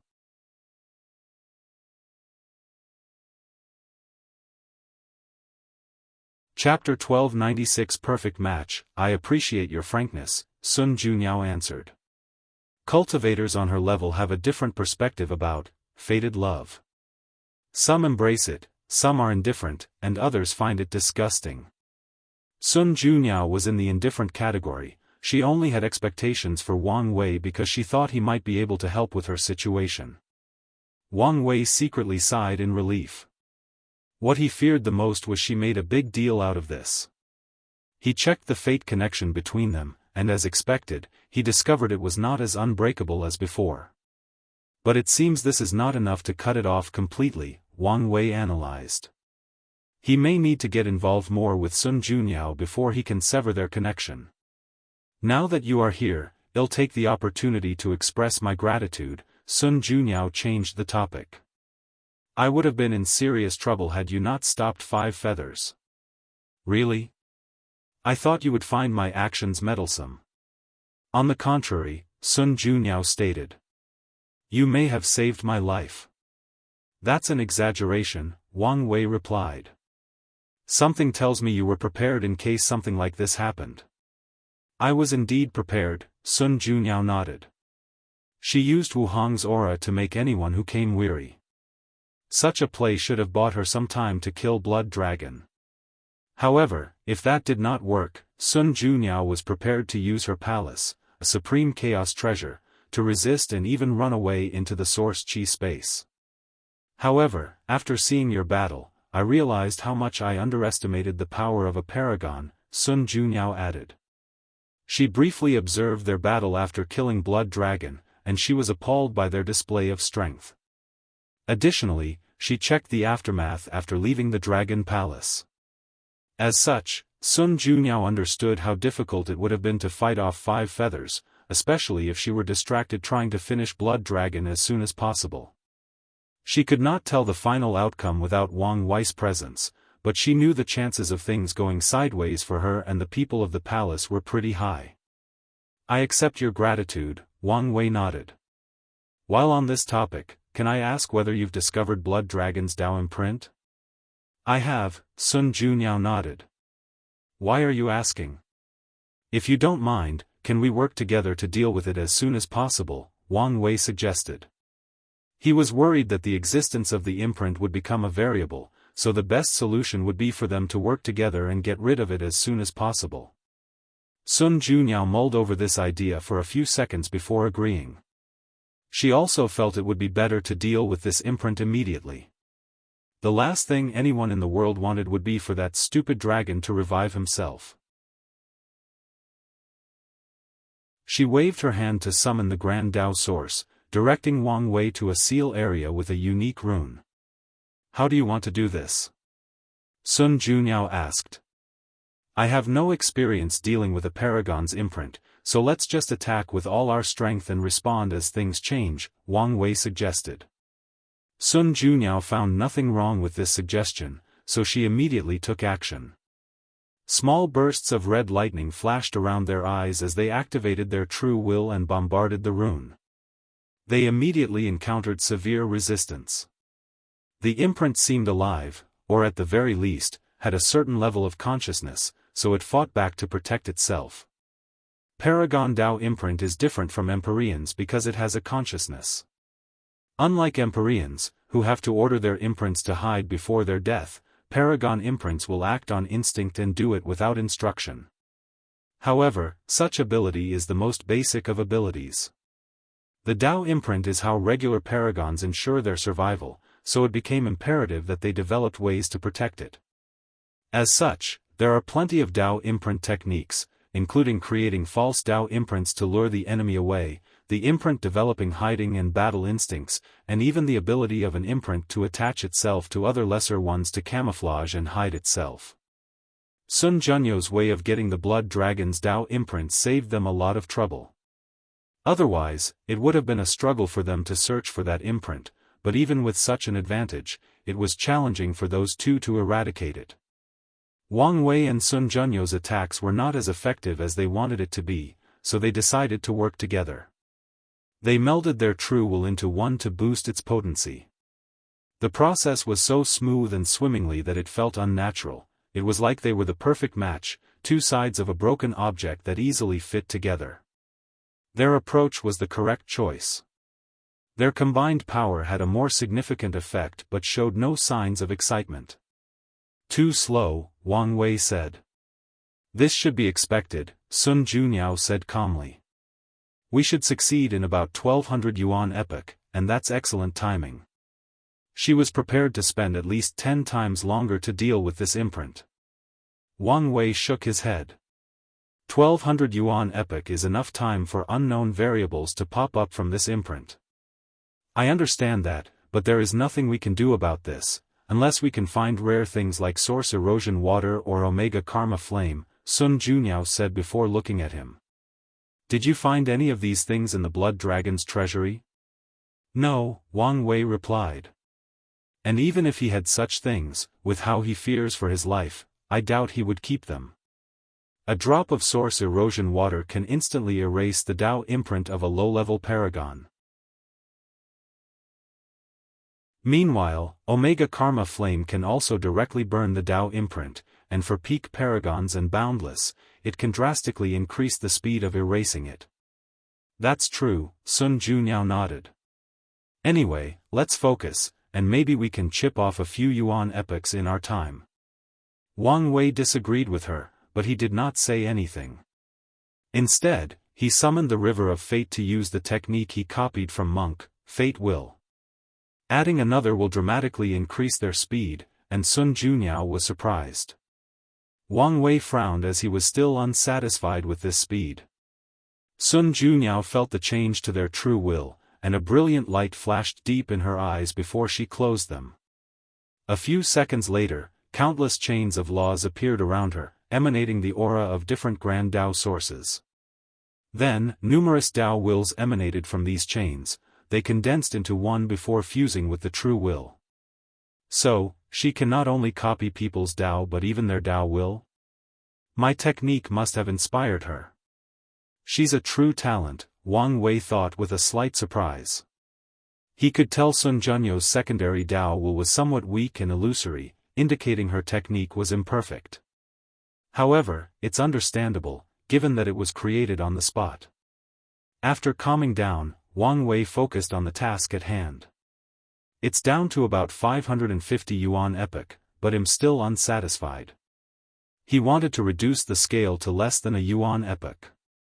He pondered briefly before sending his mind to the Dragon Palace.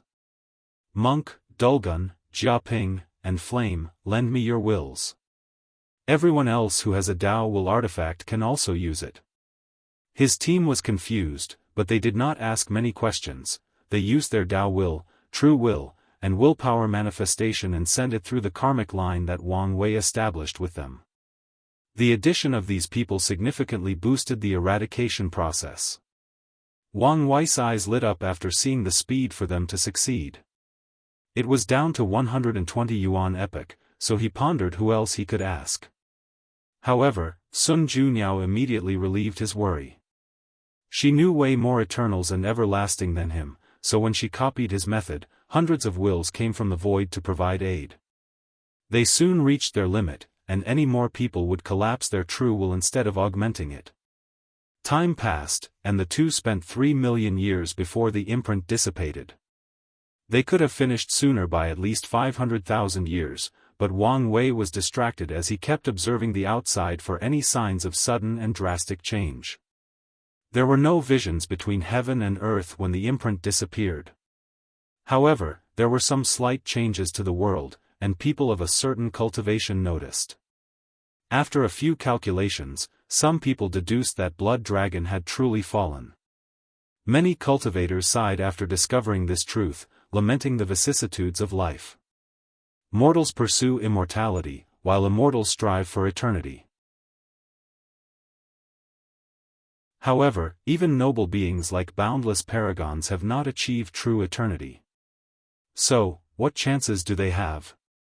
If you find any errors, ads pop up, ads redirect, broken links, non-standard content, etc., please let us know to report so we can fix it as soon as possible.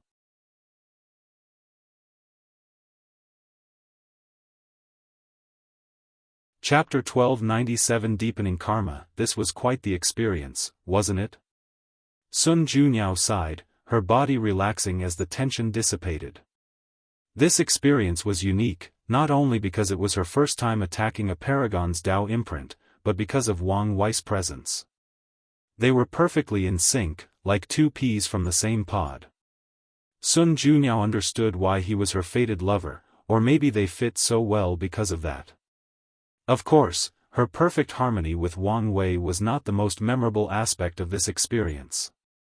In the past 3 million years, she has made rapid progress regarding the application of true wills, and her understanding of Dao imprints reached a higher level. This experience will drastically reduce the time she needs to adapt to battles at the Paragon level. Indeed, Wang Wei replied. However, upon closer observation, Sun Junyao realized he was slightly distracted, and that's because Wang Wei had discovered something. His karmic connection with Sun Junyao had drastically increased in the past millions of years, and that somehow made it easier for him to cut off their fate line. What is this? Does fate want to entice me to deepen my relationship with her before deciding to cut off all connections? Does it think I won't be able to resist the temptation? Wang Wei wanted to roll his eyes but resisted the urge. Is everything all right? Sun Junyao asked. Sorry about that, I was lost in my thoughts, Wang Wei apologized. I can tell. Care to share what's on your mind? Nothing of importance, Wang Wei replied before looking at the teacups and set. Even after so long, they remained intact, including the tea. However, it was no longer hot, so he waved his hand to heat it. If you say so, Sun Junyao nodded. Since he did not want to talk about it, she would not insist. She sipped her hot tea. The ambience suddenly became awkward due to the silence. Sun Junyao could tell Wang Wei had this rejection against her. Although he tried to hide it, she noticed it. Well, he cultivates fate Dao and pursues absolute freedom, so, understandably, he would reject a fated companion, Sun Junyao thought. It's fine if he doesn't want to associate with me, but I still need to confirm whether he can help me. Now that I think about it, she said. I owe you more than one favor. Are you talking about Xiao Tiandi? If so, I don't think I did anything, Wang Wei replied. Without you giving him such a wake-up call, I doubt he would ever have the desire to change, Sun Junyao replied. She had been quite stressed about what to do with her disciple, trying countless methods to enlighten him. Luckily for her, old man Tianji gave a message that there might be an opportunity in the lower dimension, so she used all her connections to secure a spot for him. Maybe you're right, Wang Wei nodded. Sun Junyao frowned at his response. You seem guarded, she said. This is unlike you. And you presume to know me? No, but I know enough to know this is not how you normally behave, Sun Junyao responded calmly. Her words made Wang Wei ponder. She's right. There is no point in being reserved or alienating her. I don't need to be influenced by the events of my alternate self, nor care about what fate is planning, and I especially do not need to worry about how Wuhong would feel based on my relationship with her. In fact, I should act above board instead of being suspicious. My apology, Wang Wei said. It seems I've been overthinking a lot. I understand. After all, overthinking is one of the few foibles of the wise, Su Junyao. How about we play one civilization chess match? It's a great way to appease the mood and get to know each other. Good idea. Sun Junyao waved her hand, and the tea sets on the table disappeared. She then summoned her Grand Mist Qi to create a transparent cube on the table. This was not an ordinary cube but one that contained an entire universe with vast lands, forests, mountains, oceans, and stars. "Ladies first," Wang Wei said, and Sun Junyao did not act courteously with him. She pondered for a few seconds before choosing the fiend god race. With a thought, she created countless members of this race. To be precise, she made 129,600 of them. They were tall, mighty, primarily humanoid, and the heavens and earth cheered for their sheer existence. "Starting with the most powerful race, huh? That's an interesting choice," Wang Wei commented. "In that case, I'll choose the weakest race?" Wang Wei chose the human race. However, he did not choose randomly. Instead, he created 129,608 humans, born from heaven and earth and in harmony with the Tao. They were not born strong but with supreme talents. Meanwhile, the rest, with a population of 1 billion, were regular and acquired humans. That's a smart move, Sun Junyao thought. According to the rules, the human race can have a starting population of 10 billion. Wang Wei sacrificed most of that to give birth to these innate humans with unparalleled talent. Sun Junyao looked at her fiend gods. They had all become eggs floating in this world's version of primordial chaos. She was not surprised by this sudden transformation. According to the rules, since she chose a race with such a high starting place and Wang Wei chose the opposite, she must abide by several restrictions, one of which was the small population and the fact her creatures must start from being born from primordial chaos. She looked at one of the eggs, who was technically the first creature ever born in this world. Sun Junyao's next move was based on that. She used that status as the firstborn to accelerate the birth of that egg. Cracks appeared on the egg, but it was not born yet. For his second move, Wang Wei created a living environment for the human race. The innate humans can survive by absorbing the spiritual qi between heaven and earth, but the others cannot. So, Wang Wei had to build an ecosystem for the others, with animals, plants, insects, drinkable water, and so on. Sun Junyao's move was the same, accelerating the birth of the first fiend god. Meanwhile, Wang Wei chose 2 innate humans and endowed them with unique talents. The first one, called Sheng, gained the ability of innate wisdom. By observing nature, he learned about things like making fire, hunting, making clothes, building houses, organization, and even herding. Sheng quickly divided the humans into tribes and elected leaders to better manage them. Then, he taught everybody what he had learned. The second person Wang Wei chose was named Fuzi, and he was granted a warrior's heart. Fuzi was fierce, always the first to rush to fight against beasts to protect his fellow humans. He soon became the best hunter in the entire human race. Despite his fierce ways, Fuzi was a meticulous person with a heart of gold. He lamented how weak his fellow acquired humans were and wondered whether there was a way for them to increase their strength. However, he could not think of a way. Sun Junyao looked at the human race, which had already established a primitive civilization. As she glanced at Fuzi, he predicted what Wang Wei's next move was and thus became a little worried.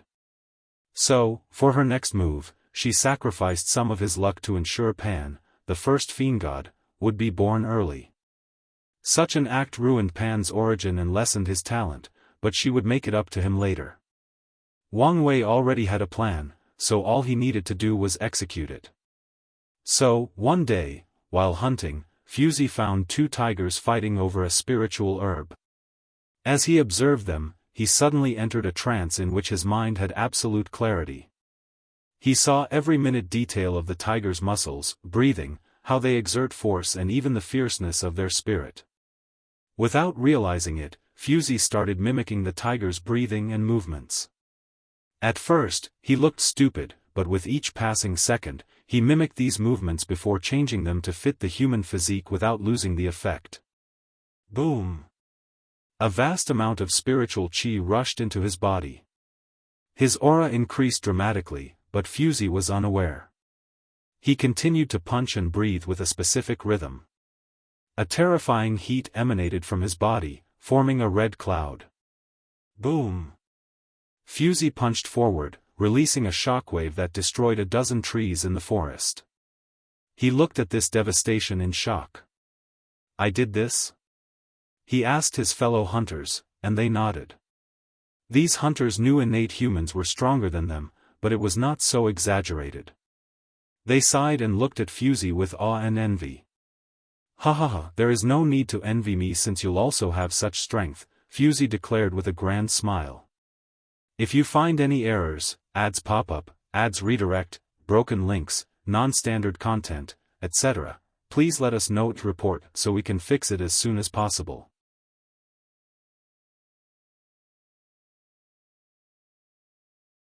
Chapter 1298 Civilization Chess, unedited chapter. Fusey returned home with a wide grin. He could not wait to share his new technique with everyone in the tribe. From now on, his fellow humans no longer have to worry about dying while hunting, they can now truly rule over this land. Unfortunately for him, reality slapped him in the face. Sheng vehemently disagreed with popularizing this method to everyone in the race.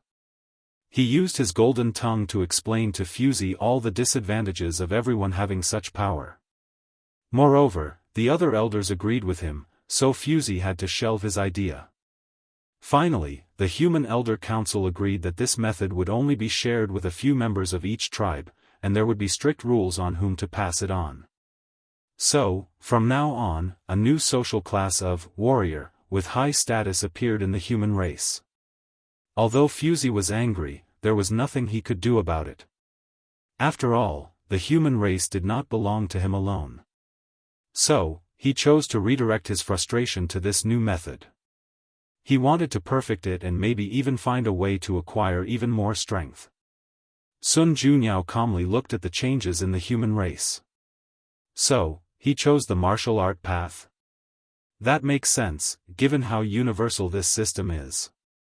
Martial art is a renowned power system of the human race throughout all heaven's myriad world. In many chaos worlds, the human race's rise to power starts with martial arts. They imitate beasts and the powerful creatures around them to eliminate their innate weakness. Sun Junyao focused on her race. For her turn, she changed the world's flora, giving birth to countless spiritual ores and herbs with different effects. Amongst these new creations is the transformation lotus flower, whose purpose is to accelerate the birth of innate creatures. Wang Wei was not surprised by this move.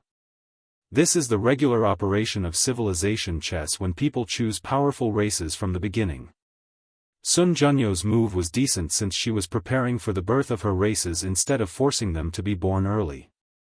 He focused on his humans. The human race is currently the most powerful in the chaos universe, but why is that? Could it be because they are a race born with the highest understanding of all races? That's only a part of it. Another primary reason is the human spirit.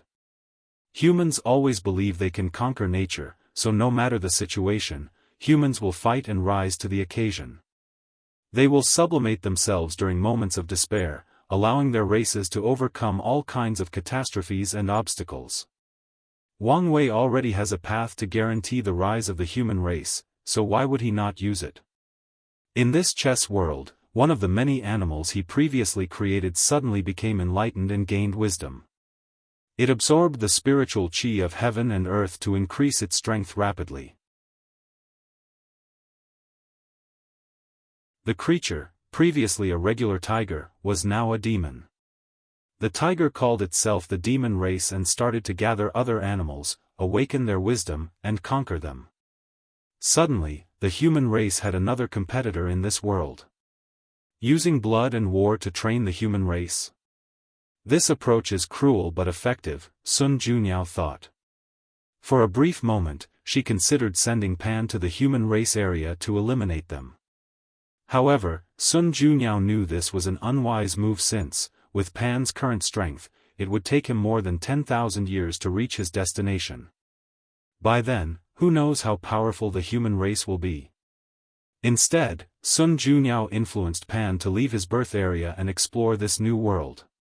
She activated his luck, and as expected, the first fiend god discovered countless rare spiritual herbs, especially the transformation lotus.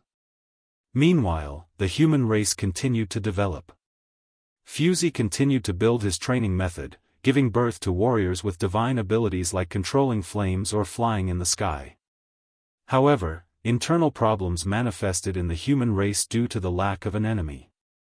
The primary cause is the inequality between warriors and ordinary people, especially the strict control of training methods.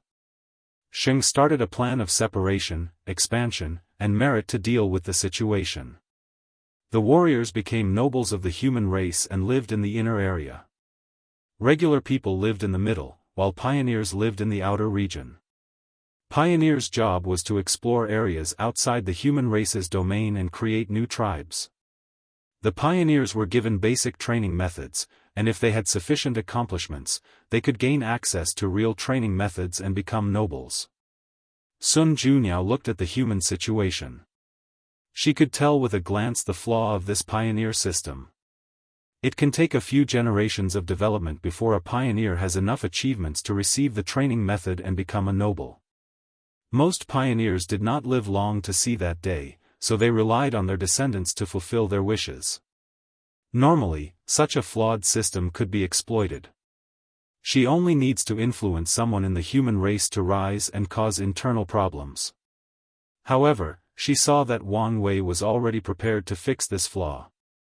He is methodical and thinks hundreds of steps ahead, Sun Junyao analyzed. The moment I chose Fiend God as my starting race, he had a plan to maximize the rules and restrictions placed on me. I should have taken this game more seriously. She understood that her chances of winning were not looking good with how the human race was developing. However, she would not give up so easily. After all, the game had just started. Although she was having a bad start, it didn't mean it was over.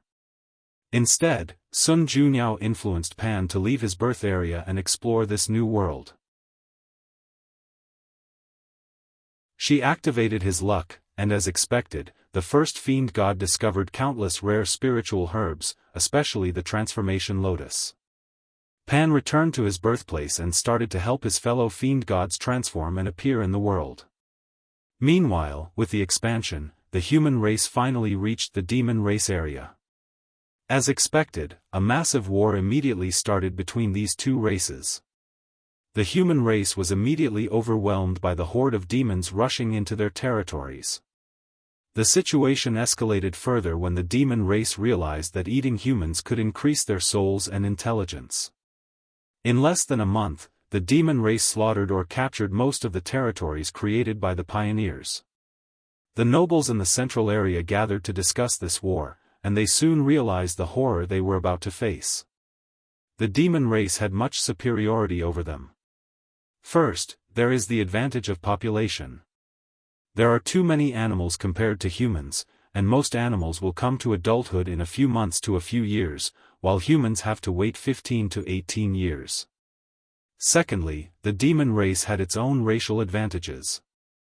They were not as intelligent or wise as humans, making their comprehension lower. However, they had a powerful body, especially after being nourished by spiritual qi, and they were more sensitive to energy than humans, meaning it was easier for them to get started in the path of cultivation.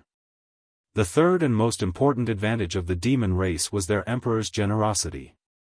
The demon emperor did not have as much of a reservation about spreading his qi-absorbing method to his kind. Although he kept a backhand to ensure his supremacy, he was still way more generous than the human race, resulting in a situation where the number of demons outmatched human warriors by a considerable amount. Such a revelation almost resulted in the clash of the human race's two titans, Sheng and Wuxia. The latter was furious that the former stopped him from making the training more widespread hundreds of years ago. Otherwise, the human race would not be in such a precarious situation. Sheng knew he did nothing wrong. If that method were not adequately controlled, the human race would be in a state where countless tribes fought with each other after everybody acquired such powerful strength. However, he knew this was not the time for an internal fight, so he admitted his fault and asked Wuxia to focus on the current situation. The two then agreed that a great change was needed to survive this catastrophe. Firstly, the training method would become available to every pioneer while they chose people with excellent talent to cultivate in the middle area.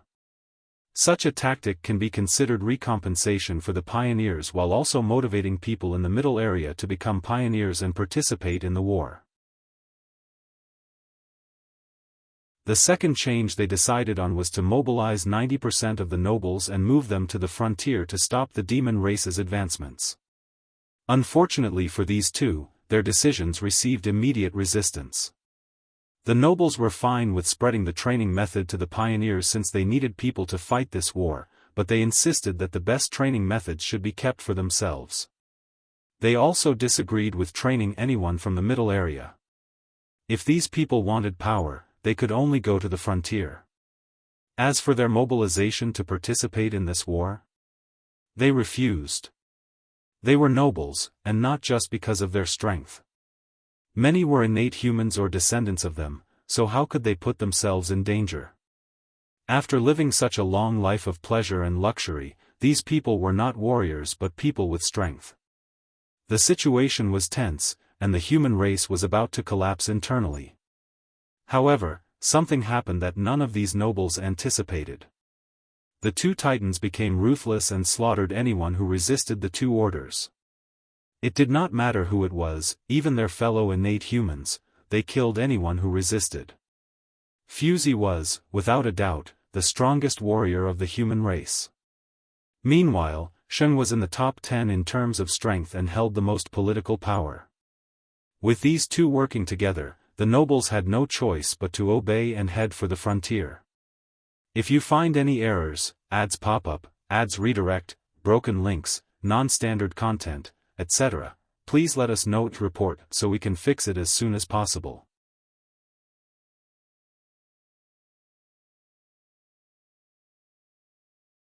Chapter 1299 Terrifying Woman, unedited chapter. After the human nobles finally responded and fought against the demon race, a tragedy of blood and sacrifices occurred. The demon race was brutal by nature, and even with the demon emperor's suppression, these animals spent all their lives following the cruel laws of nature. All the powerful demons reached their position by killing each other, so how could these lazy and entitled nobles be a match for them? In the first 6 months of this battle, 90% of the nobles died at the hands of the demon race. One of the most tragic causes was the innate humans. Wang Wei created 129,600 of them, and in the current era, about 110,000 of them still survive. However, in the past 6 months, only 18,000 innate humans survived. The human race bled in this war. However, with this tragedy comes strength and stability. The surviving nobles and pioneers became the pillars of the human race. Through war, bloodshed, and the spirit of sacrifice, these people became unparalleled warriors and the backbone of their races. After this baptism of war, the human race changed. They knew they were not the highest predators they once believed to be and strived to do whatever was necessary to survive and establish themselves at the top of the pyramid. Wuxia, their most powerful warrior, truly matured after the 6th month. He always had a heart of gold, so seeing his fellow humans suffer so tragically affected him the most. He wanted to become powerful and end this war, but he soon discovered that one man could not win this war. He made a breakthrough in the 3rd month of this fight and slaughtered everywhere. However, the demon races sent 2 of their 10 demon kings, and they were equal to Wuxia in terms of realm and strength. At that point, the human race despaired, especially after knowing the demon race was even more powerful. Luckily, Wuxia proved worthy of the title, Martial Ancestor. After several months of fighting and learning, he killed one of the demon kings and severely injured the other.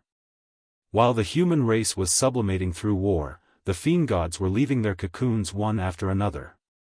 Sun Junyao felt relieved that she finally had made the crucial first step in developing her race. For her turn, she created a secret realm before luring Pan and many of the clan's elders into it. The secret realm contained an inheritance, and after experiencing it, Pan finally made up for his lack of origin, and the other members sublimated their cultivation. However, this was not the primary goal of this move. A grey and dull table stood at the center of this secret realm, and after the fiend god reached it, they saw a vision of a race calling themselves the Chaos Demon Gods. They saw the rise and fall of this powerful race. At their pinnacle, the current fiend god paled compared to the Chaos Demon Gods. The fiend gods were born noble, and they knew it. However, their noble birth also paled compared to the Chaos Demon Gods.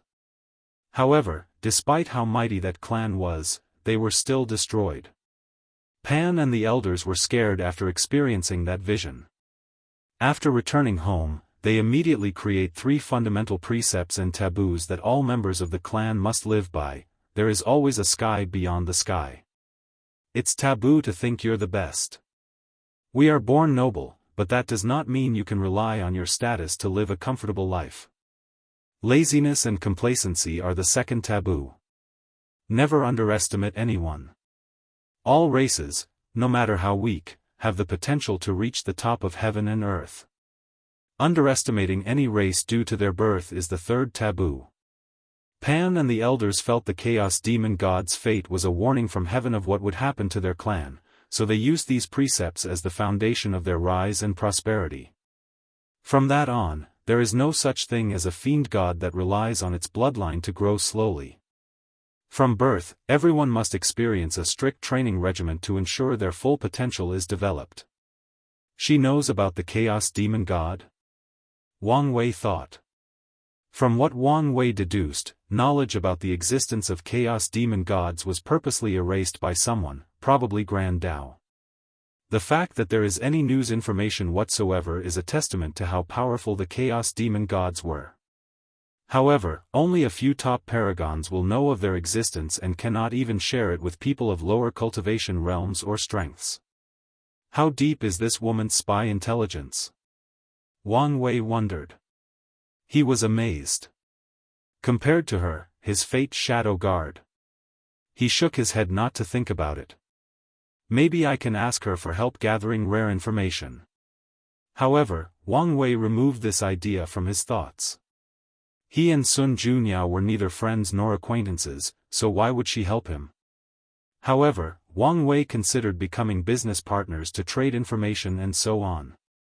It seems that I need to deepen my karma and involvement with her, so this might be a good approach, Wang Wei analyzed.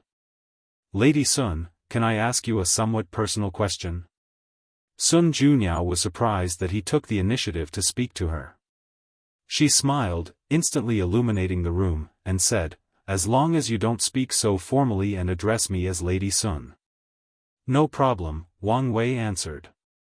Since he wanted to do business with her, it was no problem to become familiar with her.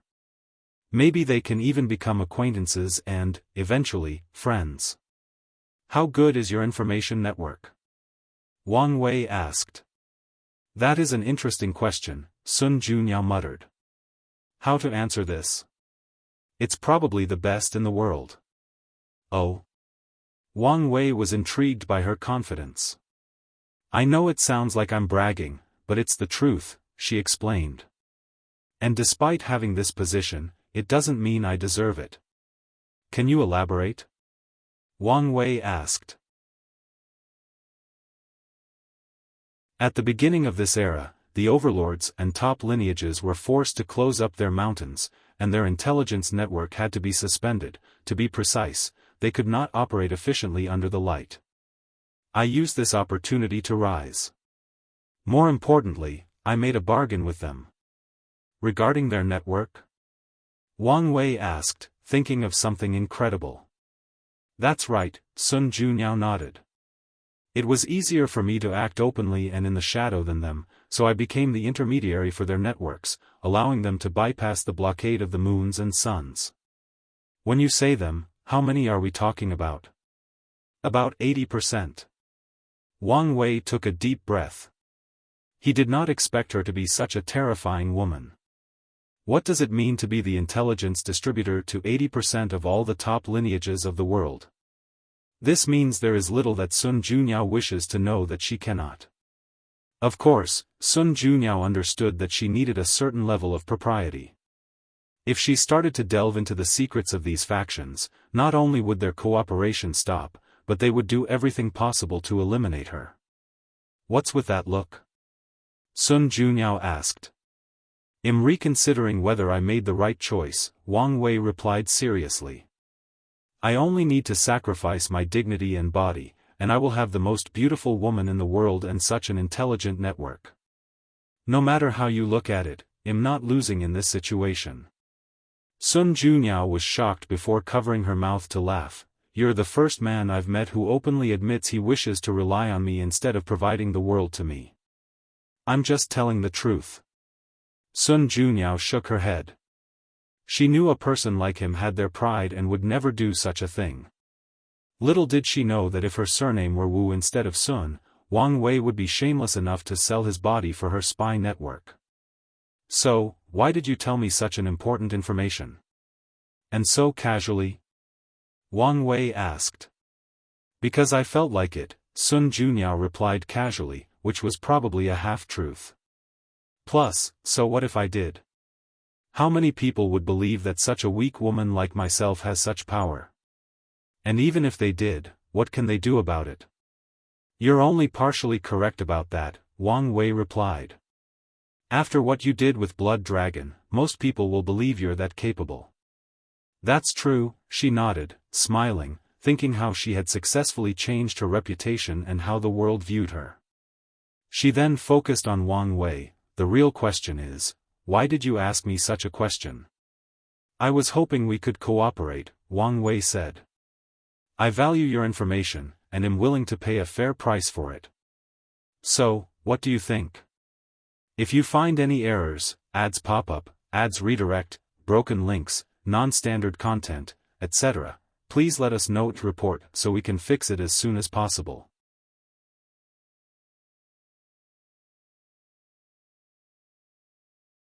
Chapter 1300 Help Yourself, Sell Information? That's not out of the realm of possibility, Sun Junyao uttered. She knew her situation. After killing Blood Dragon, she was now in a precarious situation as the moons would no longer tolerate her.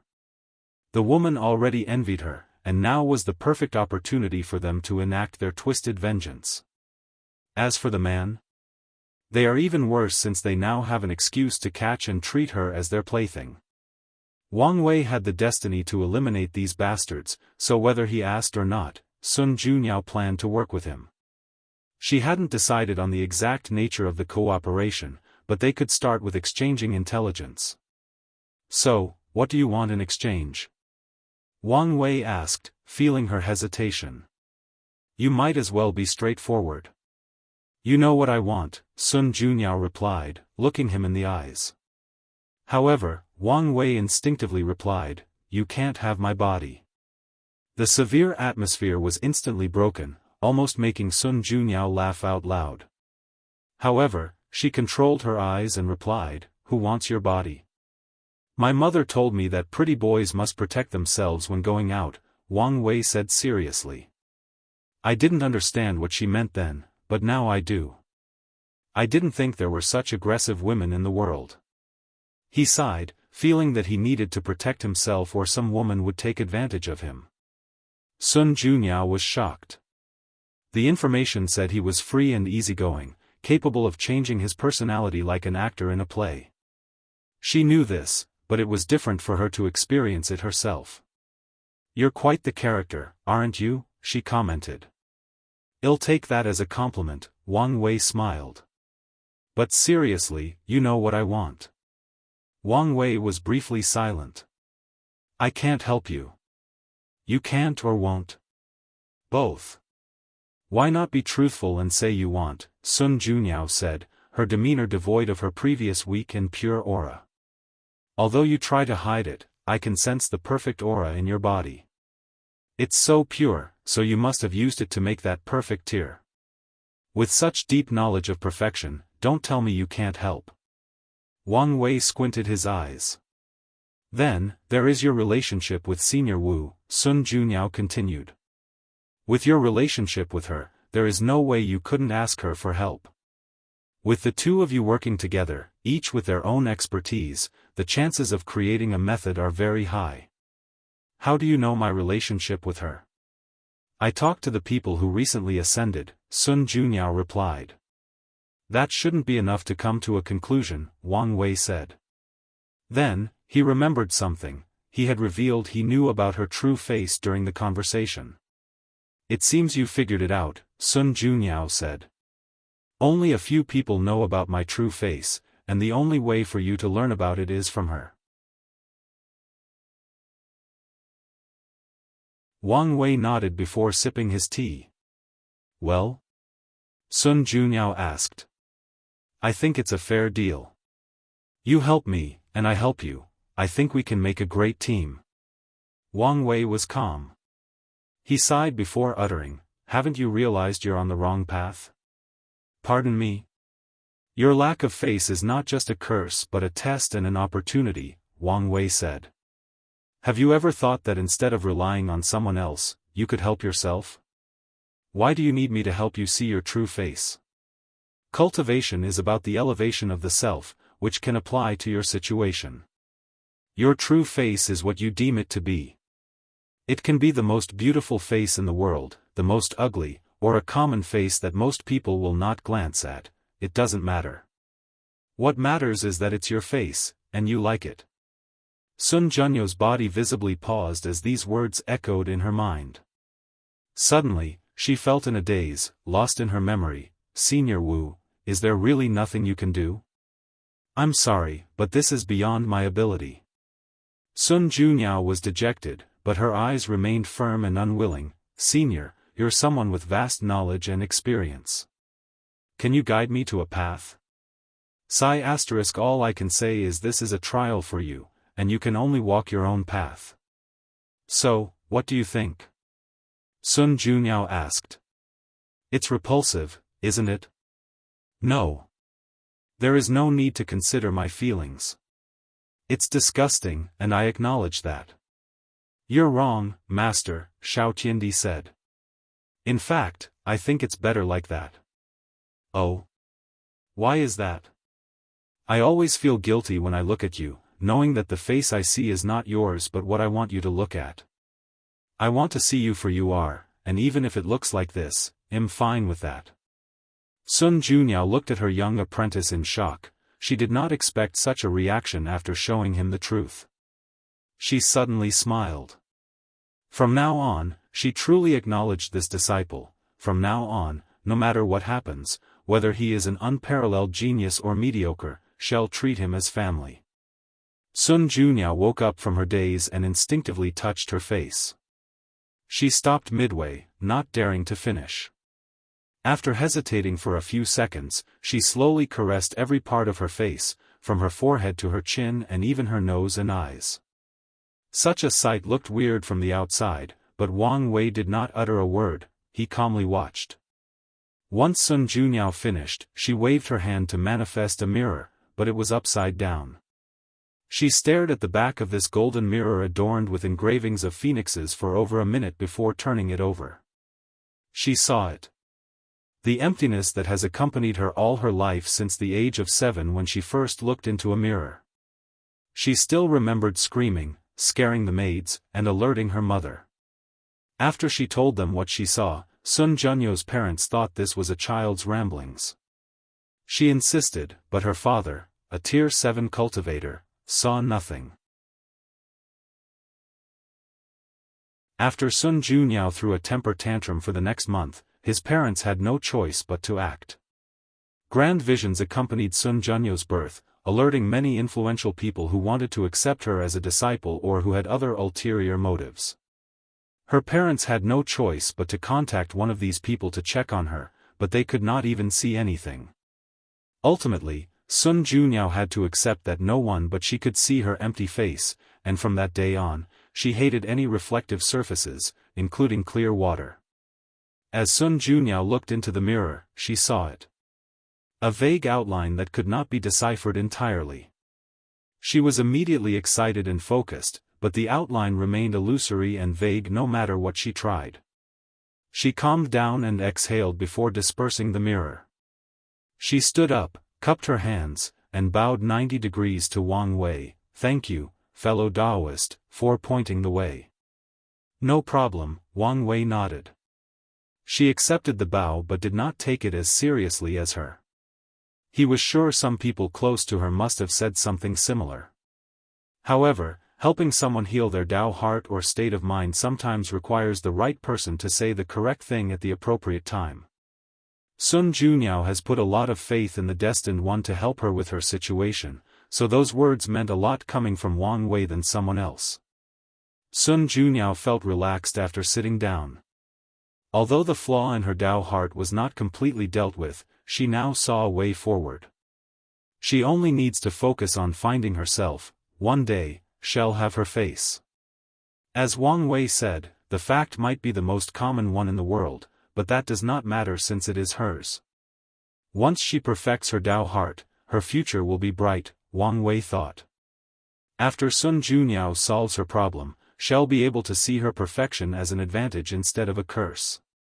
With her information network, it won't take long to learn or deduce that the path of perfection involves transcendence, so she might start preparing for that. Should I find a way to exchange the perfection foundation with her? Wang Wei thought. He loves talent, and because of that, he was momentarily tempted not to sever the connection with her. After all, her chances of becoming half-step transcendent are genuinely high since she's a being with such a high affinity with perfection. The perfect foundation would further increase that possibility. Moreover, Wang Wei looked at the connection between them. After helping enlighten her, their karma connection was more profound, and he took a significant step in being able to cut off their fate connection. If he handed her the perfect foundation, Wang Wei knew he would meet the requirement. No, there is no need to use such a valuable thing to deepen karma, Wang Wei thought. He could take his time and was confident he could resist whatever temptations fate could throw at him. More importantly, he did not have such a deep connection or affection for Sun Junyao to give something as valuable as the perfect foundation method. Wait, what if she were? Wang Wei suddenly thought. She doesn't have a top lineage behind her, so it's possible to lure her into the Dao opening sect. Sun Junyao could be classified as a transcendent seed, meaning that any faction would fight tooth and nail for her. If you find any errors, ads pop up, ads redirect, broken links, non-standard content, etc., please let us know to report so we can fix it as soon as possible.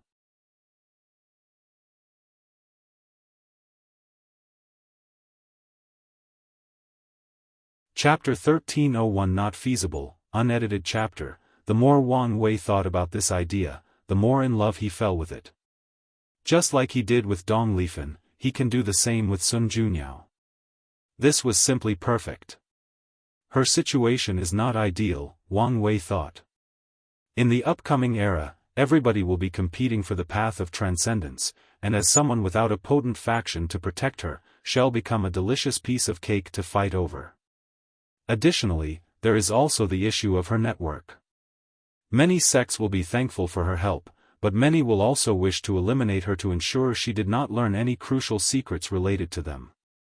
If you add her unparalleled beauty, her life will truly be full of ups and downs, meaning I can use that to lure her into the sect. Sun Junyo's life will not be easy when this era ends without a powerful backer. She still has enough time to build a faction, but even if she does, it won't change much. After all, the new era will be full of paragons and primal. Even Wang Wei is not confident he'll reach the later stages of the paragon realm, let alone Sun Junyao. If any of these top lineages are determined to eliminate Sun Junyao, she'll have to struggle for survival, unless she hides in the lawless zone. But even such a method is not 100% guaranteed. After all, the paragons of the upcoming era cannot compare to the waste that is these parasites. Even if their power is sealed to the Empyrean realm, a peak paragon is still a peak paragon. No matter how I look at it, she has no choice but to find a backer, and the Dao opening sect is perfect for her, Wang Wei thought excitedly before he remembered something. No, the sect is not her best choice, the origin seal continent is, he realized. She already has a pseudo-master-disciple relationship with the future wife, so her best choice would be to join her. Wang Wei had no doubt his future will be able to protect her. Wu Hong built the Origin Seal continent into one of the 13 overlords, showing her personal and political power. Additionally, she'll be even more potent in the new era once she healed her injury and reforged her foundation. And once she becomes half-step transcendent, the Origin Seal continent will keep its status as the top lineage of the Eternal Ascension world. My future wife might have already been preparing to introduce Sun Junyao into her lineage, Wang Wei analyzed, sighing deeply to himself. He realized his chances of succeeding were not as high as he anticipated. Should I still give it a try?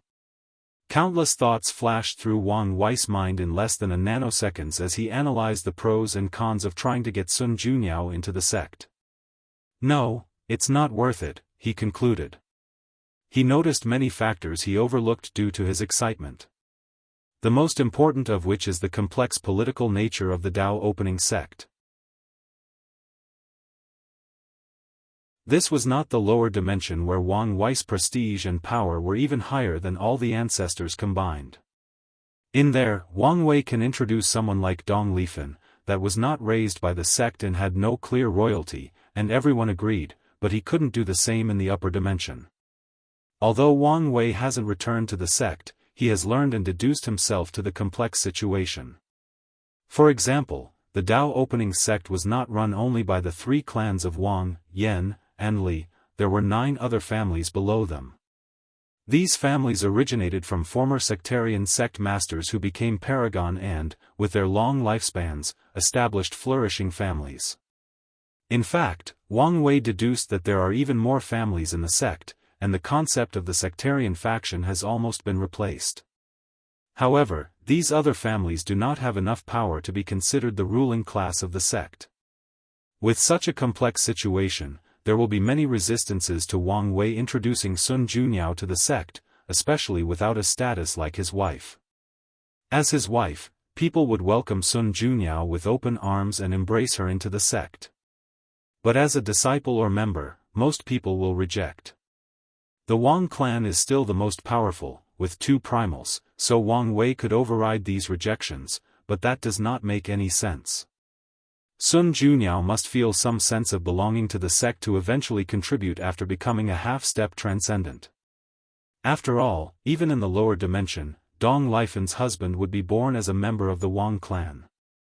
Ultimately, since Wang Wei cannot introduce Sun Junyao to the sect with a guaranteed status like a wife, there is no point in recruiting her. There is also the issue with Wu Hong, he thought. Although he had pure motives for recruiting Sun Junyao, what if she misunderstood him?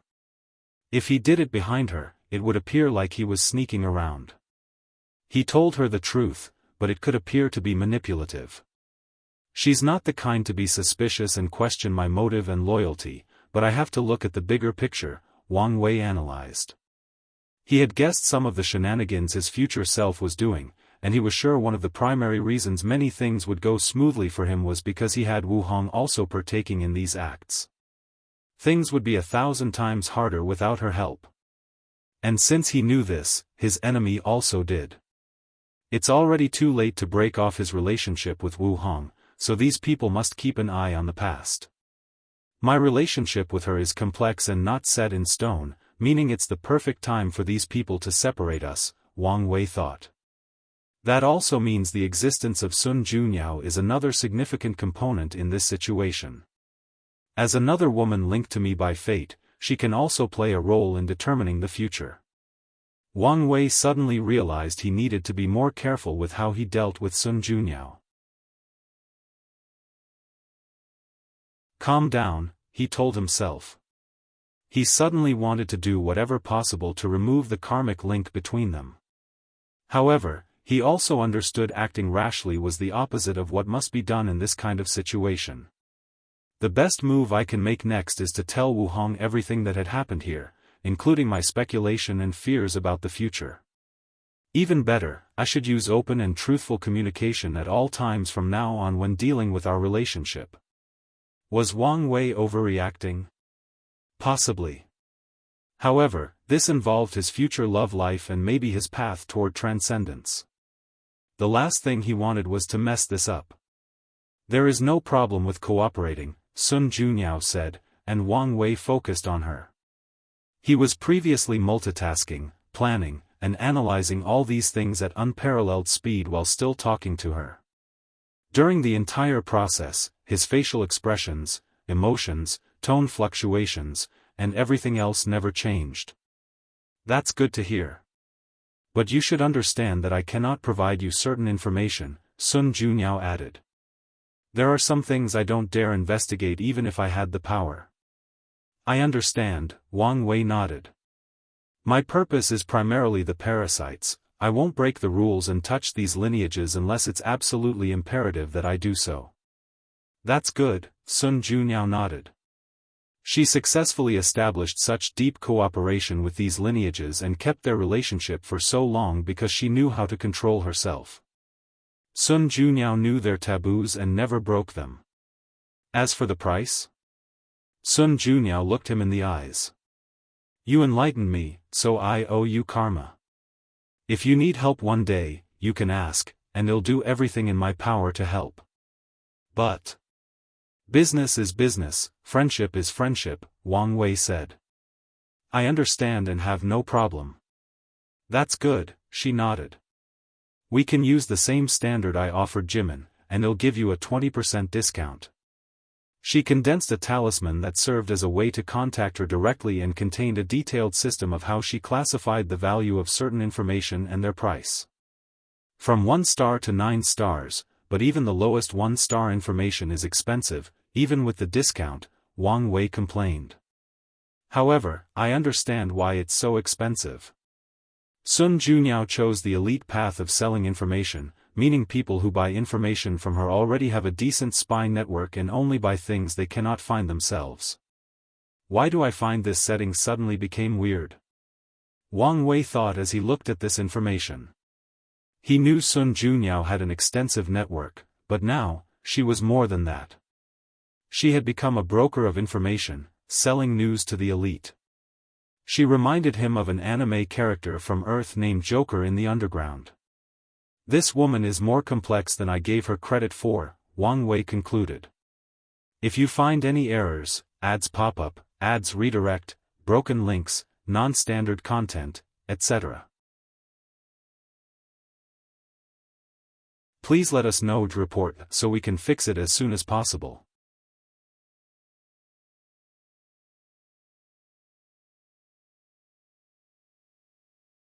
Chapter 1302 Not compatible. Aren't you worried about revealing your identity? Wang Wei asked. With such a detailed plan and classification of information, it's apparent that this was not the first time she had made such a deal. However, Wang Wei was sure she never revealed her identity when selling news to people like him. It's not as big of a deal as you think, Sun Junyao replied softly. A few individuals know her identity, including Empyrean Kong and Empyrean Jimin. Trust is crucial in her line of work, so when dealing with certain clients, she had to reveal her identity to establish trust. It's also a way to give these people her weakness and make them more willing to work with her. Of course, none of these people dared to offend even if they knew her weakness. Who dares to offend someone who can know what kind of underwear someone wore a few 100,000 years ago? There is also the soft power that Sun Junyao has. She can summon an army of cultivators to work for her with a few words and some fake tears. No one wants to offend someone with that kind of power. More importantly, more people should have figured it out by now. Sun Junyao has only dealt with elite, or people with excellent networks. So, she knew what she did to the blood dragon would have helped these people figure out her identity by now. I'm guessing some people were not surprised by what you did, Wang Wei sighed. That's not completely accurate, she corrected him. They were not surprised that I could do it, but definitely shocked that I dare do it. That makes sense, Wang Wei nodded. While we're on the subject, did you get any reward from Heavenly Dao for killing that horny dragon? Hee, young Master Wang, Sun Junyao chuckled as she put her hands before her mouth to hide her teeth. Such information is worth at least 5 stars. Do you still wish to know? Wang Wei's lips twitched. How come their calm, peaceful, and natural conversation was suddenly corrupted by the unpleasant existence of money? He shook his head. Since he was not willing to pay, he chose to peek. Sun Junyao was surrounded by the power of perfection, which was excellent at anti-divination. However, Wang Wei used his own perfect aura to offset hers, allowing him to find some information. Paragon Slayer title, he said with slightly raised eyebrows. This was a rare title with harsh conditions, the first of which was that someone from the lower cultivation realm had to do it themselves. According to heaven and earth, paragons were noble existences, so anyone with lower cultivation lucky enough to kill one of them will receive a luck backlash instead of a reward. So, unless they have the protection from the fortune of a powerful lineage, the fate of anyone trying to acquire this title will be miserable, not considering the difficulty of even succeeding. The only way for someone to receive this title is to kill a paragon that has lost its favor from heaven and earth. The description of losing favor is broad and complex, but a perfect example is those parasites. That's rude, Sun Junyao said with a frown. She waved her hand and reinforced the anti-divination techniques around her. With her copy Dao, she had many of them, and now that she was on guard, it was not feasible for Wang Wei to use the same method with his perfect aura. Indeed. I apologize. It seems I've become too comfortable, Wang Wei replied calmly. Sun Junyao looked at him. She could not tell whether he was telling the truth or if he did it on purpose to alienate the good vibe they had between them. Or maybe he did it for a completely different reason. He was hard to read. This man's mind is too complicated, she thought. Dealing with such a person can be quite exhausting. She did not mind someone extremely intelligent, but there are also times when intelligence goes too far and ruins things, especially regarding emotional matters. Maybe it wasn't such a bad thing that he wants nothing to do with me. We're probably not compatible, Sun Junyao thought. It was already hard to accept he had to share him, but thinking how she would have to spend the rest of his life with someone with such a deep mind, she shuddered. Even if he truly opens his mind and heart to me one day, can I believe him?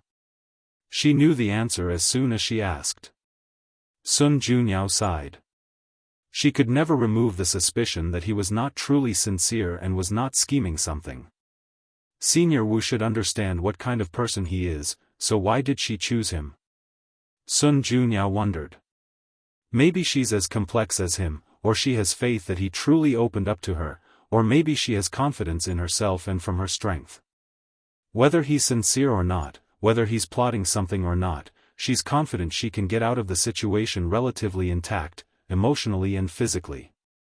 As for me, I would probably lose myself in a relationship with him. Sun Junyao knew herself quite well. With the flaw in her mind, it's easier for her to be manipulated.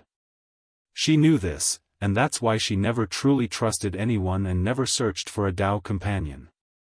What's more, the fact she had to hear from someone else that she needed to help herself showed a tendency to rely on others.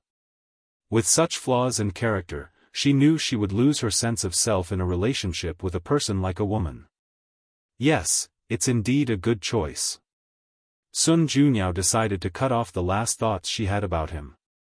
Although this was their first meeting and she never had any high romantic aspirations, she did consider him after learning about Wang Wei. After all, he was handsome, talented, and had a great background. What woman would not be tempted? However, during today's events, she felt their personality did not match, and their relationship might be ill-fated. Wang Wei muttered, looking at Sun Junyao. The benefits for the Paragon Slayer title include an increase in luck, an increase in the amount of time allowed to comprehend existence after entering the Paragon realm, and what Wang Wei valued the most, a aura ability that boosted strength when dealing with an opponent of higher cultivation realm. After knowing this, he deduced some basic information on the best way to acquire this title, but he realized it was useless. Apparently, heaven and earth judged him by different standards. It's a remarkable feat for anyone to slay a paragon, but for someone like him, it's expected. So, if he wanted the title, he would need to kill 3 paragons while in the Empyrean realm. As Wang Wei was lamenting that it was unfair, he noticed a strange change from Sun Junyao, so he looked at her. Our karmic connection has weakened. What happened? Sadly, he could not deduce anything from the myriad of emotions in her eyes because he knew little about it. Wang Wei only met Sun Junyao recently, and in the past 3 million years working together, they did not utter a single word. Through how she operates her true will and other actions, he had a basic understanding of her, but as they conversed, he had to constantly update the character model he made for her. I feel an opportunity coming, Wang Wei thought. So, let's take a look. He used his heart-reading technique, a mind-reading technique he created by combining Buddhist mantra and Yen Liling's ability. He took a quick peek into Sun Junyo's mind and found her thoughts from the past 10 seconds. He was so fast and sneaky that she did not notice anything. So, she gave up on me because we're not compatible? That works in my favor, but why do I feel something is weird? Sun Junyo's change was sudden, too fast, and, more importantly, due to a random action he did. She was right about Wang Wei's mind being too complicated, but she also exaggerated the situation. Wang Wei's previous rude behavior was not done with malice or any calculations. As he said, he became too comfortable with her too easily, and with his curious nature, he violated her privacy and calculated her information. Something really feels off by how she so naturally realized we are not compatible, Wang Wei thought. Is something the matter? Sun Junyao asked. At this point, Wang Wei was staring, making her slightly uncomfortable. Excuse me for a moment, Wang Wei said before closing his eyes, focusing his mind to analyze everything. His intuition told him something else was at play. Did my future self act and remove the obstacle that was Sun Junyao? Or maybe Hong Er is the one who acted? Wang Wei suddenly thought. No, that's not it. Whenever they act, there are always some signs of slight anomaly. But this time, it was so subtle and fluid that it reminded me of how fate operates. If you find any errors, ads pop up, ads redirect, broken links, non-standard content, etc., please let us know to report so we can fix it as soon as possible.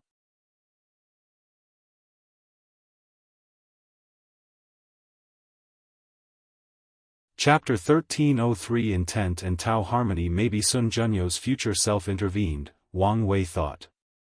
This was not out of the realm of impossible. She was a transcendent seed, so at a minimum, she has a high chance of reaching the same level as Maitreya and Supreme Unity. These two should have transcended the shackles of the river of time, meaning they can influence the past. It's only a matter of how much they can influence before facing a backlash. Her future self might have decided that I was not worth the headaches and chose to end this ill-fated companionship, Wang Wei analyzed. However, I'm not satisfied with this answer.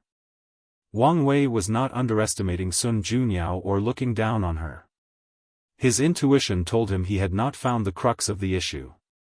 Wang Wei raised his eyebrow. He deduced countless possibilities, but none gave him an answer, and he was satisfied. My problem is that I don't know much about Sun Junyao. In that case, let's use her from the alternate timeline as a reference. He focused on his alternate timeline's memory.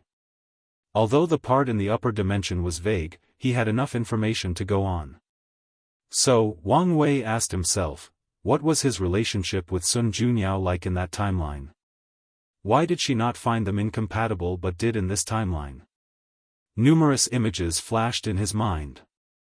Although vague, they contained enough information for him to deduce and recreate a complete picture. His relationship with Sun Junyao started out of desperation. She had reached the peak of the Empyrean realm, but she did not dare become a paragon due to the flaw in her Dao heart. Additionally, despite Wu Hong's protection, Sun Junyao already sensed that many people were planning against her. So, when Wang Wei ascended, she clung to him as she thought he was the only way to save her problem and perfect her Dao heart. However, How could that version of Wang Wei care about any woman? All he cared about was revenge. However, Di Tian had taken a great deal of Wang Wei's luck and destiny after defeating him in the Heaven Will battle, so the latter's strength had reached a terrifying level by the time he ascended. Wang Wei, driven by revenge, no longer acted calmly, composed, or with his intelligence. He used the most stupid way of killing and plundering for resources to increase his strength quickly. If not for Sun Junyo's intelligence and Wu Hong's strength, the parasites or other people would have killed him long ago. He was also lucky that the foreign world started to invade not long after ascending, so these parasites had to head to the frontier to defend the world. During this time, Maitreya and Supreme Unity also started their battle. Wang Wei shook his head after seeing this. This version of me is genuinely useless. His current self would never crumble this easily, even if he experienced his family's annihilation. He knows how powerful and heaven-defying powerful cultivators are, so he would dedicate himself to reaching higher levels to revive them. As for revenge against Di Tian, there were so many other ways, mainly from the sect. That version despised, even hated, the upper dimension sect for allowing his sect's destruction. However, Wang Wei understood they could not do anything. The sect's ancestors were in limbo, meaning they could not even send a projection to help. Additionally, Maitreya and Supreme Unity still looked harmonious during that time, meaning everyone believed they were the enemies. In such a situation, it would be impossible for the ancestor to act. Wang Wei believed that even if they had some potent method to interfere with limbo, the other people would stop them. The destruction of the lower dimensions Dao opening sect would severely impact the luck of the upper dimensions. With how severe the competition between the 13 overlords was, they would not waste such an opportunity. The Di clan is only a top paragon lineage without a primal, Wang Wei thought. All that bastard had to do was to use the upper sect's guilt of being unable to help to convince them to annihilate Di Tian at all cost. And even if he wanted to kill the latter himself, he could have used the resources from the sect to increase his strength quickly. They would have gladly cultivated him at all costs to make up for the fact they allowed their ancestral land to be destroyed. Wang Wei frowned. The more he analyzed his alternate self, the more stupid he realized that bastard was. He understood being overwhelmed by vengeance, but there is such a thing as calm fury. Why must he use the riskiest and stupidest method if he wanted to be alone and plunder resources? Couldn't he have plotted the entire world from the shadows to get the resources he wanted? The Supreme Outlaw trial was more beneficial to me than I thought, Wang Wei concluded. The trial forced him to master his emotions, understand his true self, control his weaknesses, and change his way of thinking and acting. So, the trial's purpose is not just to determine a person's worthiness to wield certain Daos, but also a method of molding these Dao lords and overlords into the monster they were, Wang Wei analyzed. Grand Daos' relationship with these monsters has always been like that. It feared their capabilities but also spent time and effort to mold them so that it could see what they could do. Let's focus, Wang Wei thought as he continued his deduction. After many years and relentless effort, Wang Wei finally allowed Sun Junyao to have a small part of his heart. So, did she get what she wanted? The memories were vague, but Wang Wei did not think so. By now, his other self was madly in love with Wu Hong, but he just dared not admit it due to his hatred and her high status. As for Sun Junyao, the final face she created definitely resembled Wu Hong. Maybe the other Wang Wei realized this and modified it somewhat. However, Wang Wei believed that Sun Junyao did not get her true face until his other self became a half-step transcendent. Yes, Wang Wei believes his other self would eventually reach that realm. As for the reason? There were many, but the primary reason is that the latter's personality and behavior would eventually become the same as his. He had some basis for this assumption. I chose a Dao that fits with my pursuit and goal in life. The ancient sages called this situation the harmony of intent and Tao, Wang Wei thought. The result is that my personality fits with my Tao. This is why Wang Wei loves secrecy and planning and is an expert in manipulation. It's also why his personality is so free and easy, and he can even be described as moody, given how easily he can change to fit a situation. This situation does not apply only to himself. Wu Hong has a natural domineering aura because her ambition was once to prove her worthiness to the world by suppressing everything. Now, her goal is probably to seal everything between heaven and earth, including all 3,800 Tao sources and even Grand Tao itself. Yan Hai, or the Sword Empress personality, is sharp, aggressive, and even arrogant because her path or pursuit is to /heaven. This heaven does not refer to the sky, space, the world, or even heavenly Tao.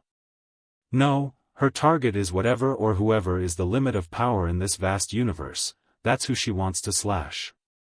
That alternate version of myself would eventually have a personality similar to mine, meaning that he would indeed become incompatible with her, but by then, it would have been too late. Wang Wei sighed before suddenly pausing. His mind caught a sudden inspiration.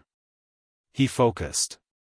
The words, intention and Tao harmony, and a scene from his time in the lower dimension remained vividly in his mind. It was the scene where heaven and earth celebrated because he was too happy after receiving Wu Hong's letter. Harmony, heaven and earth, naturally affecting, changing, and influencing it, a light flashed in his mind. He understood what was happening. Assuming that he's correct and his future self reaches a realm comparable to Grand Tao, and his pursuit of absolute freedom has not changed, what happened to Sun Junyao was due to his influence.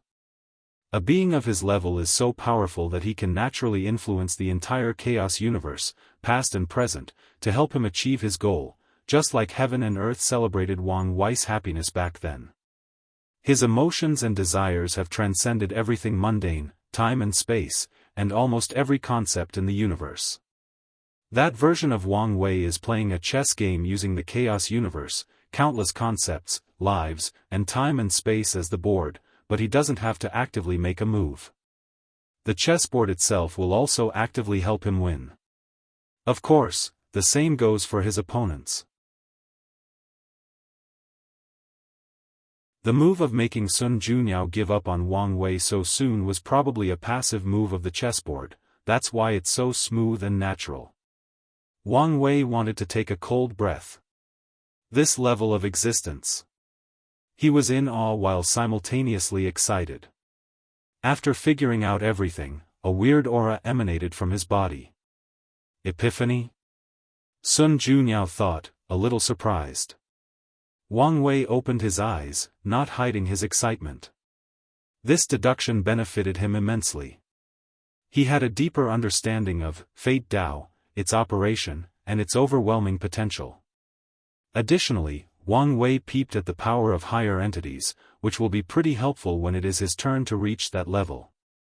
The most important part about this epiphany was that it did not matter whether his deduction was complete nonsense. As long as he believed it to be true, he could work in that direction to reach that level and eventually self-actualize this level of power. If you find any errors, ads pop up, ads redirect, broken links, non-standard content, etc., please let us know to report so we can fix it as soon as possible.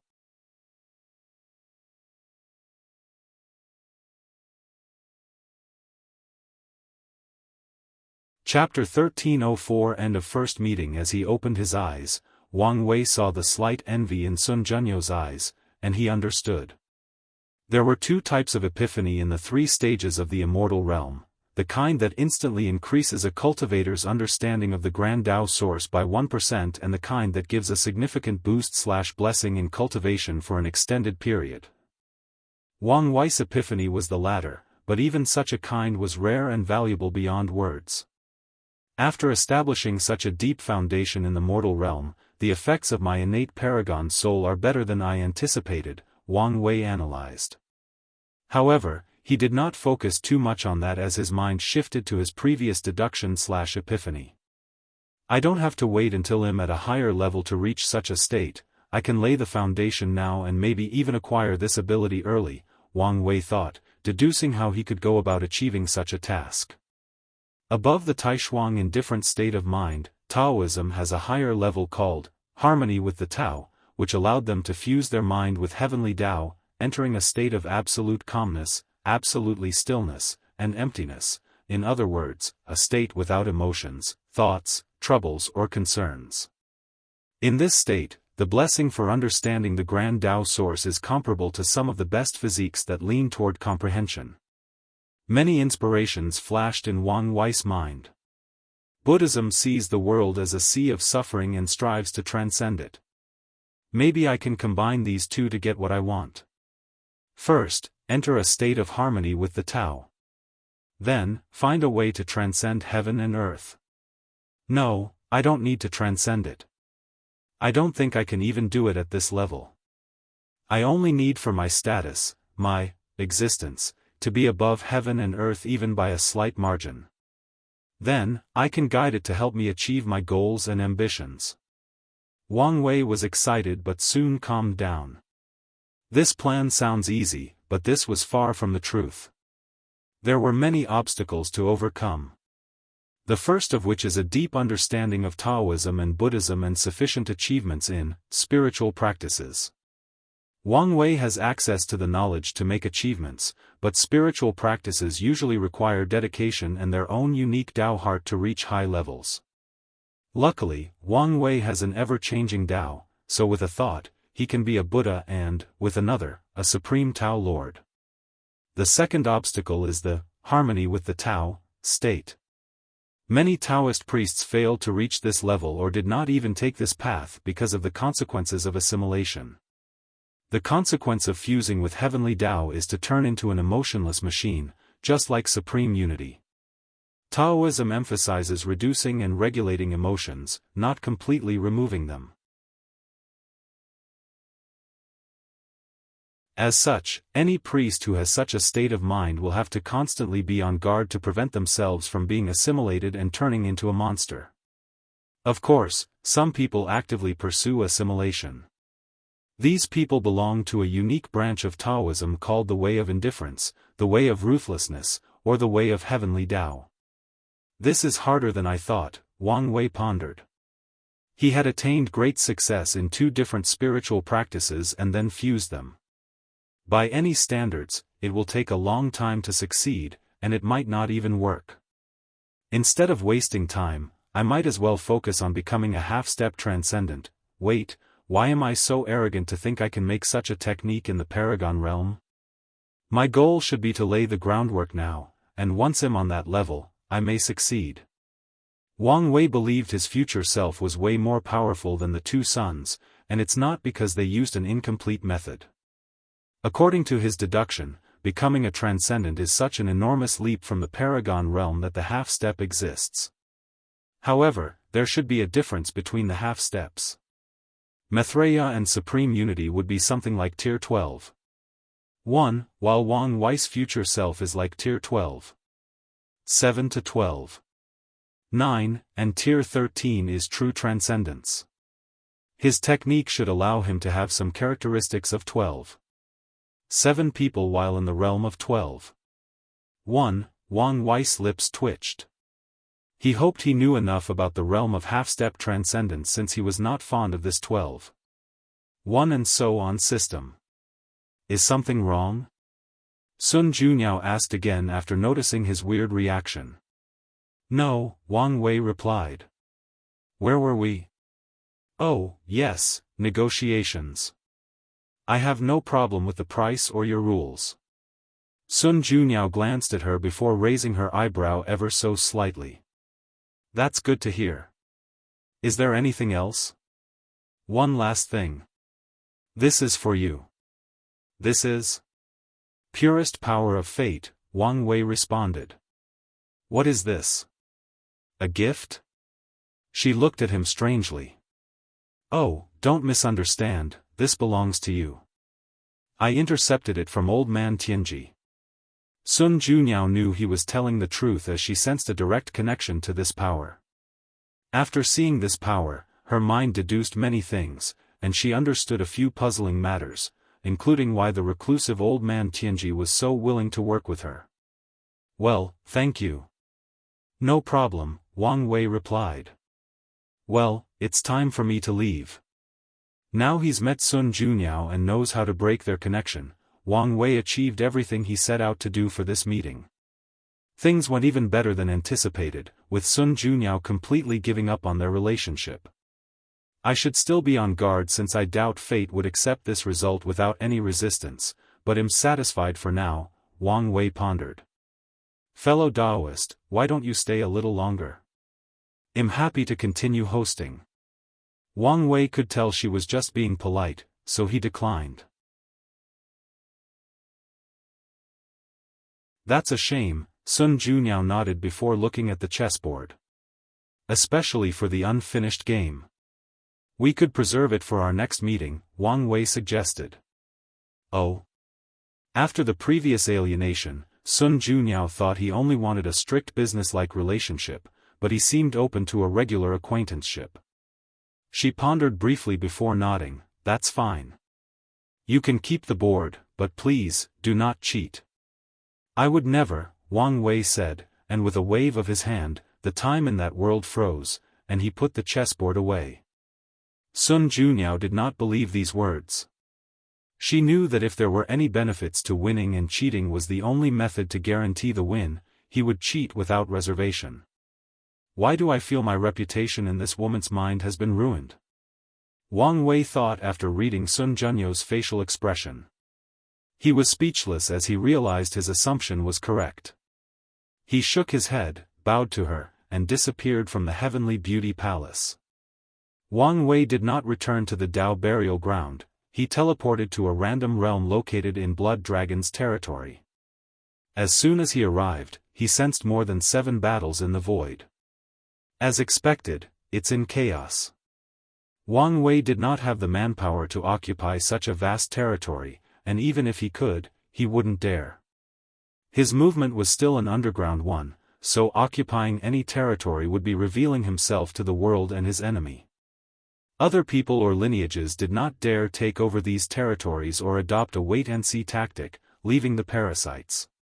However, these people did not dare leave the boundaries of their territories. Blood Dragon's death scared many of them, especially without the presence of their leaders. Their tactics also involved waiting and protecting their territory.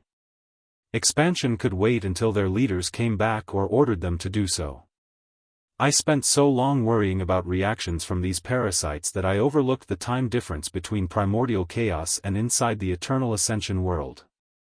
Although 3 million years have passed, a small amount of time might have passed outside. More time might have passed, but these people could not intervene or react because the war had significantly intensified. Moreover, I have a feeling that these people are used to taking their time when doing things. I haven't fully adapted to that yet, Wang Wei thought as he flew around this place. He was used to things happening relatively fast in the lower dimension, especially during his time as Heavenly Emperor. However, things may be slower in the upper dimension. It sounds like a bad thing, but it's the opposite. Taking more time to respond means taking more time to prepare for the response. Fast also means unpreparedness, being sloppy, and more room for error. Despite this, I have a feeling that Supreme Unity hasn't reacted because he's waiting for something, Wang Wei frowned. The question is what? He thought about many possibilities, but he did not like any of the results. Forget it. Let's just prepare for everything I can think of. Anyways, I have nothing but time. If you find any errors, ads pop up, ads redirect, broken links, non-standard content, etc., please let us know to report so we can fix it as soon as possible.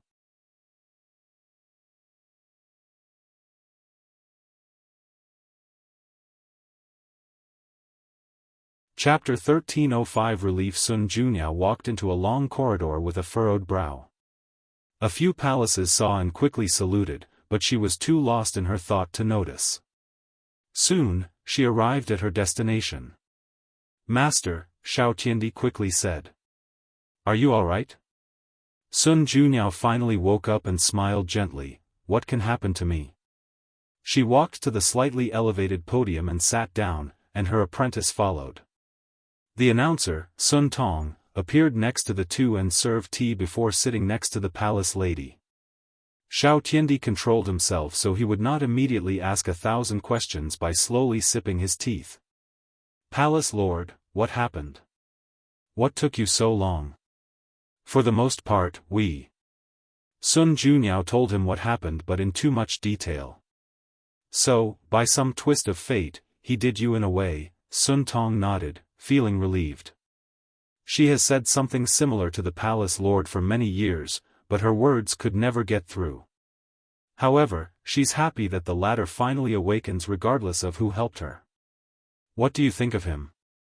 Sun Tong asked, and Xiao Tiandi perked up to listen. He's a scary man with immense power, talent, and a deep mind, Sun Juniao replied seriously. I understand why Little D saw him as a rival. Xiao Tiandi rolled his eyes. He hated that nickname, but no matter what he tried, his master refused to stop calling him that. However, I recommend you prepare yourself, Sun Juniao said directly to him. Master, you don't think I'm good enough to compete with him? Xiao Tiandi asked, feeling he was looked down upon. Sun Juniao sighed, it's not a matter of whether you can compete, I know you have the talent. The issue is you're too late. He's way ahead of you, and if you want to catch up. Sun Juniao shook her. If it were the past, she might have said something about the finish line. After all, back then, everyone was stuck in the peak Paragon realm, so even Wang Wei reached that level, it was only a matter of time before Xiao Tiandi caught up. However, there was now a path ahead, meaning there were many uncertainties. Xiao Tiandi was quiet. One cruel truth about geniuses is that once you're surpassed, there is a chance you'll never catch up. After all, everybody is supremely talented, and everybody works hard. I won't give up. That's the spirit, but don't become obsessed with competing with him or let his existence become your heart demon, Sun Juniao reminded. I won't. Sun Juniao nodded approval. She sipped her tea before asking Sun Tong, what has happened during my absence? That's it? What do you mean? Come one, Palace Lord, Sun Tong said with shining eyes. You said it yourself, he's handsome, talented, powerful, and has a great background. On top of everything else, you two were ordained by fate. You forgot to mention his wife, Sun Juniao said. Minor detail. How is that minor? You know what, I won't even entertain your thoughts, Sun Juniao said. He's indeed an excellent man, but we are not compatible. Ever since Wang Wei left, she's been thinking about her decision, and the more she thought about it, the more relieved she felt. She sensed that she had avoided a catastrophe by avoiding that man. Is that so? In that case, it's for the best, Sun Tong nodded. She wanted the palace lord to find someone to spend her life with, but it also had to be the right person.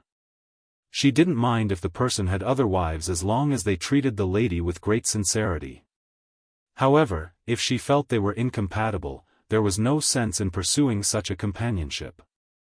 Xiao Tiandi, quietly listening to this conversation and drinking his tea, felt a sense of relief after hearing these words, and his body relaxed. He did not want his master to get with Wang Wei, and it was not because the latter was his peer or due to the immoral emotions he recently developed. He wanted nothing more for her to find happiness, and had gladly accepted as long as someone could give it to her.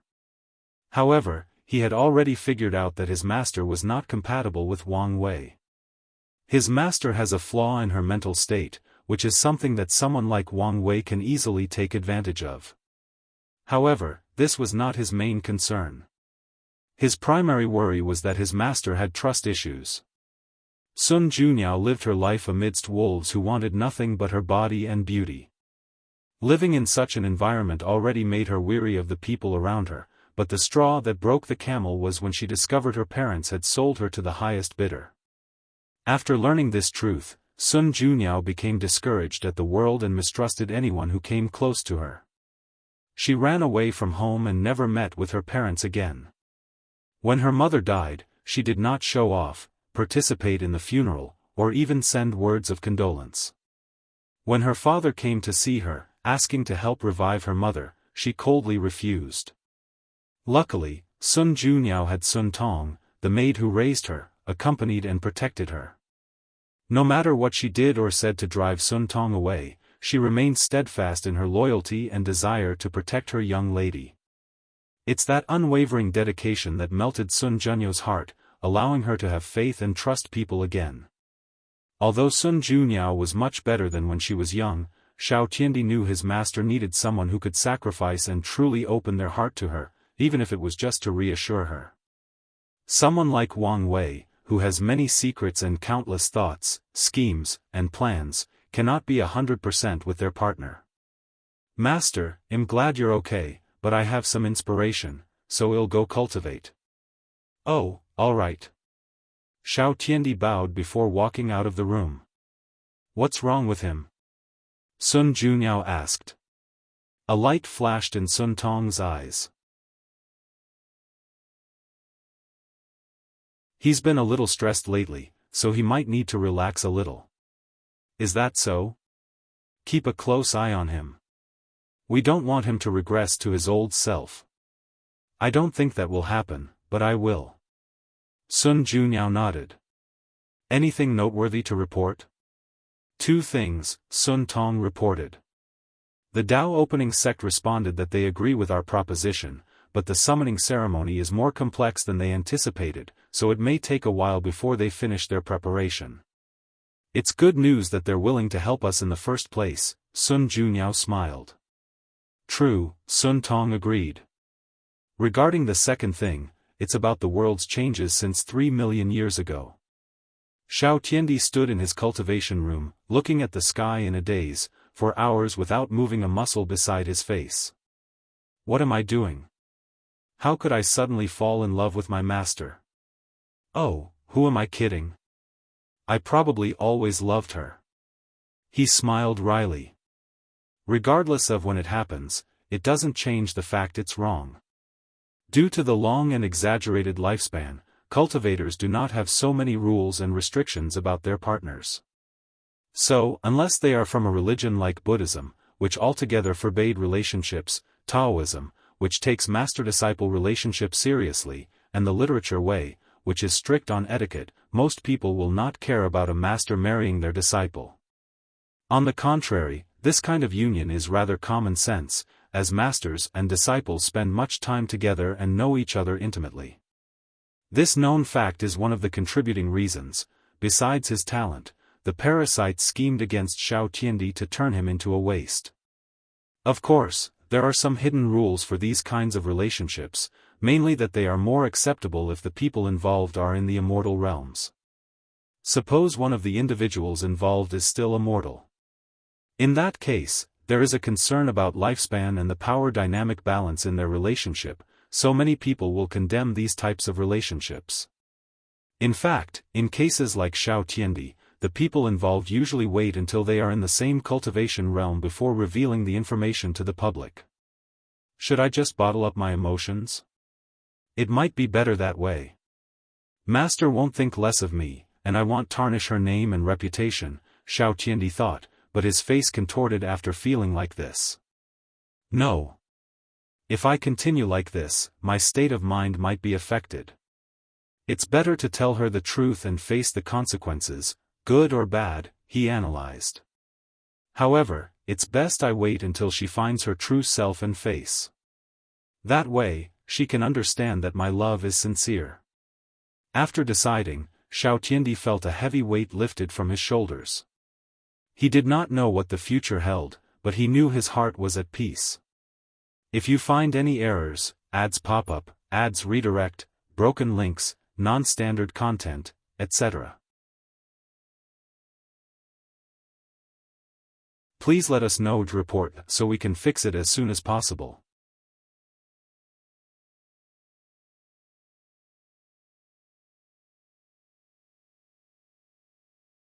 Chapter 1306. The current situation. Wang Wei suddenly craved food after not eating for so long, so he searched for a place to grab something. However, with the current chaos, most places were destroyed or closed. He searched for a few seconds before finding a small restaurant. "You're open?" The waiter suddenly fell to the ground. The last thing he expected was someone to appear in his room suddenly. Then, his face paled as he realized something: cultivator. He immediately stood up and kneeled on the ground. "Sir, please spare my life." Wang Wei looked at this poor man and shook his head. The mortals in the upper dimension had a rough life. Although they can naturally live for over 1,000 years, their lives are as fragile as paper in this world ruled by gods, demons, and higher dimension life forms. "Get up," Wang Wei said, and a magical force picked up the waiter from the floor. "Is this your restaurant?" This. The waiter was incapable of forming a normal sentence, so Wang Wei waved his hand to release a golden light that immediately made his mind and spirit calm and at peace. "Thank you, Lord," the waiter said. "And to answer your question, this is indeed my restaurant. No one wants to work in these dangerous times, so I had to do it myself." "Aren't you afraid?" Wang Wei asked. The waiter sighed deeply. "Of course I am. However, the money at home has run out, and I need to feed my family." "I respect that." No matter how weak this man was, it was respectable that he put his life in trouble to feed his family. "What's your name?" "Lord, my name is Hui Meng Wei." "Wei? It seems our name has the same character." "In some way, this is a kind of fate," Wang Wei smiled. "Serve me your best dish, and if I'm happy, your fate will change from now on." Hui Mengwei was shocked but was soon filled with excitement. No matter what this opportunity was, whether it was simply a monetary reward or a chance to walk the cultivation path, he knew his life would change for the better as long as he could please this lord. "However, can I please this lord?" Hui Mengwei knew how high these cultivators' standards were, and his little restaurant was small even in its heyday. This is not the time to hesitate. He rushed to the kitchen to prepare. Although he was the owner, Hui Mengwei was once a cook and learned from his father. After inheriting the restaurant, he was more hands-off, but he's the one who created most of the menu, so his cooking was decent, at least by mortal standards. Wang Wei found an empty seat and started his work. A screen materialized before him, showing Wang Qi's frowning face less than 10 seconds later. "What's wrong with you?" "Sect Master, you can't do this." "What are you on about?" Wang Wei asked. "I've said it before, my loyalty lies with the madam. I will not accept or acknowledge anyone else." Wang Wei looked at him in puzzlement before remembering something. "Bastard. Don't tarnish my name and reputation. Aren't you doing that by yourself?" Wang Qi sneered. 3,000,000 years, he roared. "I don't think you've spent so much time with the madam." "Bastard, I told you not to slander me," Wang Wei yelled back. "I was helping her remove Blood Dragon's Dao imprint. Do you think I'm stupid? You spent so much time with such a beautiful woman that nothing happened between you two? Your words are either insulting my integrity or revealing what kind of person you are," Wang Wei sneered. "So, which is it?" Wang Qi was immediately embarrassed. "You really didn't do anything?" Wang Wei just looked at him with ferocious eyes. "Then, why did it take so long? Do you think anyone can remove the Dao imprint of a paragon? The process would have taken yuan epochs if not for my cleverness." Wang Qi paused as he remembered reading something similar in the records from the Fate Shadow Guard. He coughed in his fist before continuing, "I'm sorry about that. I just wanted to protect. I've tolerated you enough," Wang Wei cut him off. "Once I return, I'll check your cultivation, and if I'm not satisfied, I'll punish you myself." Wang Qi smiled wryly. "I understand." He sighed. "It doesn't matter. As long as I can protect the madam's rights and future happiness, it doesn't matter if I suffer a little." "Sect Master, are you not returning immediately?" "I plan to eat something, check on you before returning," Wang Wei said, his eyes still fierce. However, after seeing your reaction, I think I should see her and report to prevent others from slandering my name. Wang Qi coughed again. Sect Master, that happened so long ago, why are you still focused on that? You're a great man, so show your broad-mindedness and don't be so petty. Wang Wei was immediately baffled. It hasn't even been 10 seconds. Since when was this bastard so shameless? However, since you've changed your itinerary, I recommend you also add visiting Emperor Kong, Wang Qi said. You missed the previous meeting, and although I've explained, it might be best to explain directly. You have a point, Wang Wei nodded. I should probably bring a small gift. Wang Qi agreed with these words. Since they were in the wrong by canceling the first meeting, it's normal to show sincerity by apologizing with a gift. What happened during my absence? Wang Wei asked. Where to begin? Wang Qi said. The professionals came running to use less than 100,000 years in their conversation. After suffering a little, they all thought they were suffering from luck backlash from Blood Dragon's death. Some of the people who refused to sign the contract even contacted us. Of course, I made them sign a more restrictive contract. Wang Wei nodded. These alchemists should be happy I gave them more than 100,000 years as a vacation. The puppet demon's workshop is already in operation, Wang Qi continued. Everyone else is retreating and increasing their strength after acquiring so many resources. The fate-changing hall is a similar situation. Your plan worked. Most of the resources from these loose cultivators' hands had to be returned to us since they only had the raw materials. However, there are some issues that you need to decide. What is it? Some loose cultivator professionals have taken some of our business by offering lower prices. I've been debating whether I should stop them or not. Wang Wei pondered, no need for that. There is a mixed bag among loose cultivators, so the quality of their professionals is less than ours, not to mention their low numbers. However, you can create false scenarios and spread rumors about these professionals cheating others and delivering faulty products.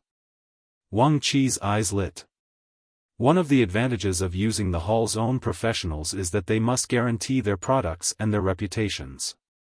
However, suppose someone chooses the unofficial path and hires one of those loose cultivators. In that case, there are no guarantees, meaning it's easy to take their operation down by ruining their already shaky reputation. These people are not stupid, so there is a chance they might deduce we are behind these sudden rumors, Wang Wei continued. To ensure no problem, choose one of the professionals with a terrible personality and blame it on him. As expected of you, Sect Master, Wang Qi praised. He destroyed these people's secret business with one move and removed all suspicions from themselves. No amount of bootlicking can save you, Wang Wei sneered. Anything else? Internally, there is nothing else to report, Wang Qi explained. But a few noteworthy things happened outside. Firstly, the sect sent news that the trial would take longer than anticipated. If they take too long, I might not need it by the time they're ready, Wang Wei frowned. It probably won't take that long. At the very least, you can use it to deal with the Paragon Realm bottleneck, Wang Qi reassured. You may be right. Continue. The rebellion was not happy with us, probably envious of our wealth. However, they said nothing out loud but asked us to sell them information. Did you agree? Of course, after all, they are now our own. Oh. Red Mask has taken over most of the lower and middle-level officers. The rebellion is basically ours, except for a few groups. That's good to hear, Wang Wei's eyes shine. What's the situation with the upper echelons? We don't have enough people. Didn't Red Mask tell me she was confident she could take over the Blood Dragon's information network? And she did, but we only got 70% of them. That's excellent for such a short period, Wang Wei said. But 70% should be a lot of people. These parasites have an extensive network. Although not the best, they are probably one of the largest in the world. That's the problem, there are too many people, Wang Qi said. Red Mask has been scrambling to control these many people. Wang Wei understood the issue. Although she conquered these people, she cannot trust them yet.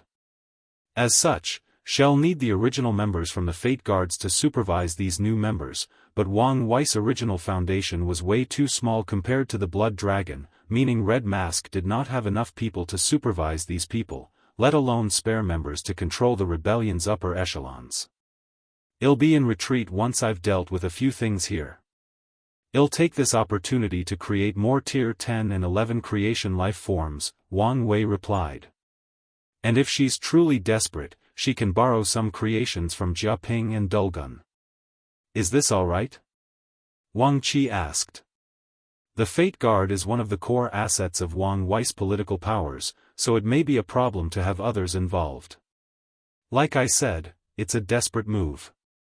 Plus, Red Mask will know what to reveal or hide from these people, Wang Wei replied. He knew the risks, but this was one of the dangers of swallowing a behemoth like the Blood Dragon's network.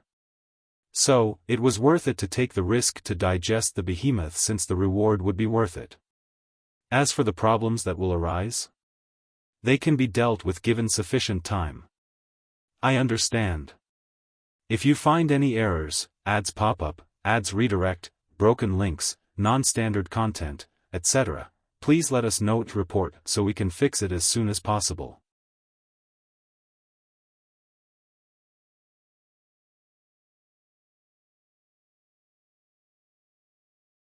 Chapter 1307 God of Cooking. What is the current situation of the other parasites?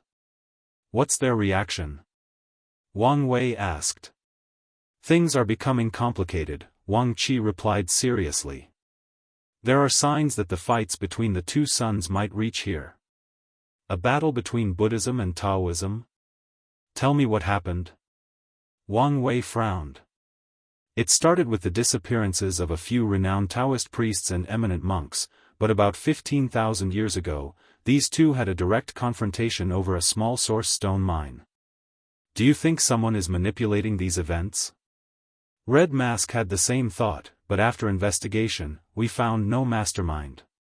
However, we found a few people secretly fanning the flame. Did we join in the fanning? I wanted to, but Red Mask said there were too many people already doing it, and there is no point in joining since we might be revealed, Wang Qi explained. That's fine, Wang Wei nodded. Since he handed everything over to us, he trusted her judgment. If Buddhism can retrain and balance Taoism, they'll have more room to maneuver, Wang Wei muttered.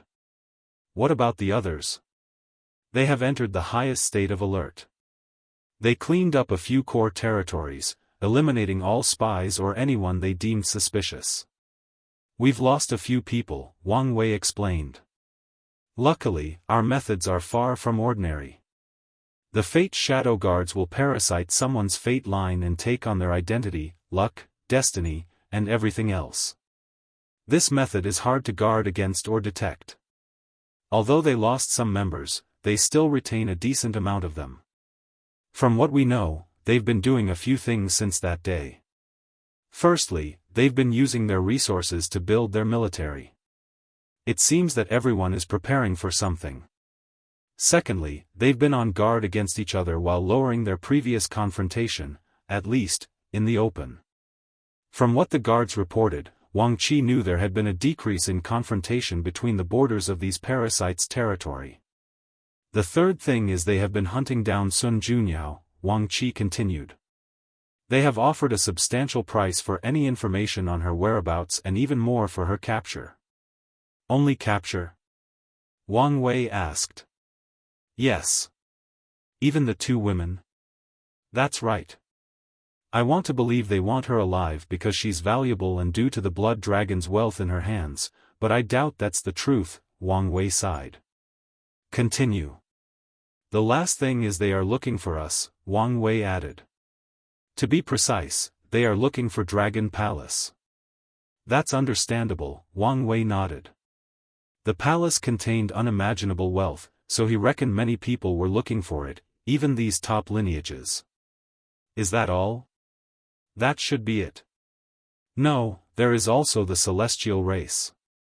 Them? What do they want? They seem very satisfied with Blood Dragon's death and decided to increase their investment, Wang Qi replied with a bright smile. They've provided us with many resources to train immortal path talents. That's good to hear, Wang Wei nodded. I guess I don't have to enter the business of selling unique cheese. He can easily enter that line of work with his spirit flower ability. However, Wang Wei's original target was the rebellion and a means of amassing wealth. He resisted the urge to launch this plan because of his relationship with the Celestial clan. However, now that the rebellion was under his control, he was wealthy beyond words, and his relationship with the Celestial race dramatically improved. There was no need to ruin their friendship by stealing their business, and he could still use the cheese to train his people. Alright, I'll check with Red Mask. The screen changed, and Red Mask appeared. She reported everything to Wang Wei, and he dealt with the issues she could not decide on. Afterward, Wang Wei checked on the fate-changing hall before he was completely free. I finally have a good foundation, Wang Wei thought. After digesting Blood Dragon's network, his Fate Shadow Guard will finally be able to compete on a global scale. Then, with the fate-changing hall, the rebellion, and the lawless zone's people, he can build a potent military force to compete with the parasites. The only thing missing is the Paragon tier powerhouse, and that can be solved after entering the Taboo Realm, Wang Wei thought. It would be even better if Monk could also succeed. Wang Wei smiled brightly. He built such a foundation in such a short period, making him slightly proud. However, he only indulged in such emotion for a few seconds before calming down and returning to his former self. After all, his enemies were numerous, so his current power was still not enough. Wang Wei turned his eyes to look at Hui Mengwei. The latter stood with a tray on his hands, his legs and arms trembling. Wang Wei spent at least 3 hours talking and dealing with his affairs, but Hui Mengwei stood in this position without moving. A man of firm will, Wang Wei praised. Of course, he noticed the latter when the food was ready, but he did not say anything just to test him. Put the food on the table. Yes, my lord, Hui Mengwei nodded. I must apologize since the food is now cold. It's fine, Wang Wei said. With a thought, he returned the food to its state a few hours ago and tried it. By his standards, this food tasted like garbage. However, by his mortal standard, it was excellent, especially the noodles. This noodle is not bad, Wang Wei said. Thank you, my lord, Hui Mengwei swiftly said. This is a family recipe that has been refined for more than 10,000 years. That is indeed impressive, Wang Wei nodded. Mortals in the upper dimension can live up to 500 years, and if they take care of themselves and even practice some basic martial arts or health preservation techniques, they can live twice as long. Unfortunately, most die in a catastrophe created by cultivators before reaching such old age. So, the Hui family can survive for more than 10,000 years, which is a sign of their luck and prosperity. Previously, I only wanted to give up a small opportunity, Wang Wei said. But now, I have changed my mind.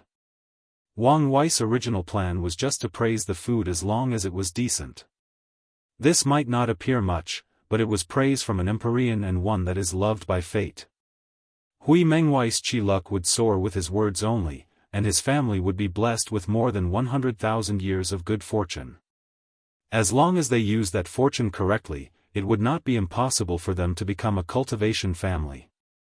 Wang Wei raised his hand to summon an Empyrean artifact. He activated his purpose manipulation technique to change the functions of the artifact. Should I give him a system? Maybe even memories from Earth? No, that will only cause trouble. In that case, let's rebuild these Earth cuisines in another way. He created a few worlds based on cooking inspired by Earth's cuisine and media, television, anime, and left them inside the artifact. Hui Mengwei can experience them and learn their techniques and dishes. He probably needs a pure cooking-based cultivation technique. Should I deduce one? No, it's best if I find and modify an existing one so he can attain the Dui realm. However, after searching his mind, he did not have such a technique, even amongst the ones the sect gave him.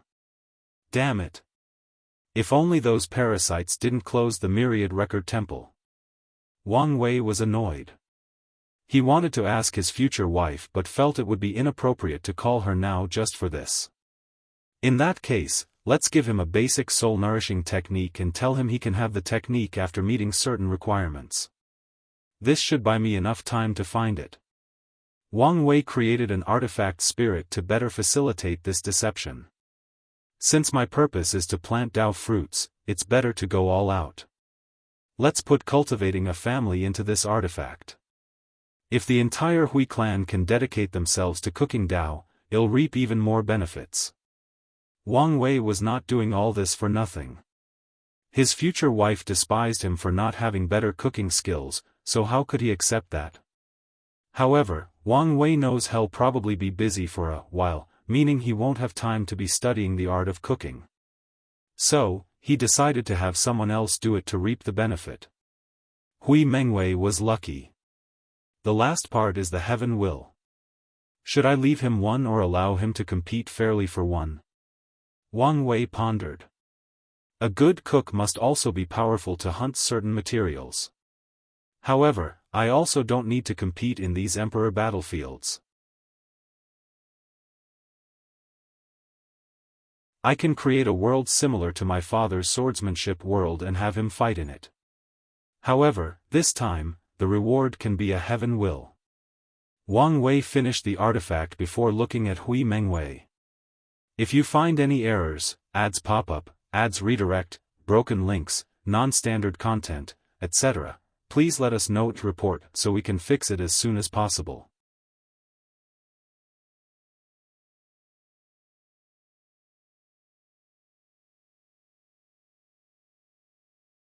Chapter 1308 Cracked Line Unedited Chapter Wang Wei looked at the trembling Hui Mengwei and said, "Calm down. I wouldn't have waited so long if I wanted to do something to you." "Sir, I'm just too excited and can't control myself," Hui Mengwei swiftly answered. He knew a great opportunity was about to befall him, so he did not want his cowardice, or anything for that matter, to ruin it. "That's good," Wang Wei nodded, not caring whether he was telling the truth or not.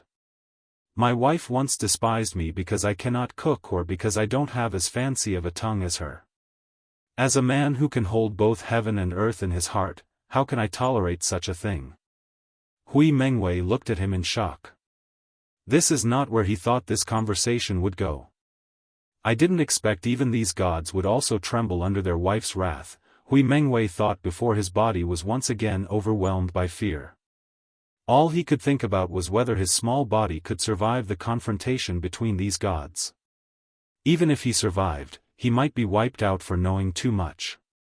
After all, this god might not want others to know his wife suppresses him. Hui Mengwei wanted to cry but dared not. He thought this was a chance to change his life, but he got himself in between the martial dispute between gods and would be wiped out as a consequence. Wang Wei noticed his sudden emotional fluctuation and checked. He was speechless. This man had a vivid imagination. Well, it's not a bad thing if he can use it for cooking, Wang Wei thought before continuing. He pointed the artifact in his hand, and it fused with Hui Mengwei's forehead. "Out of pride, I made a bet with her that one day, I would make her the best banquet in the world," Wang Wei continued. "I must keep my promise, but am also busy. The Tao of cooking is profound, and if I only study it half-heartedly, I don't know when I'll be able to fulfill the bet." Wang Wei had a half-smile on the corner of his mouth as he glanced at Hui Mengwei. "This is where you come in.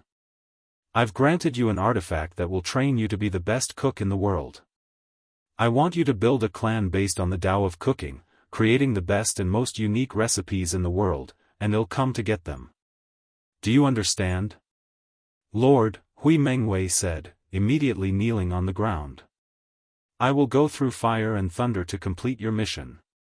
Good. I hope you remember your words, Wang Wei nodded, deciding not to restrain Hui Mengwei or his family in any way. This can be considered a test for him. If his family can continue their mission and serve Wang Wei faithfully after acquiring a significant amount of power, then it will be fine. If they let the power get to their heads and deny their mission, Wang Wei will just eliminate them and choose someone else. He waved his hand, teleporting Hui Mengwei home. The latter was confused about what had happened until he realized where he was. Truly the method of immortals, Hui Mengwei commented in envy. However, he soon regained his bearing as he understood he might have such power in the future. Hui Mengwei did not immediately leave this room but took this opportunity to communicate with the artifact in his mind. The conversation lasted for over an hour, and Hui Mengwei had a strange expression once he opened his eyes. Wang Wei laughed after seeing this. Boy, how can you build a cooking clan with only one wife and 2 children? You should thank me. That's right. Hui Mengwei's first mission was to select more wives and concubines to increase the Hui clan's population. Wang Wei was correct when he said the latter should thank him since he left enough resources in the artifact to turn Hui Mengwei and his descendants into great talents. He even instructed the artifact spirit to embed law fragments associated with the Tao of cooking into Hui Mengwei's first 33 heirs, granting them acquired physiques. Wang Wei stopped observing, but he suddenly remembered something. Didn't I promise that silly little girl to find her master? I remember Blood Dragon took him away, but I don't think he was part of the personals we killed or captured. Wang Wei frowned. No need to think so much about it. Blood Dragon should have records of what he did with it. I'll find out when I read through all the information from his network. Before then, let's put her talent to use. He pointed to the void to create a master-student karmic relationship between the little girl and Hui Mengwei. She's about to prove the world, so her safety would be somewhat guaranteed, Wang Wei muttered. He granted the silly little girl a heaven will but did not let her immediately use it since he wanted to increase her chances of becoming an eternal. Luckily, he discovered that although Chunjilan was silly due to being sheltered by her master, her cultivation talent was extraordinary. It wouldn't take much for her to become an eternal emperor. Wang Wei's eyes focused in the distance to the 7 people fighting without restraint. Suppress. His voice echoed between heaven and earth, shocking everyone in the realm. A terrifying pressure sent these people crashing into the ground from the sky. From now on, this is my territory, and fighting is prohibited. This voice frightened mortals, and the other cultivators quickly admitted their fault. This was an excellent place for Hui Mengwei to lay a foundation, so Wang Wei eliminated the unstable factors for him. Wang Wei condensed some of his chaos flame and fused it with this territory as a deterrence. He then changed the secrets of heaven and earth. Anyone who tries to investigate the powerhouse that has taken over this place will only find the source to be this chaos flame that has gained sentience, and it has nothing to do with Wang Wei, the destined one. Boy, look how much effort I've taken to ensure your growth and prosperity. Don't make me waste my efforts, Wang Wei thought before disappearing from this place. Where should I go next? He thought. He should have gone directly to see his future wife and explained. But I feel doing this would make me look even more guilty, even though I didn't do anything. Wang Wei was entangled. He wanted to explain but didn't want to appear too desperate, as if he had done something wrong. He sighed. No matter what world, dating is never easy. He waved his hand to send 2 talismans, one for his future wife to tell her of his arrival and the other to Emperor Kong. Ultimately, Wang Wei chose to see Emperor Kong first before meeting her. After all, he didn't do anything wrong. I should also show some sincerity, but it can't be too obvious. Wang Wei's eyes changed, and he saw his karmic lines. All these lines never touched his body due to the karma unbound body, leaving only one attached to him like an unmovable leech. Wang Wei materialized a sword and used his father's Absolute Cut Sutra to cut off this karmic line. The effect was 10% better. Father's technique is truly unique, especially regarding attack potency, Wang Wei commented as he looked at the cracked karmic line. Unfortunately, he could not completely sever the causal link, but it was good enough that it cracked. She should understand my sincerity. Wang Wei's destination was the Holy Academy realm, where Emperor Kong established the main branch of the Emperor Enlightening Academy. This entire realm was countless times larger than the lower dimension and was a grand city. This should be the outer area? Wang Wei thought as he walked through this vast city. There were no mortals in this place, only cultivators. The concentration of energy in this area is excellent, considering it's the weakest part of this city. However, there seems to be something else in the air.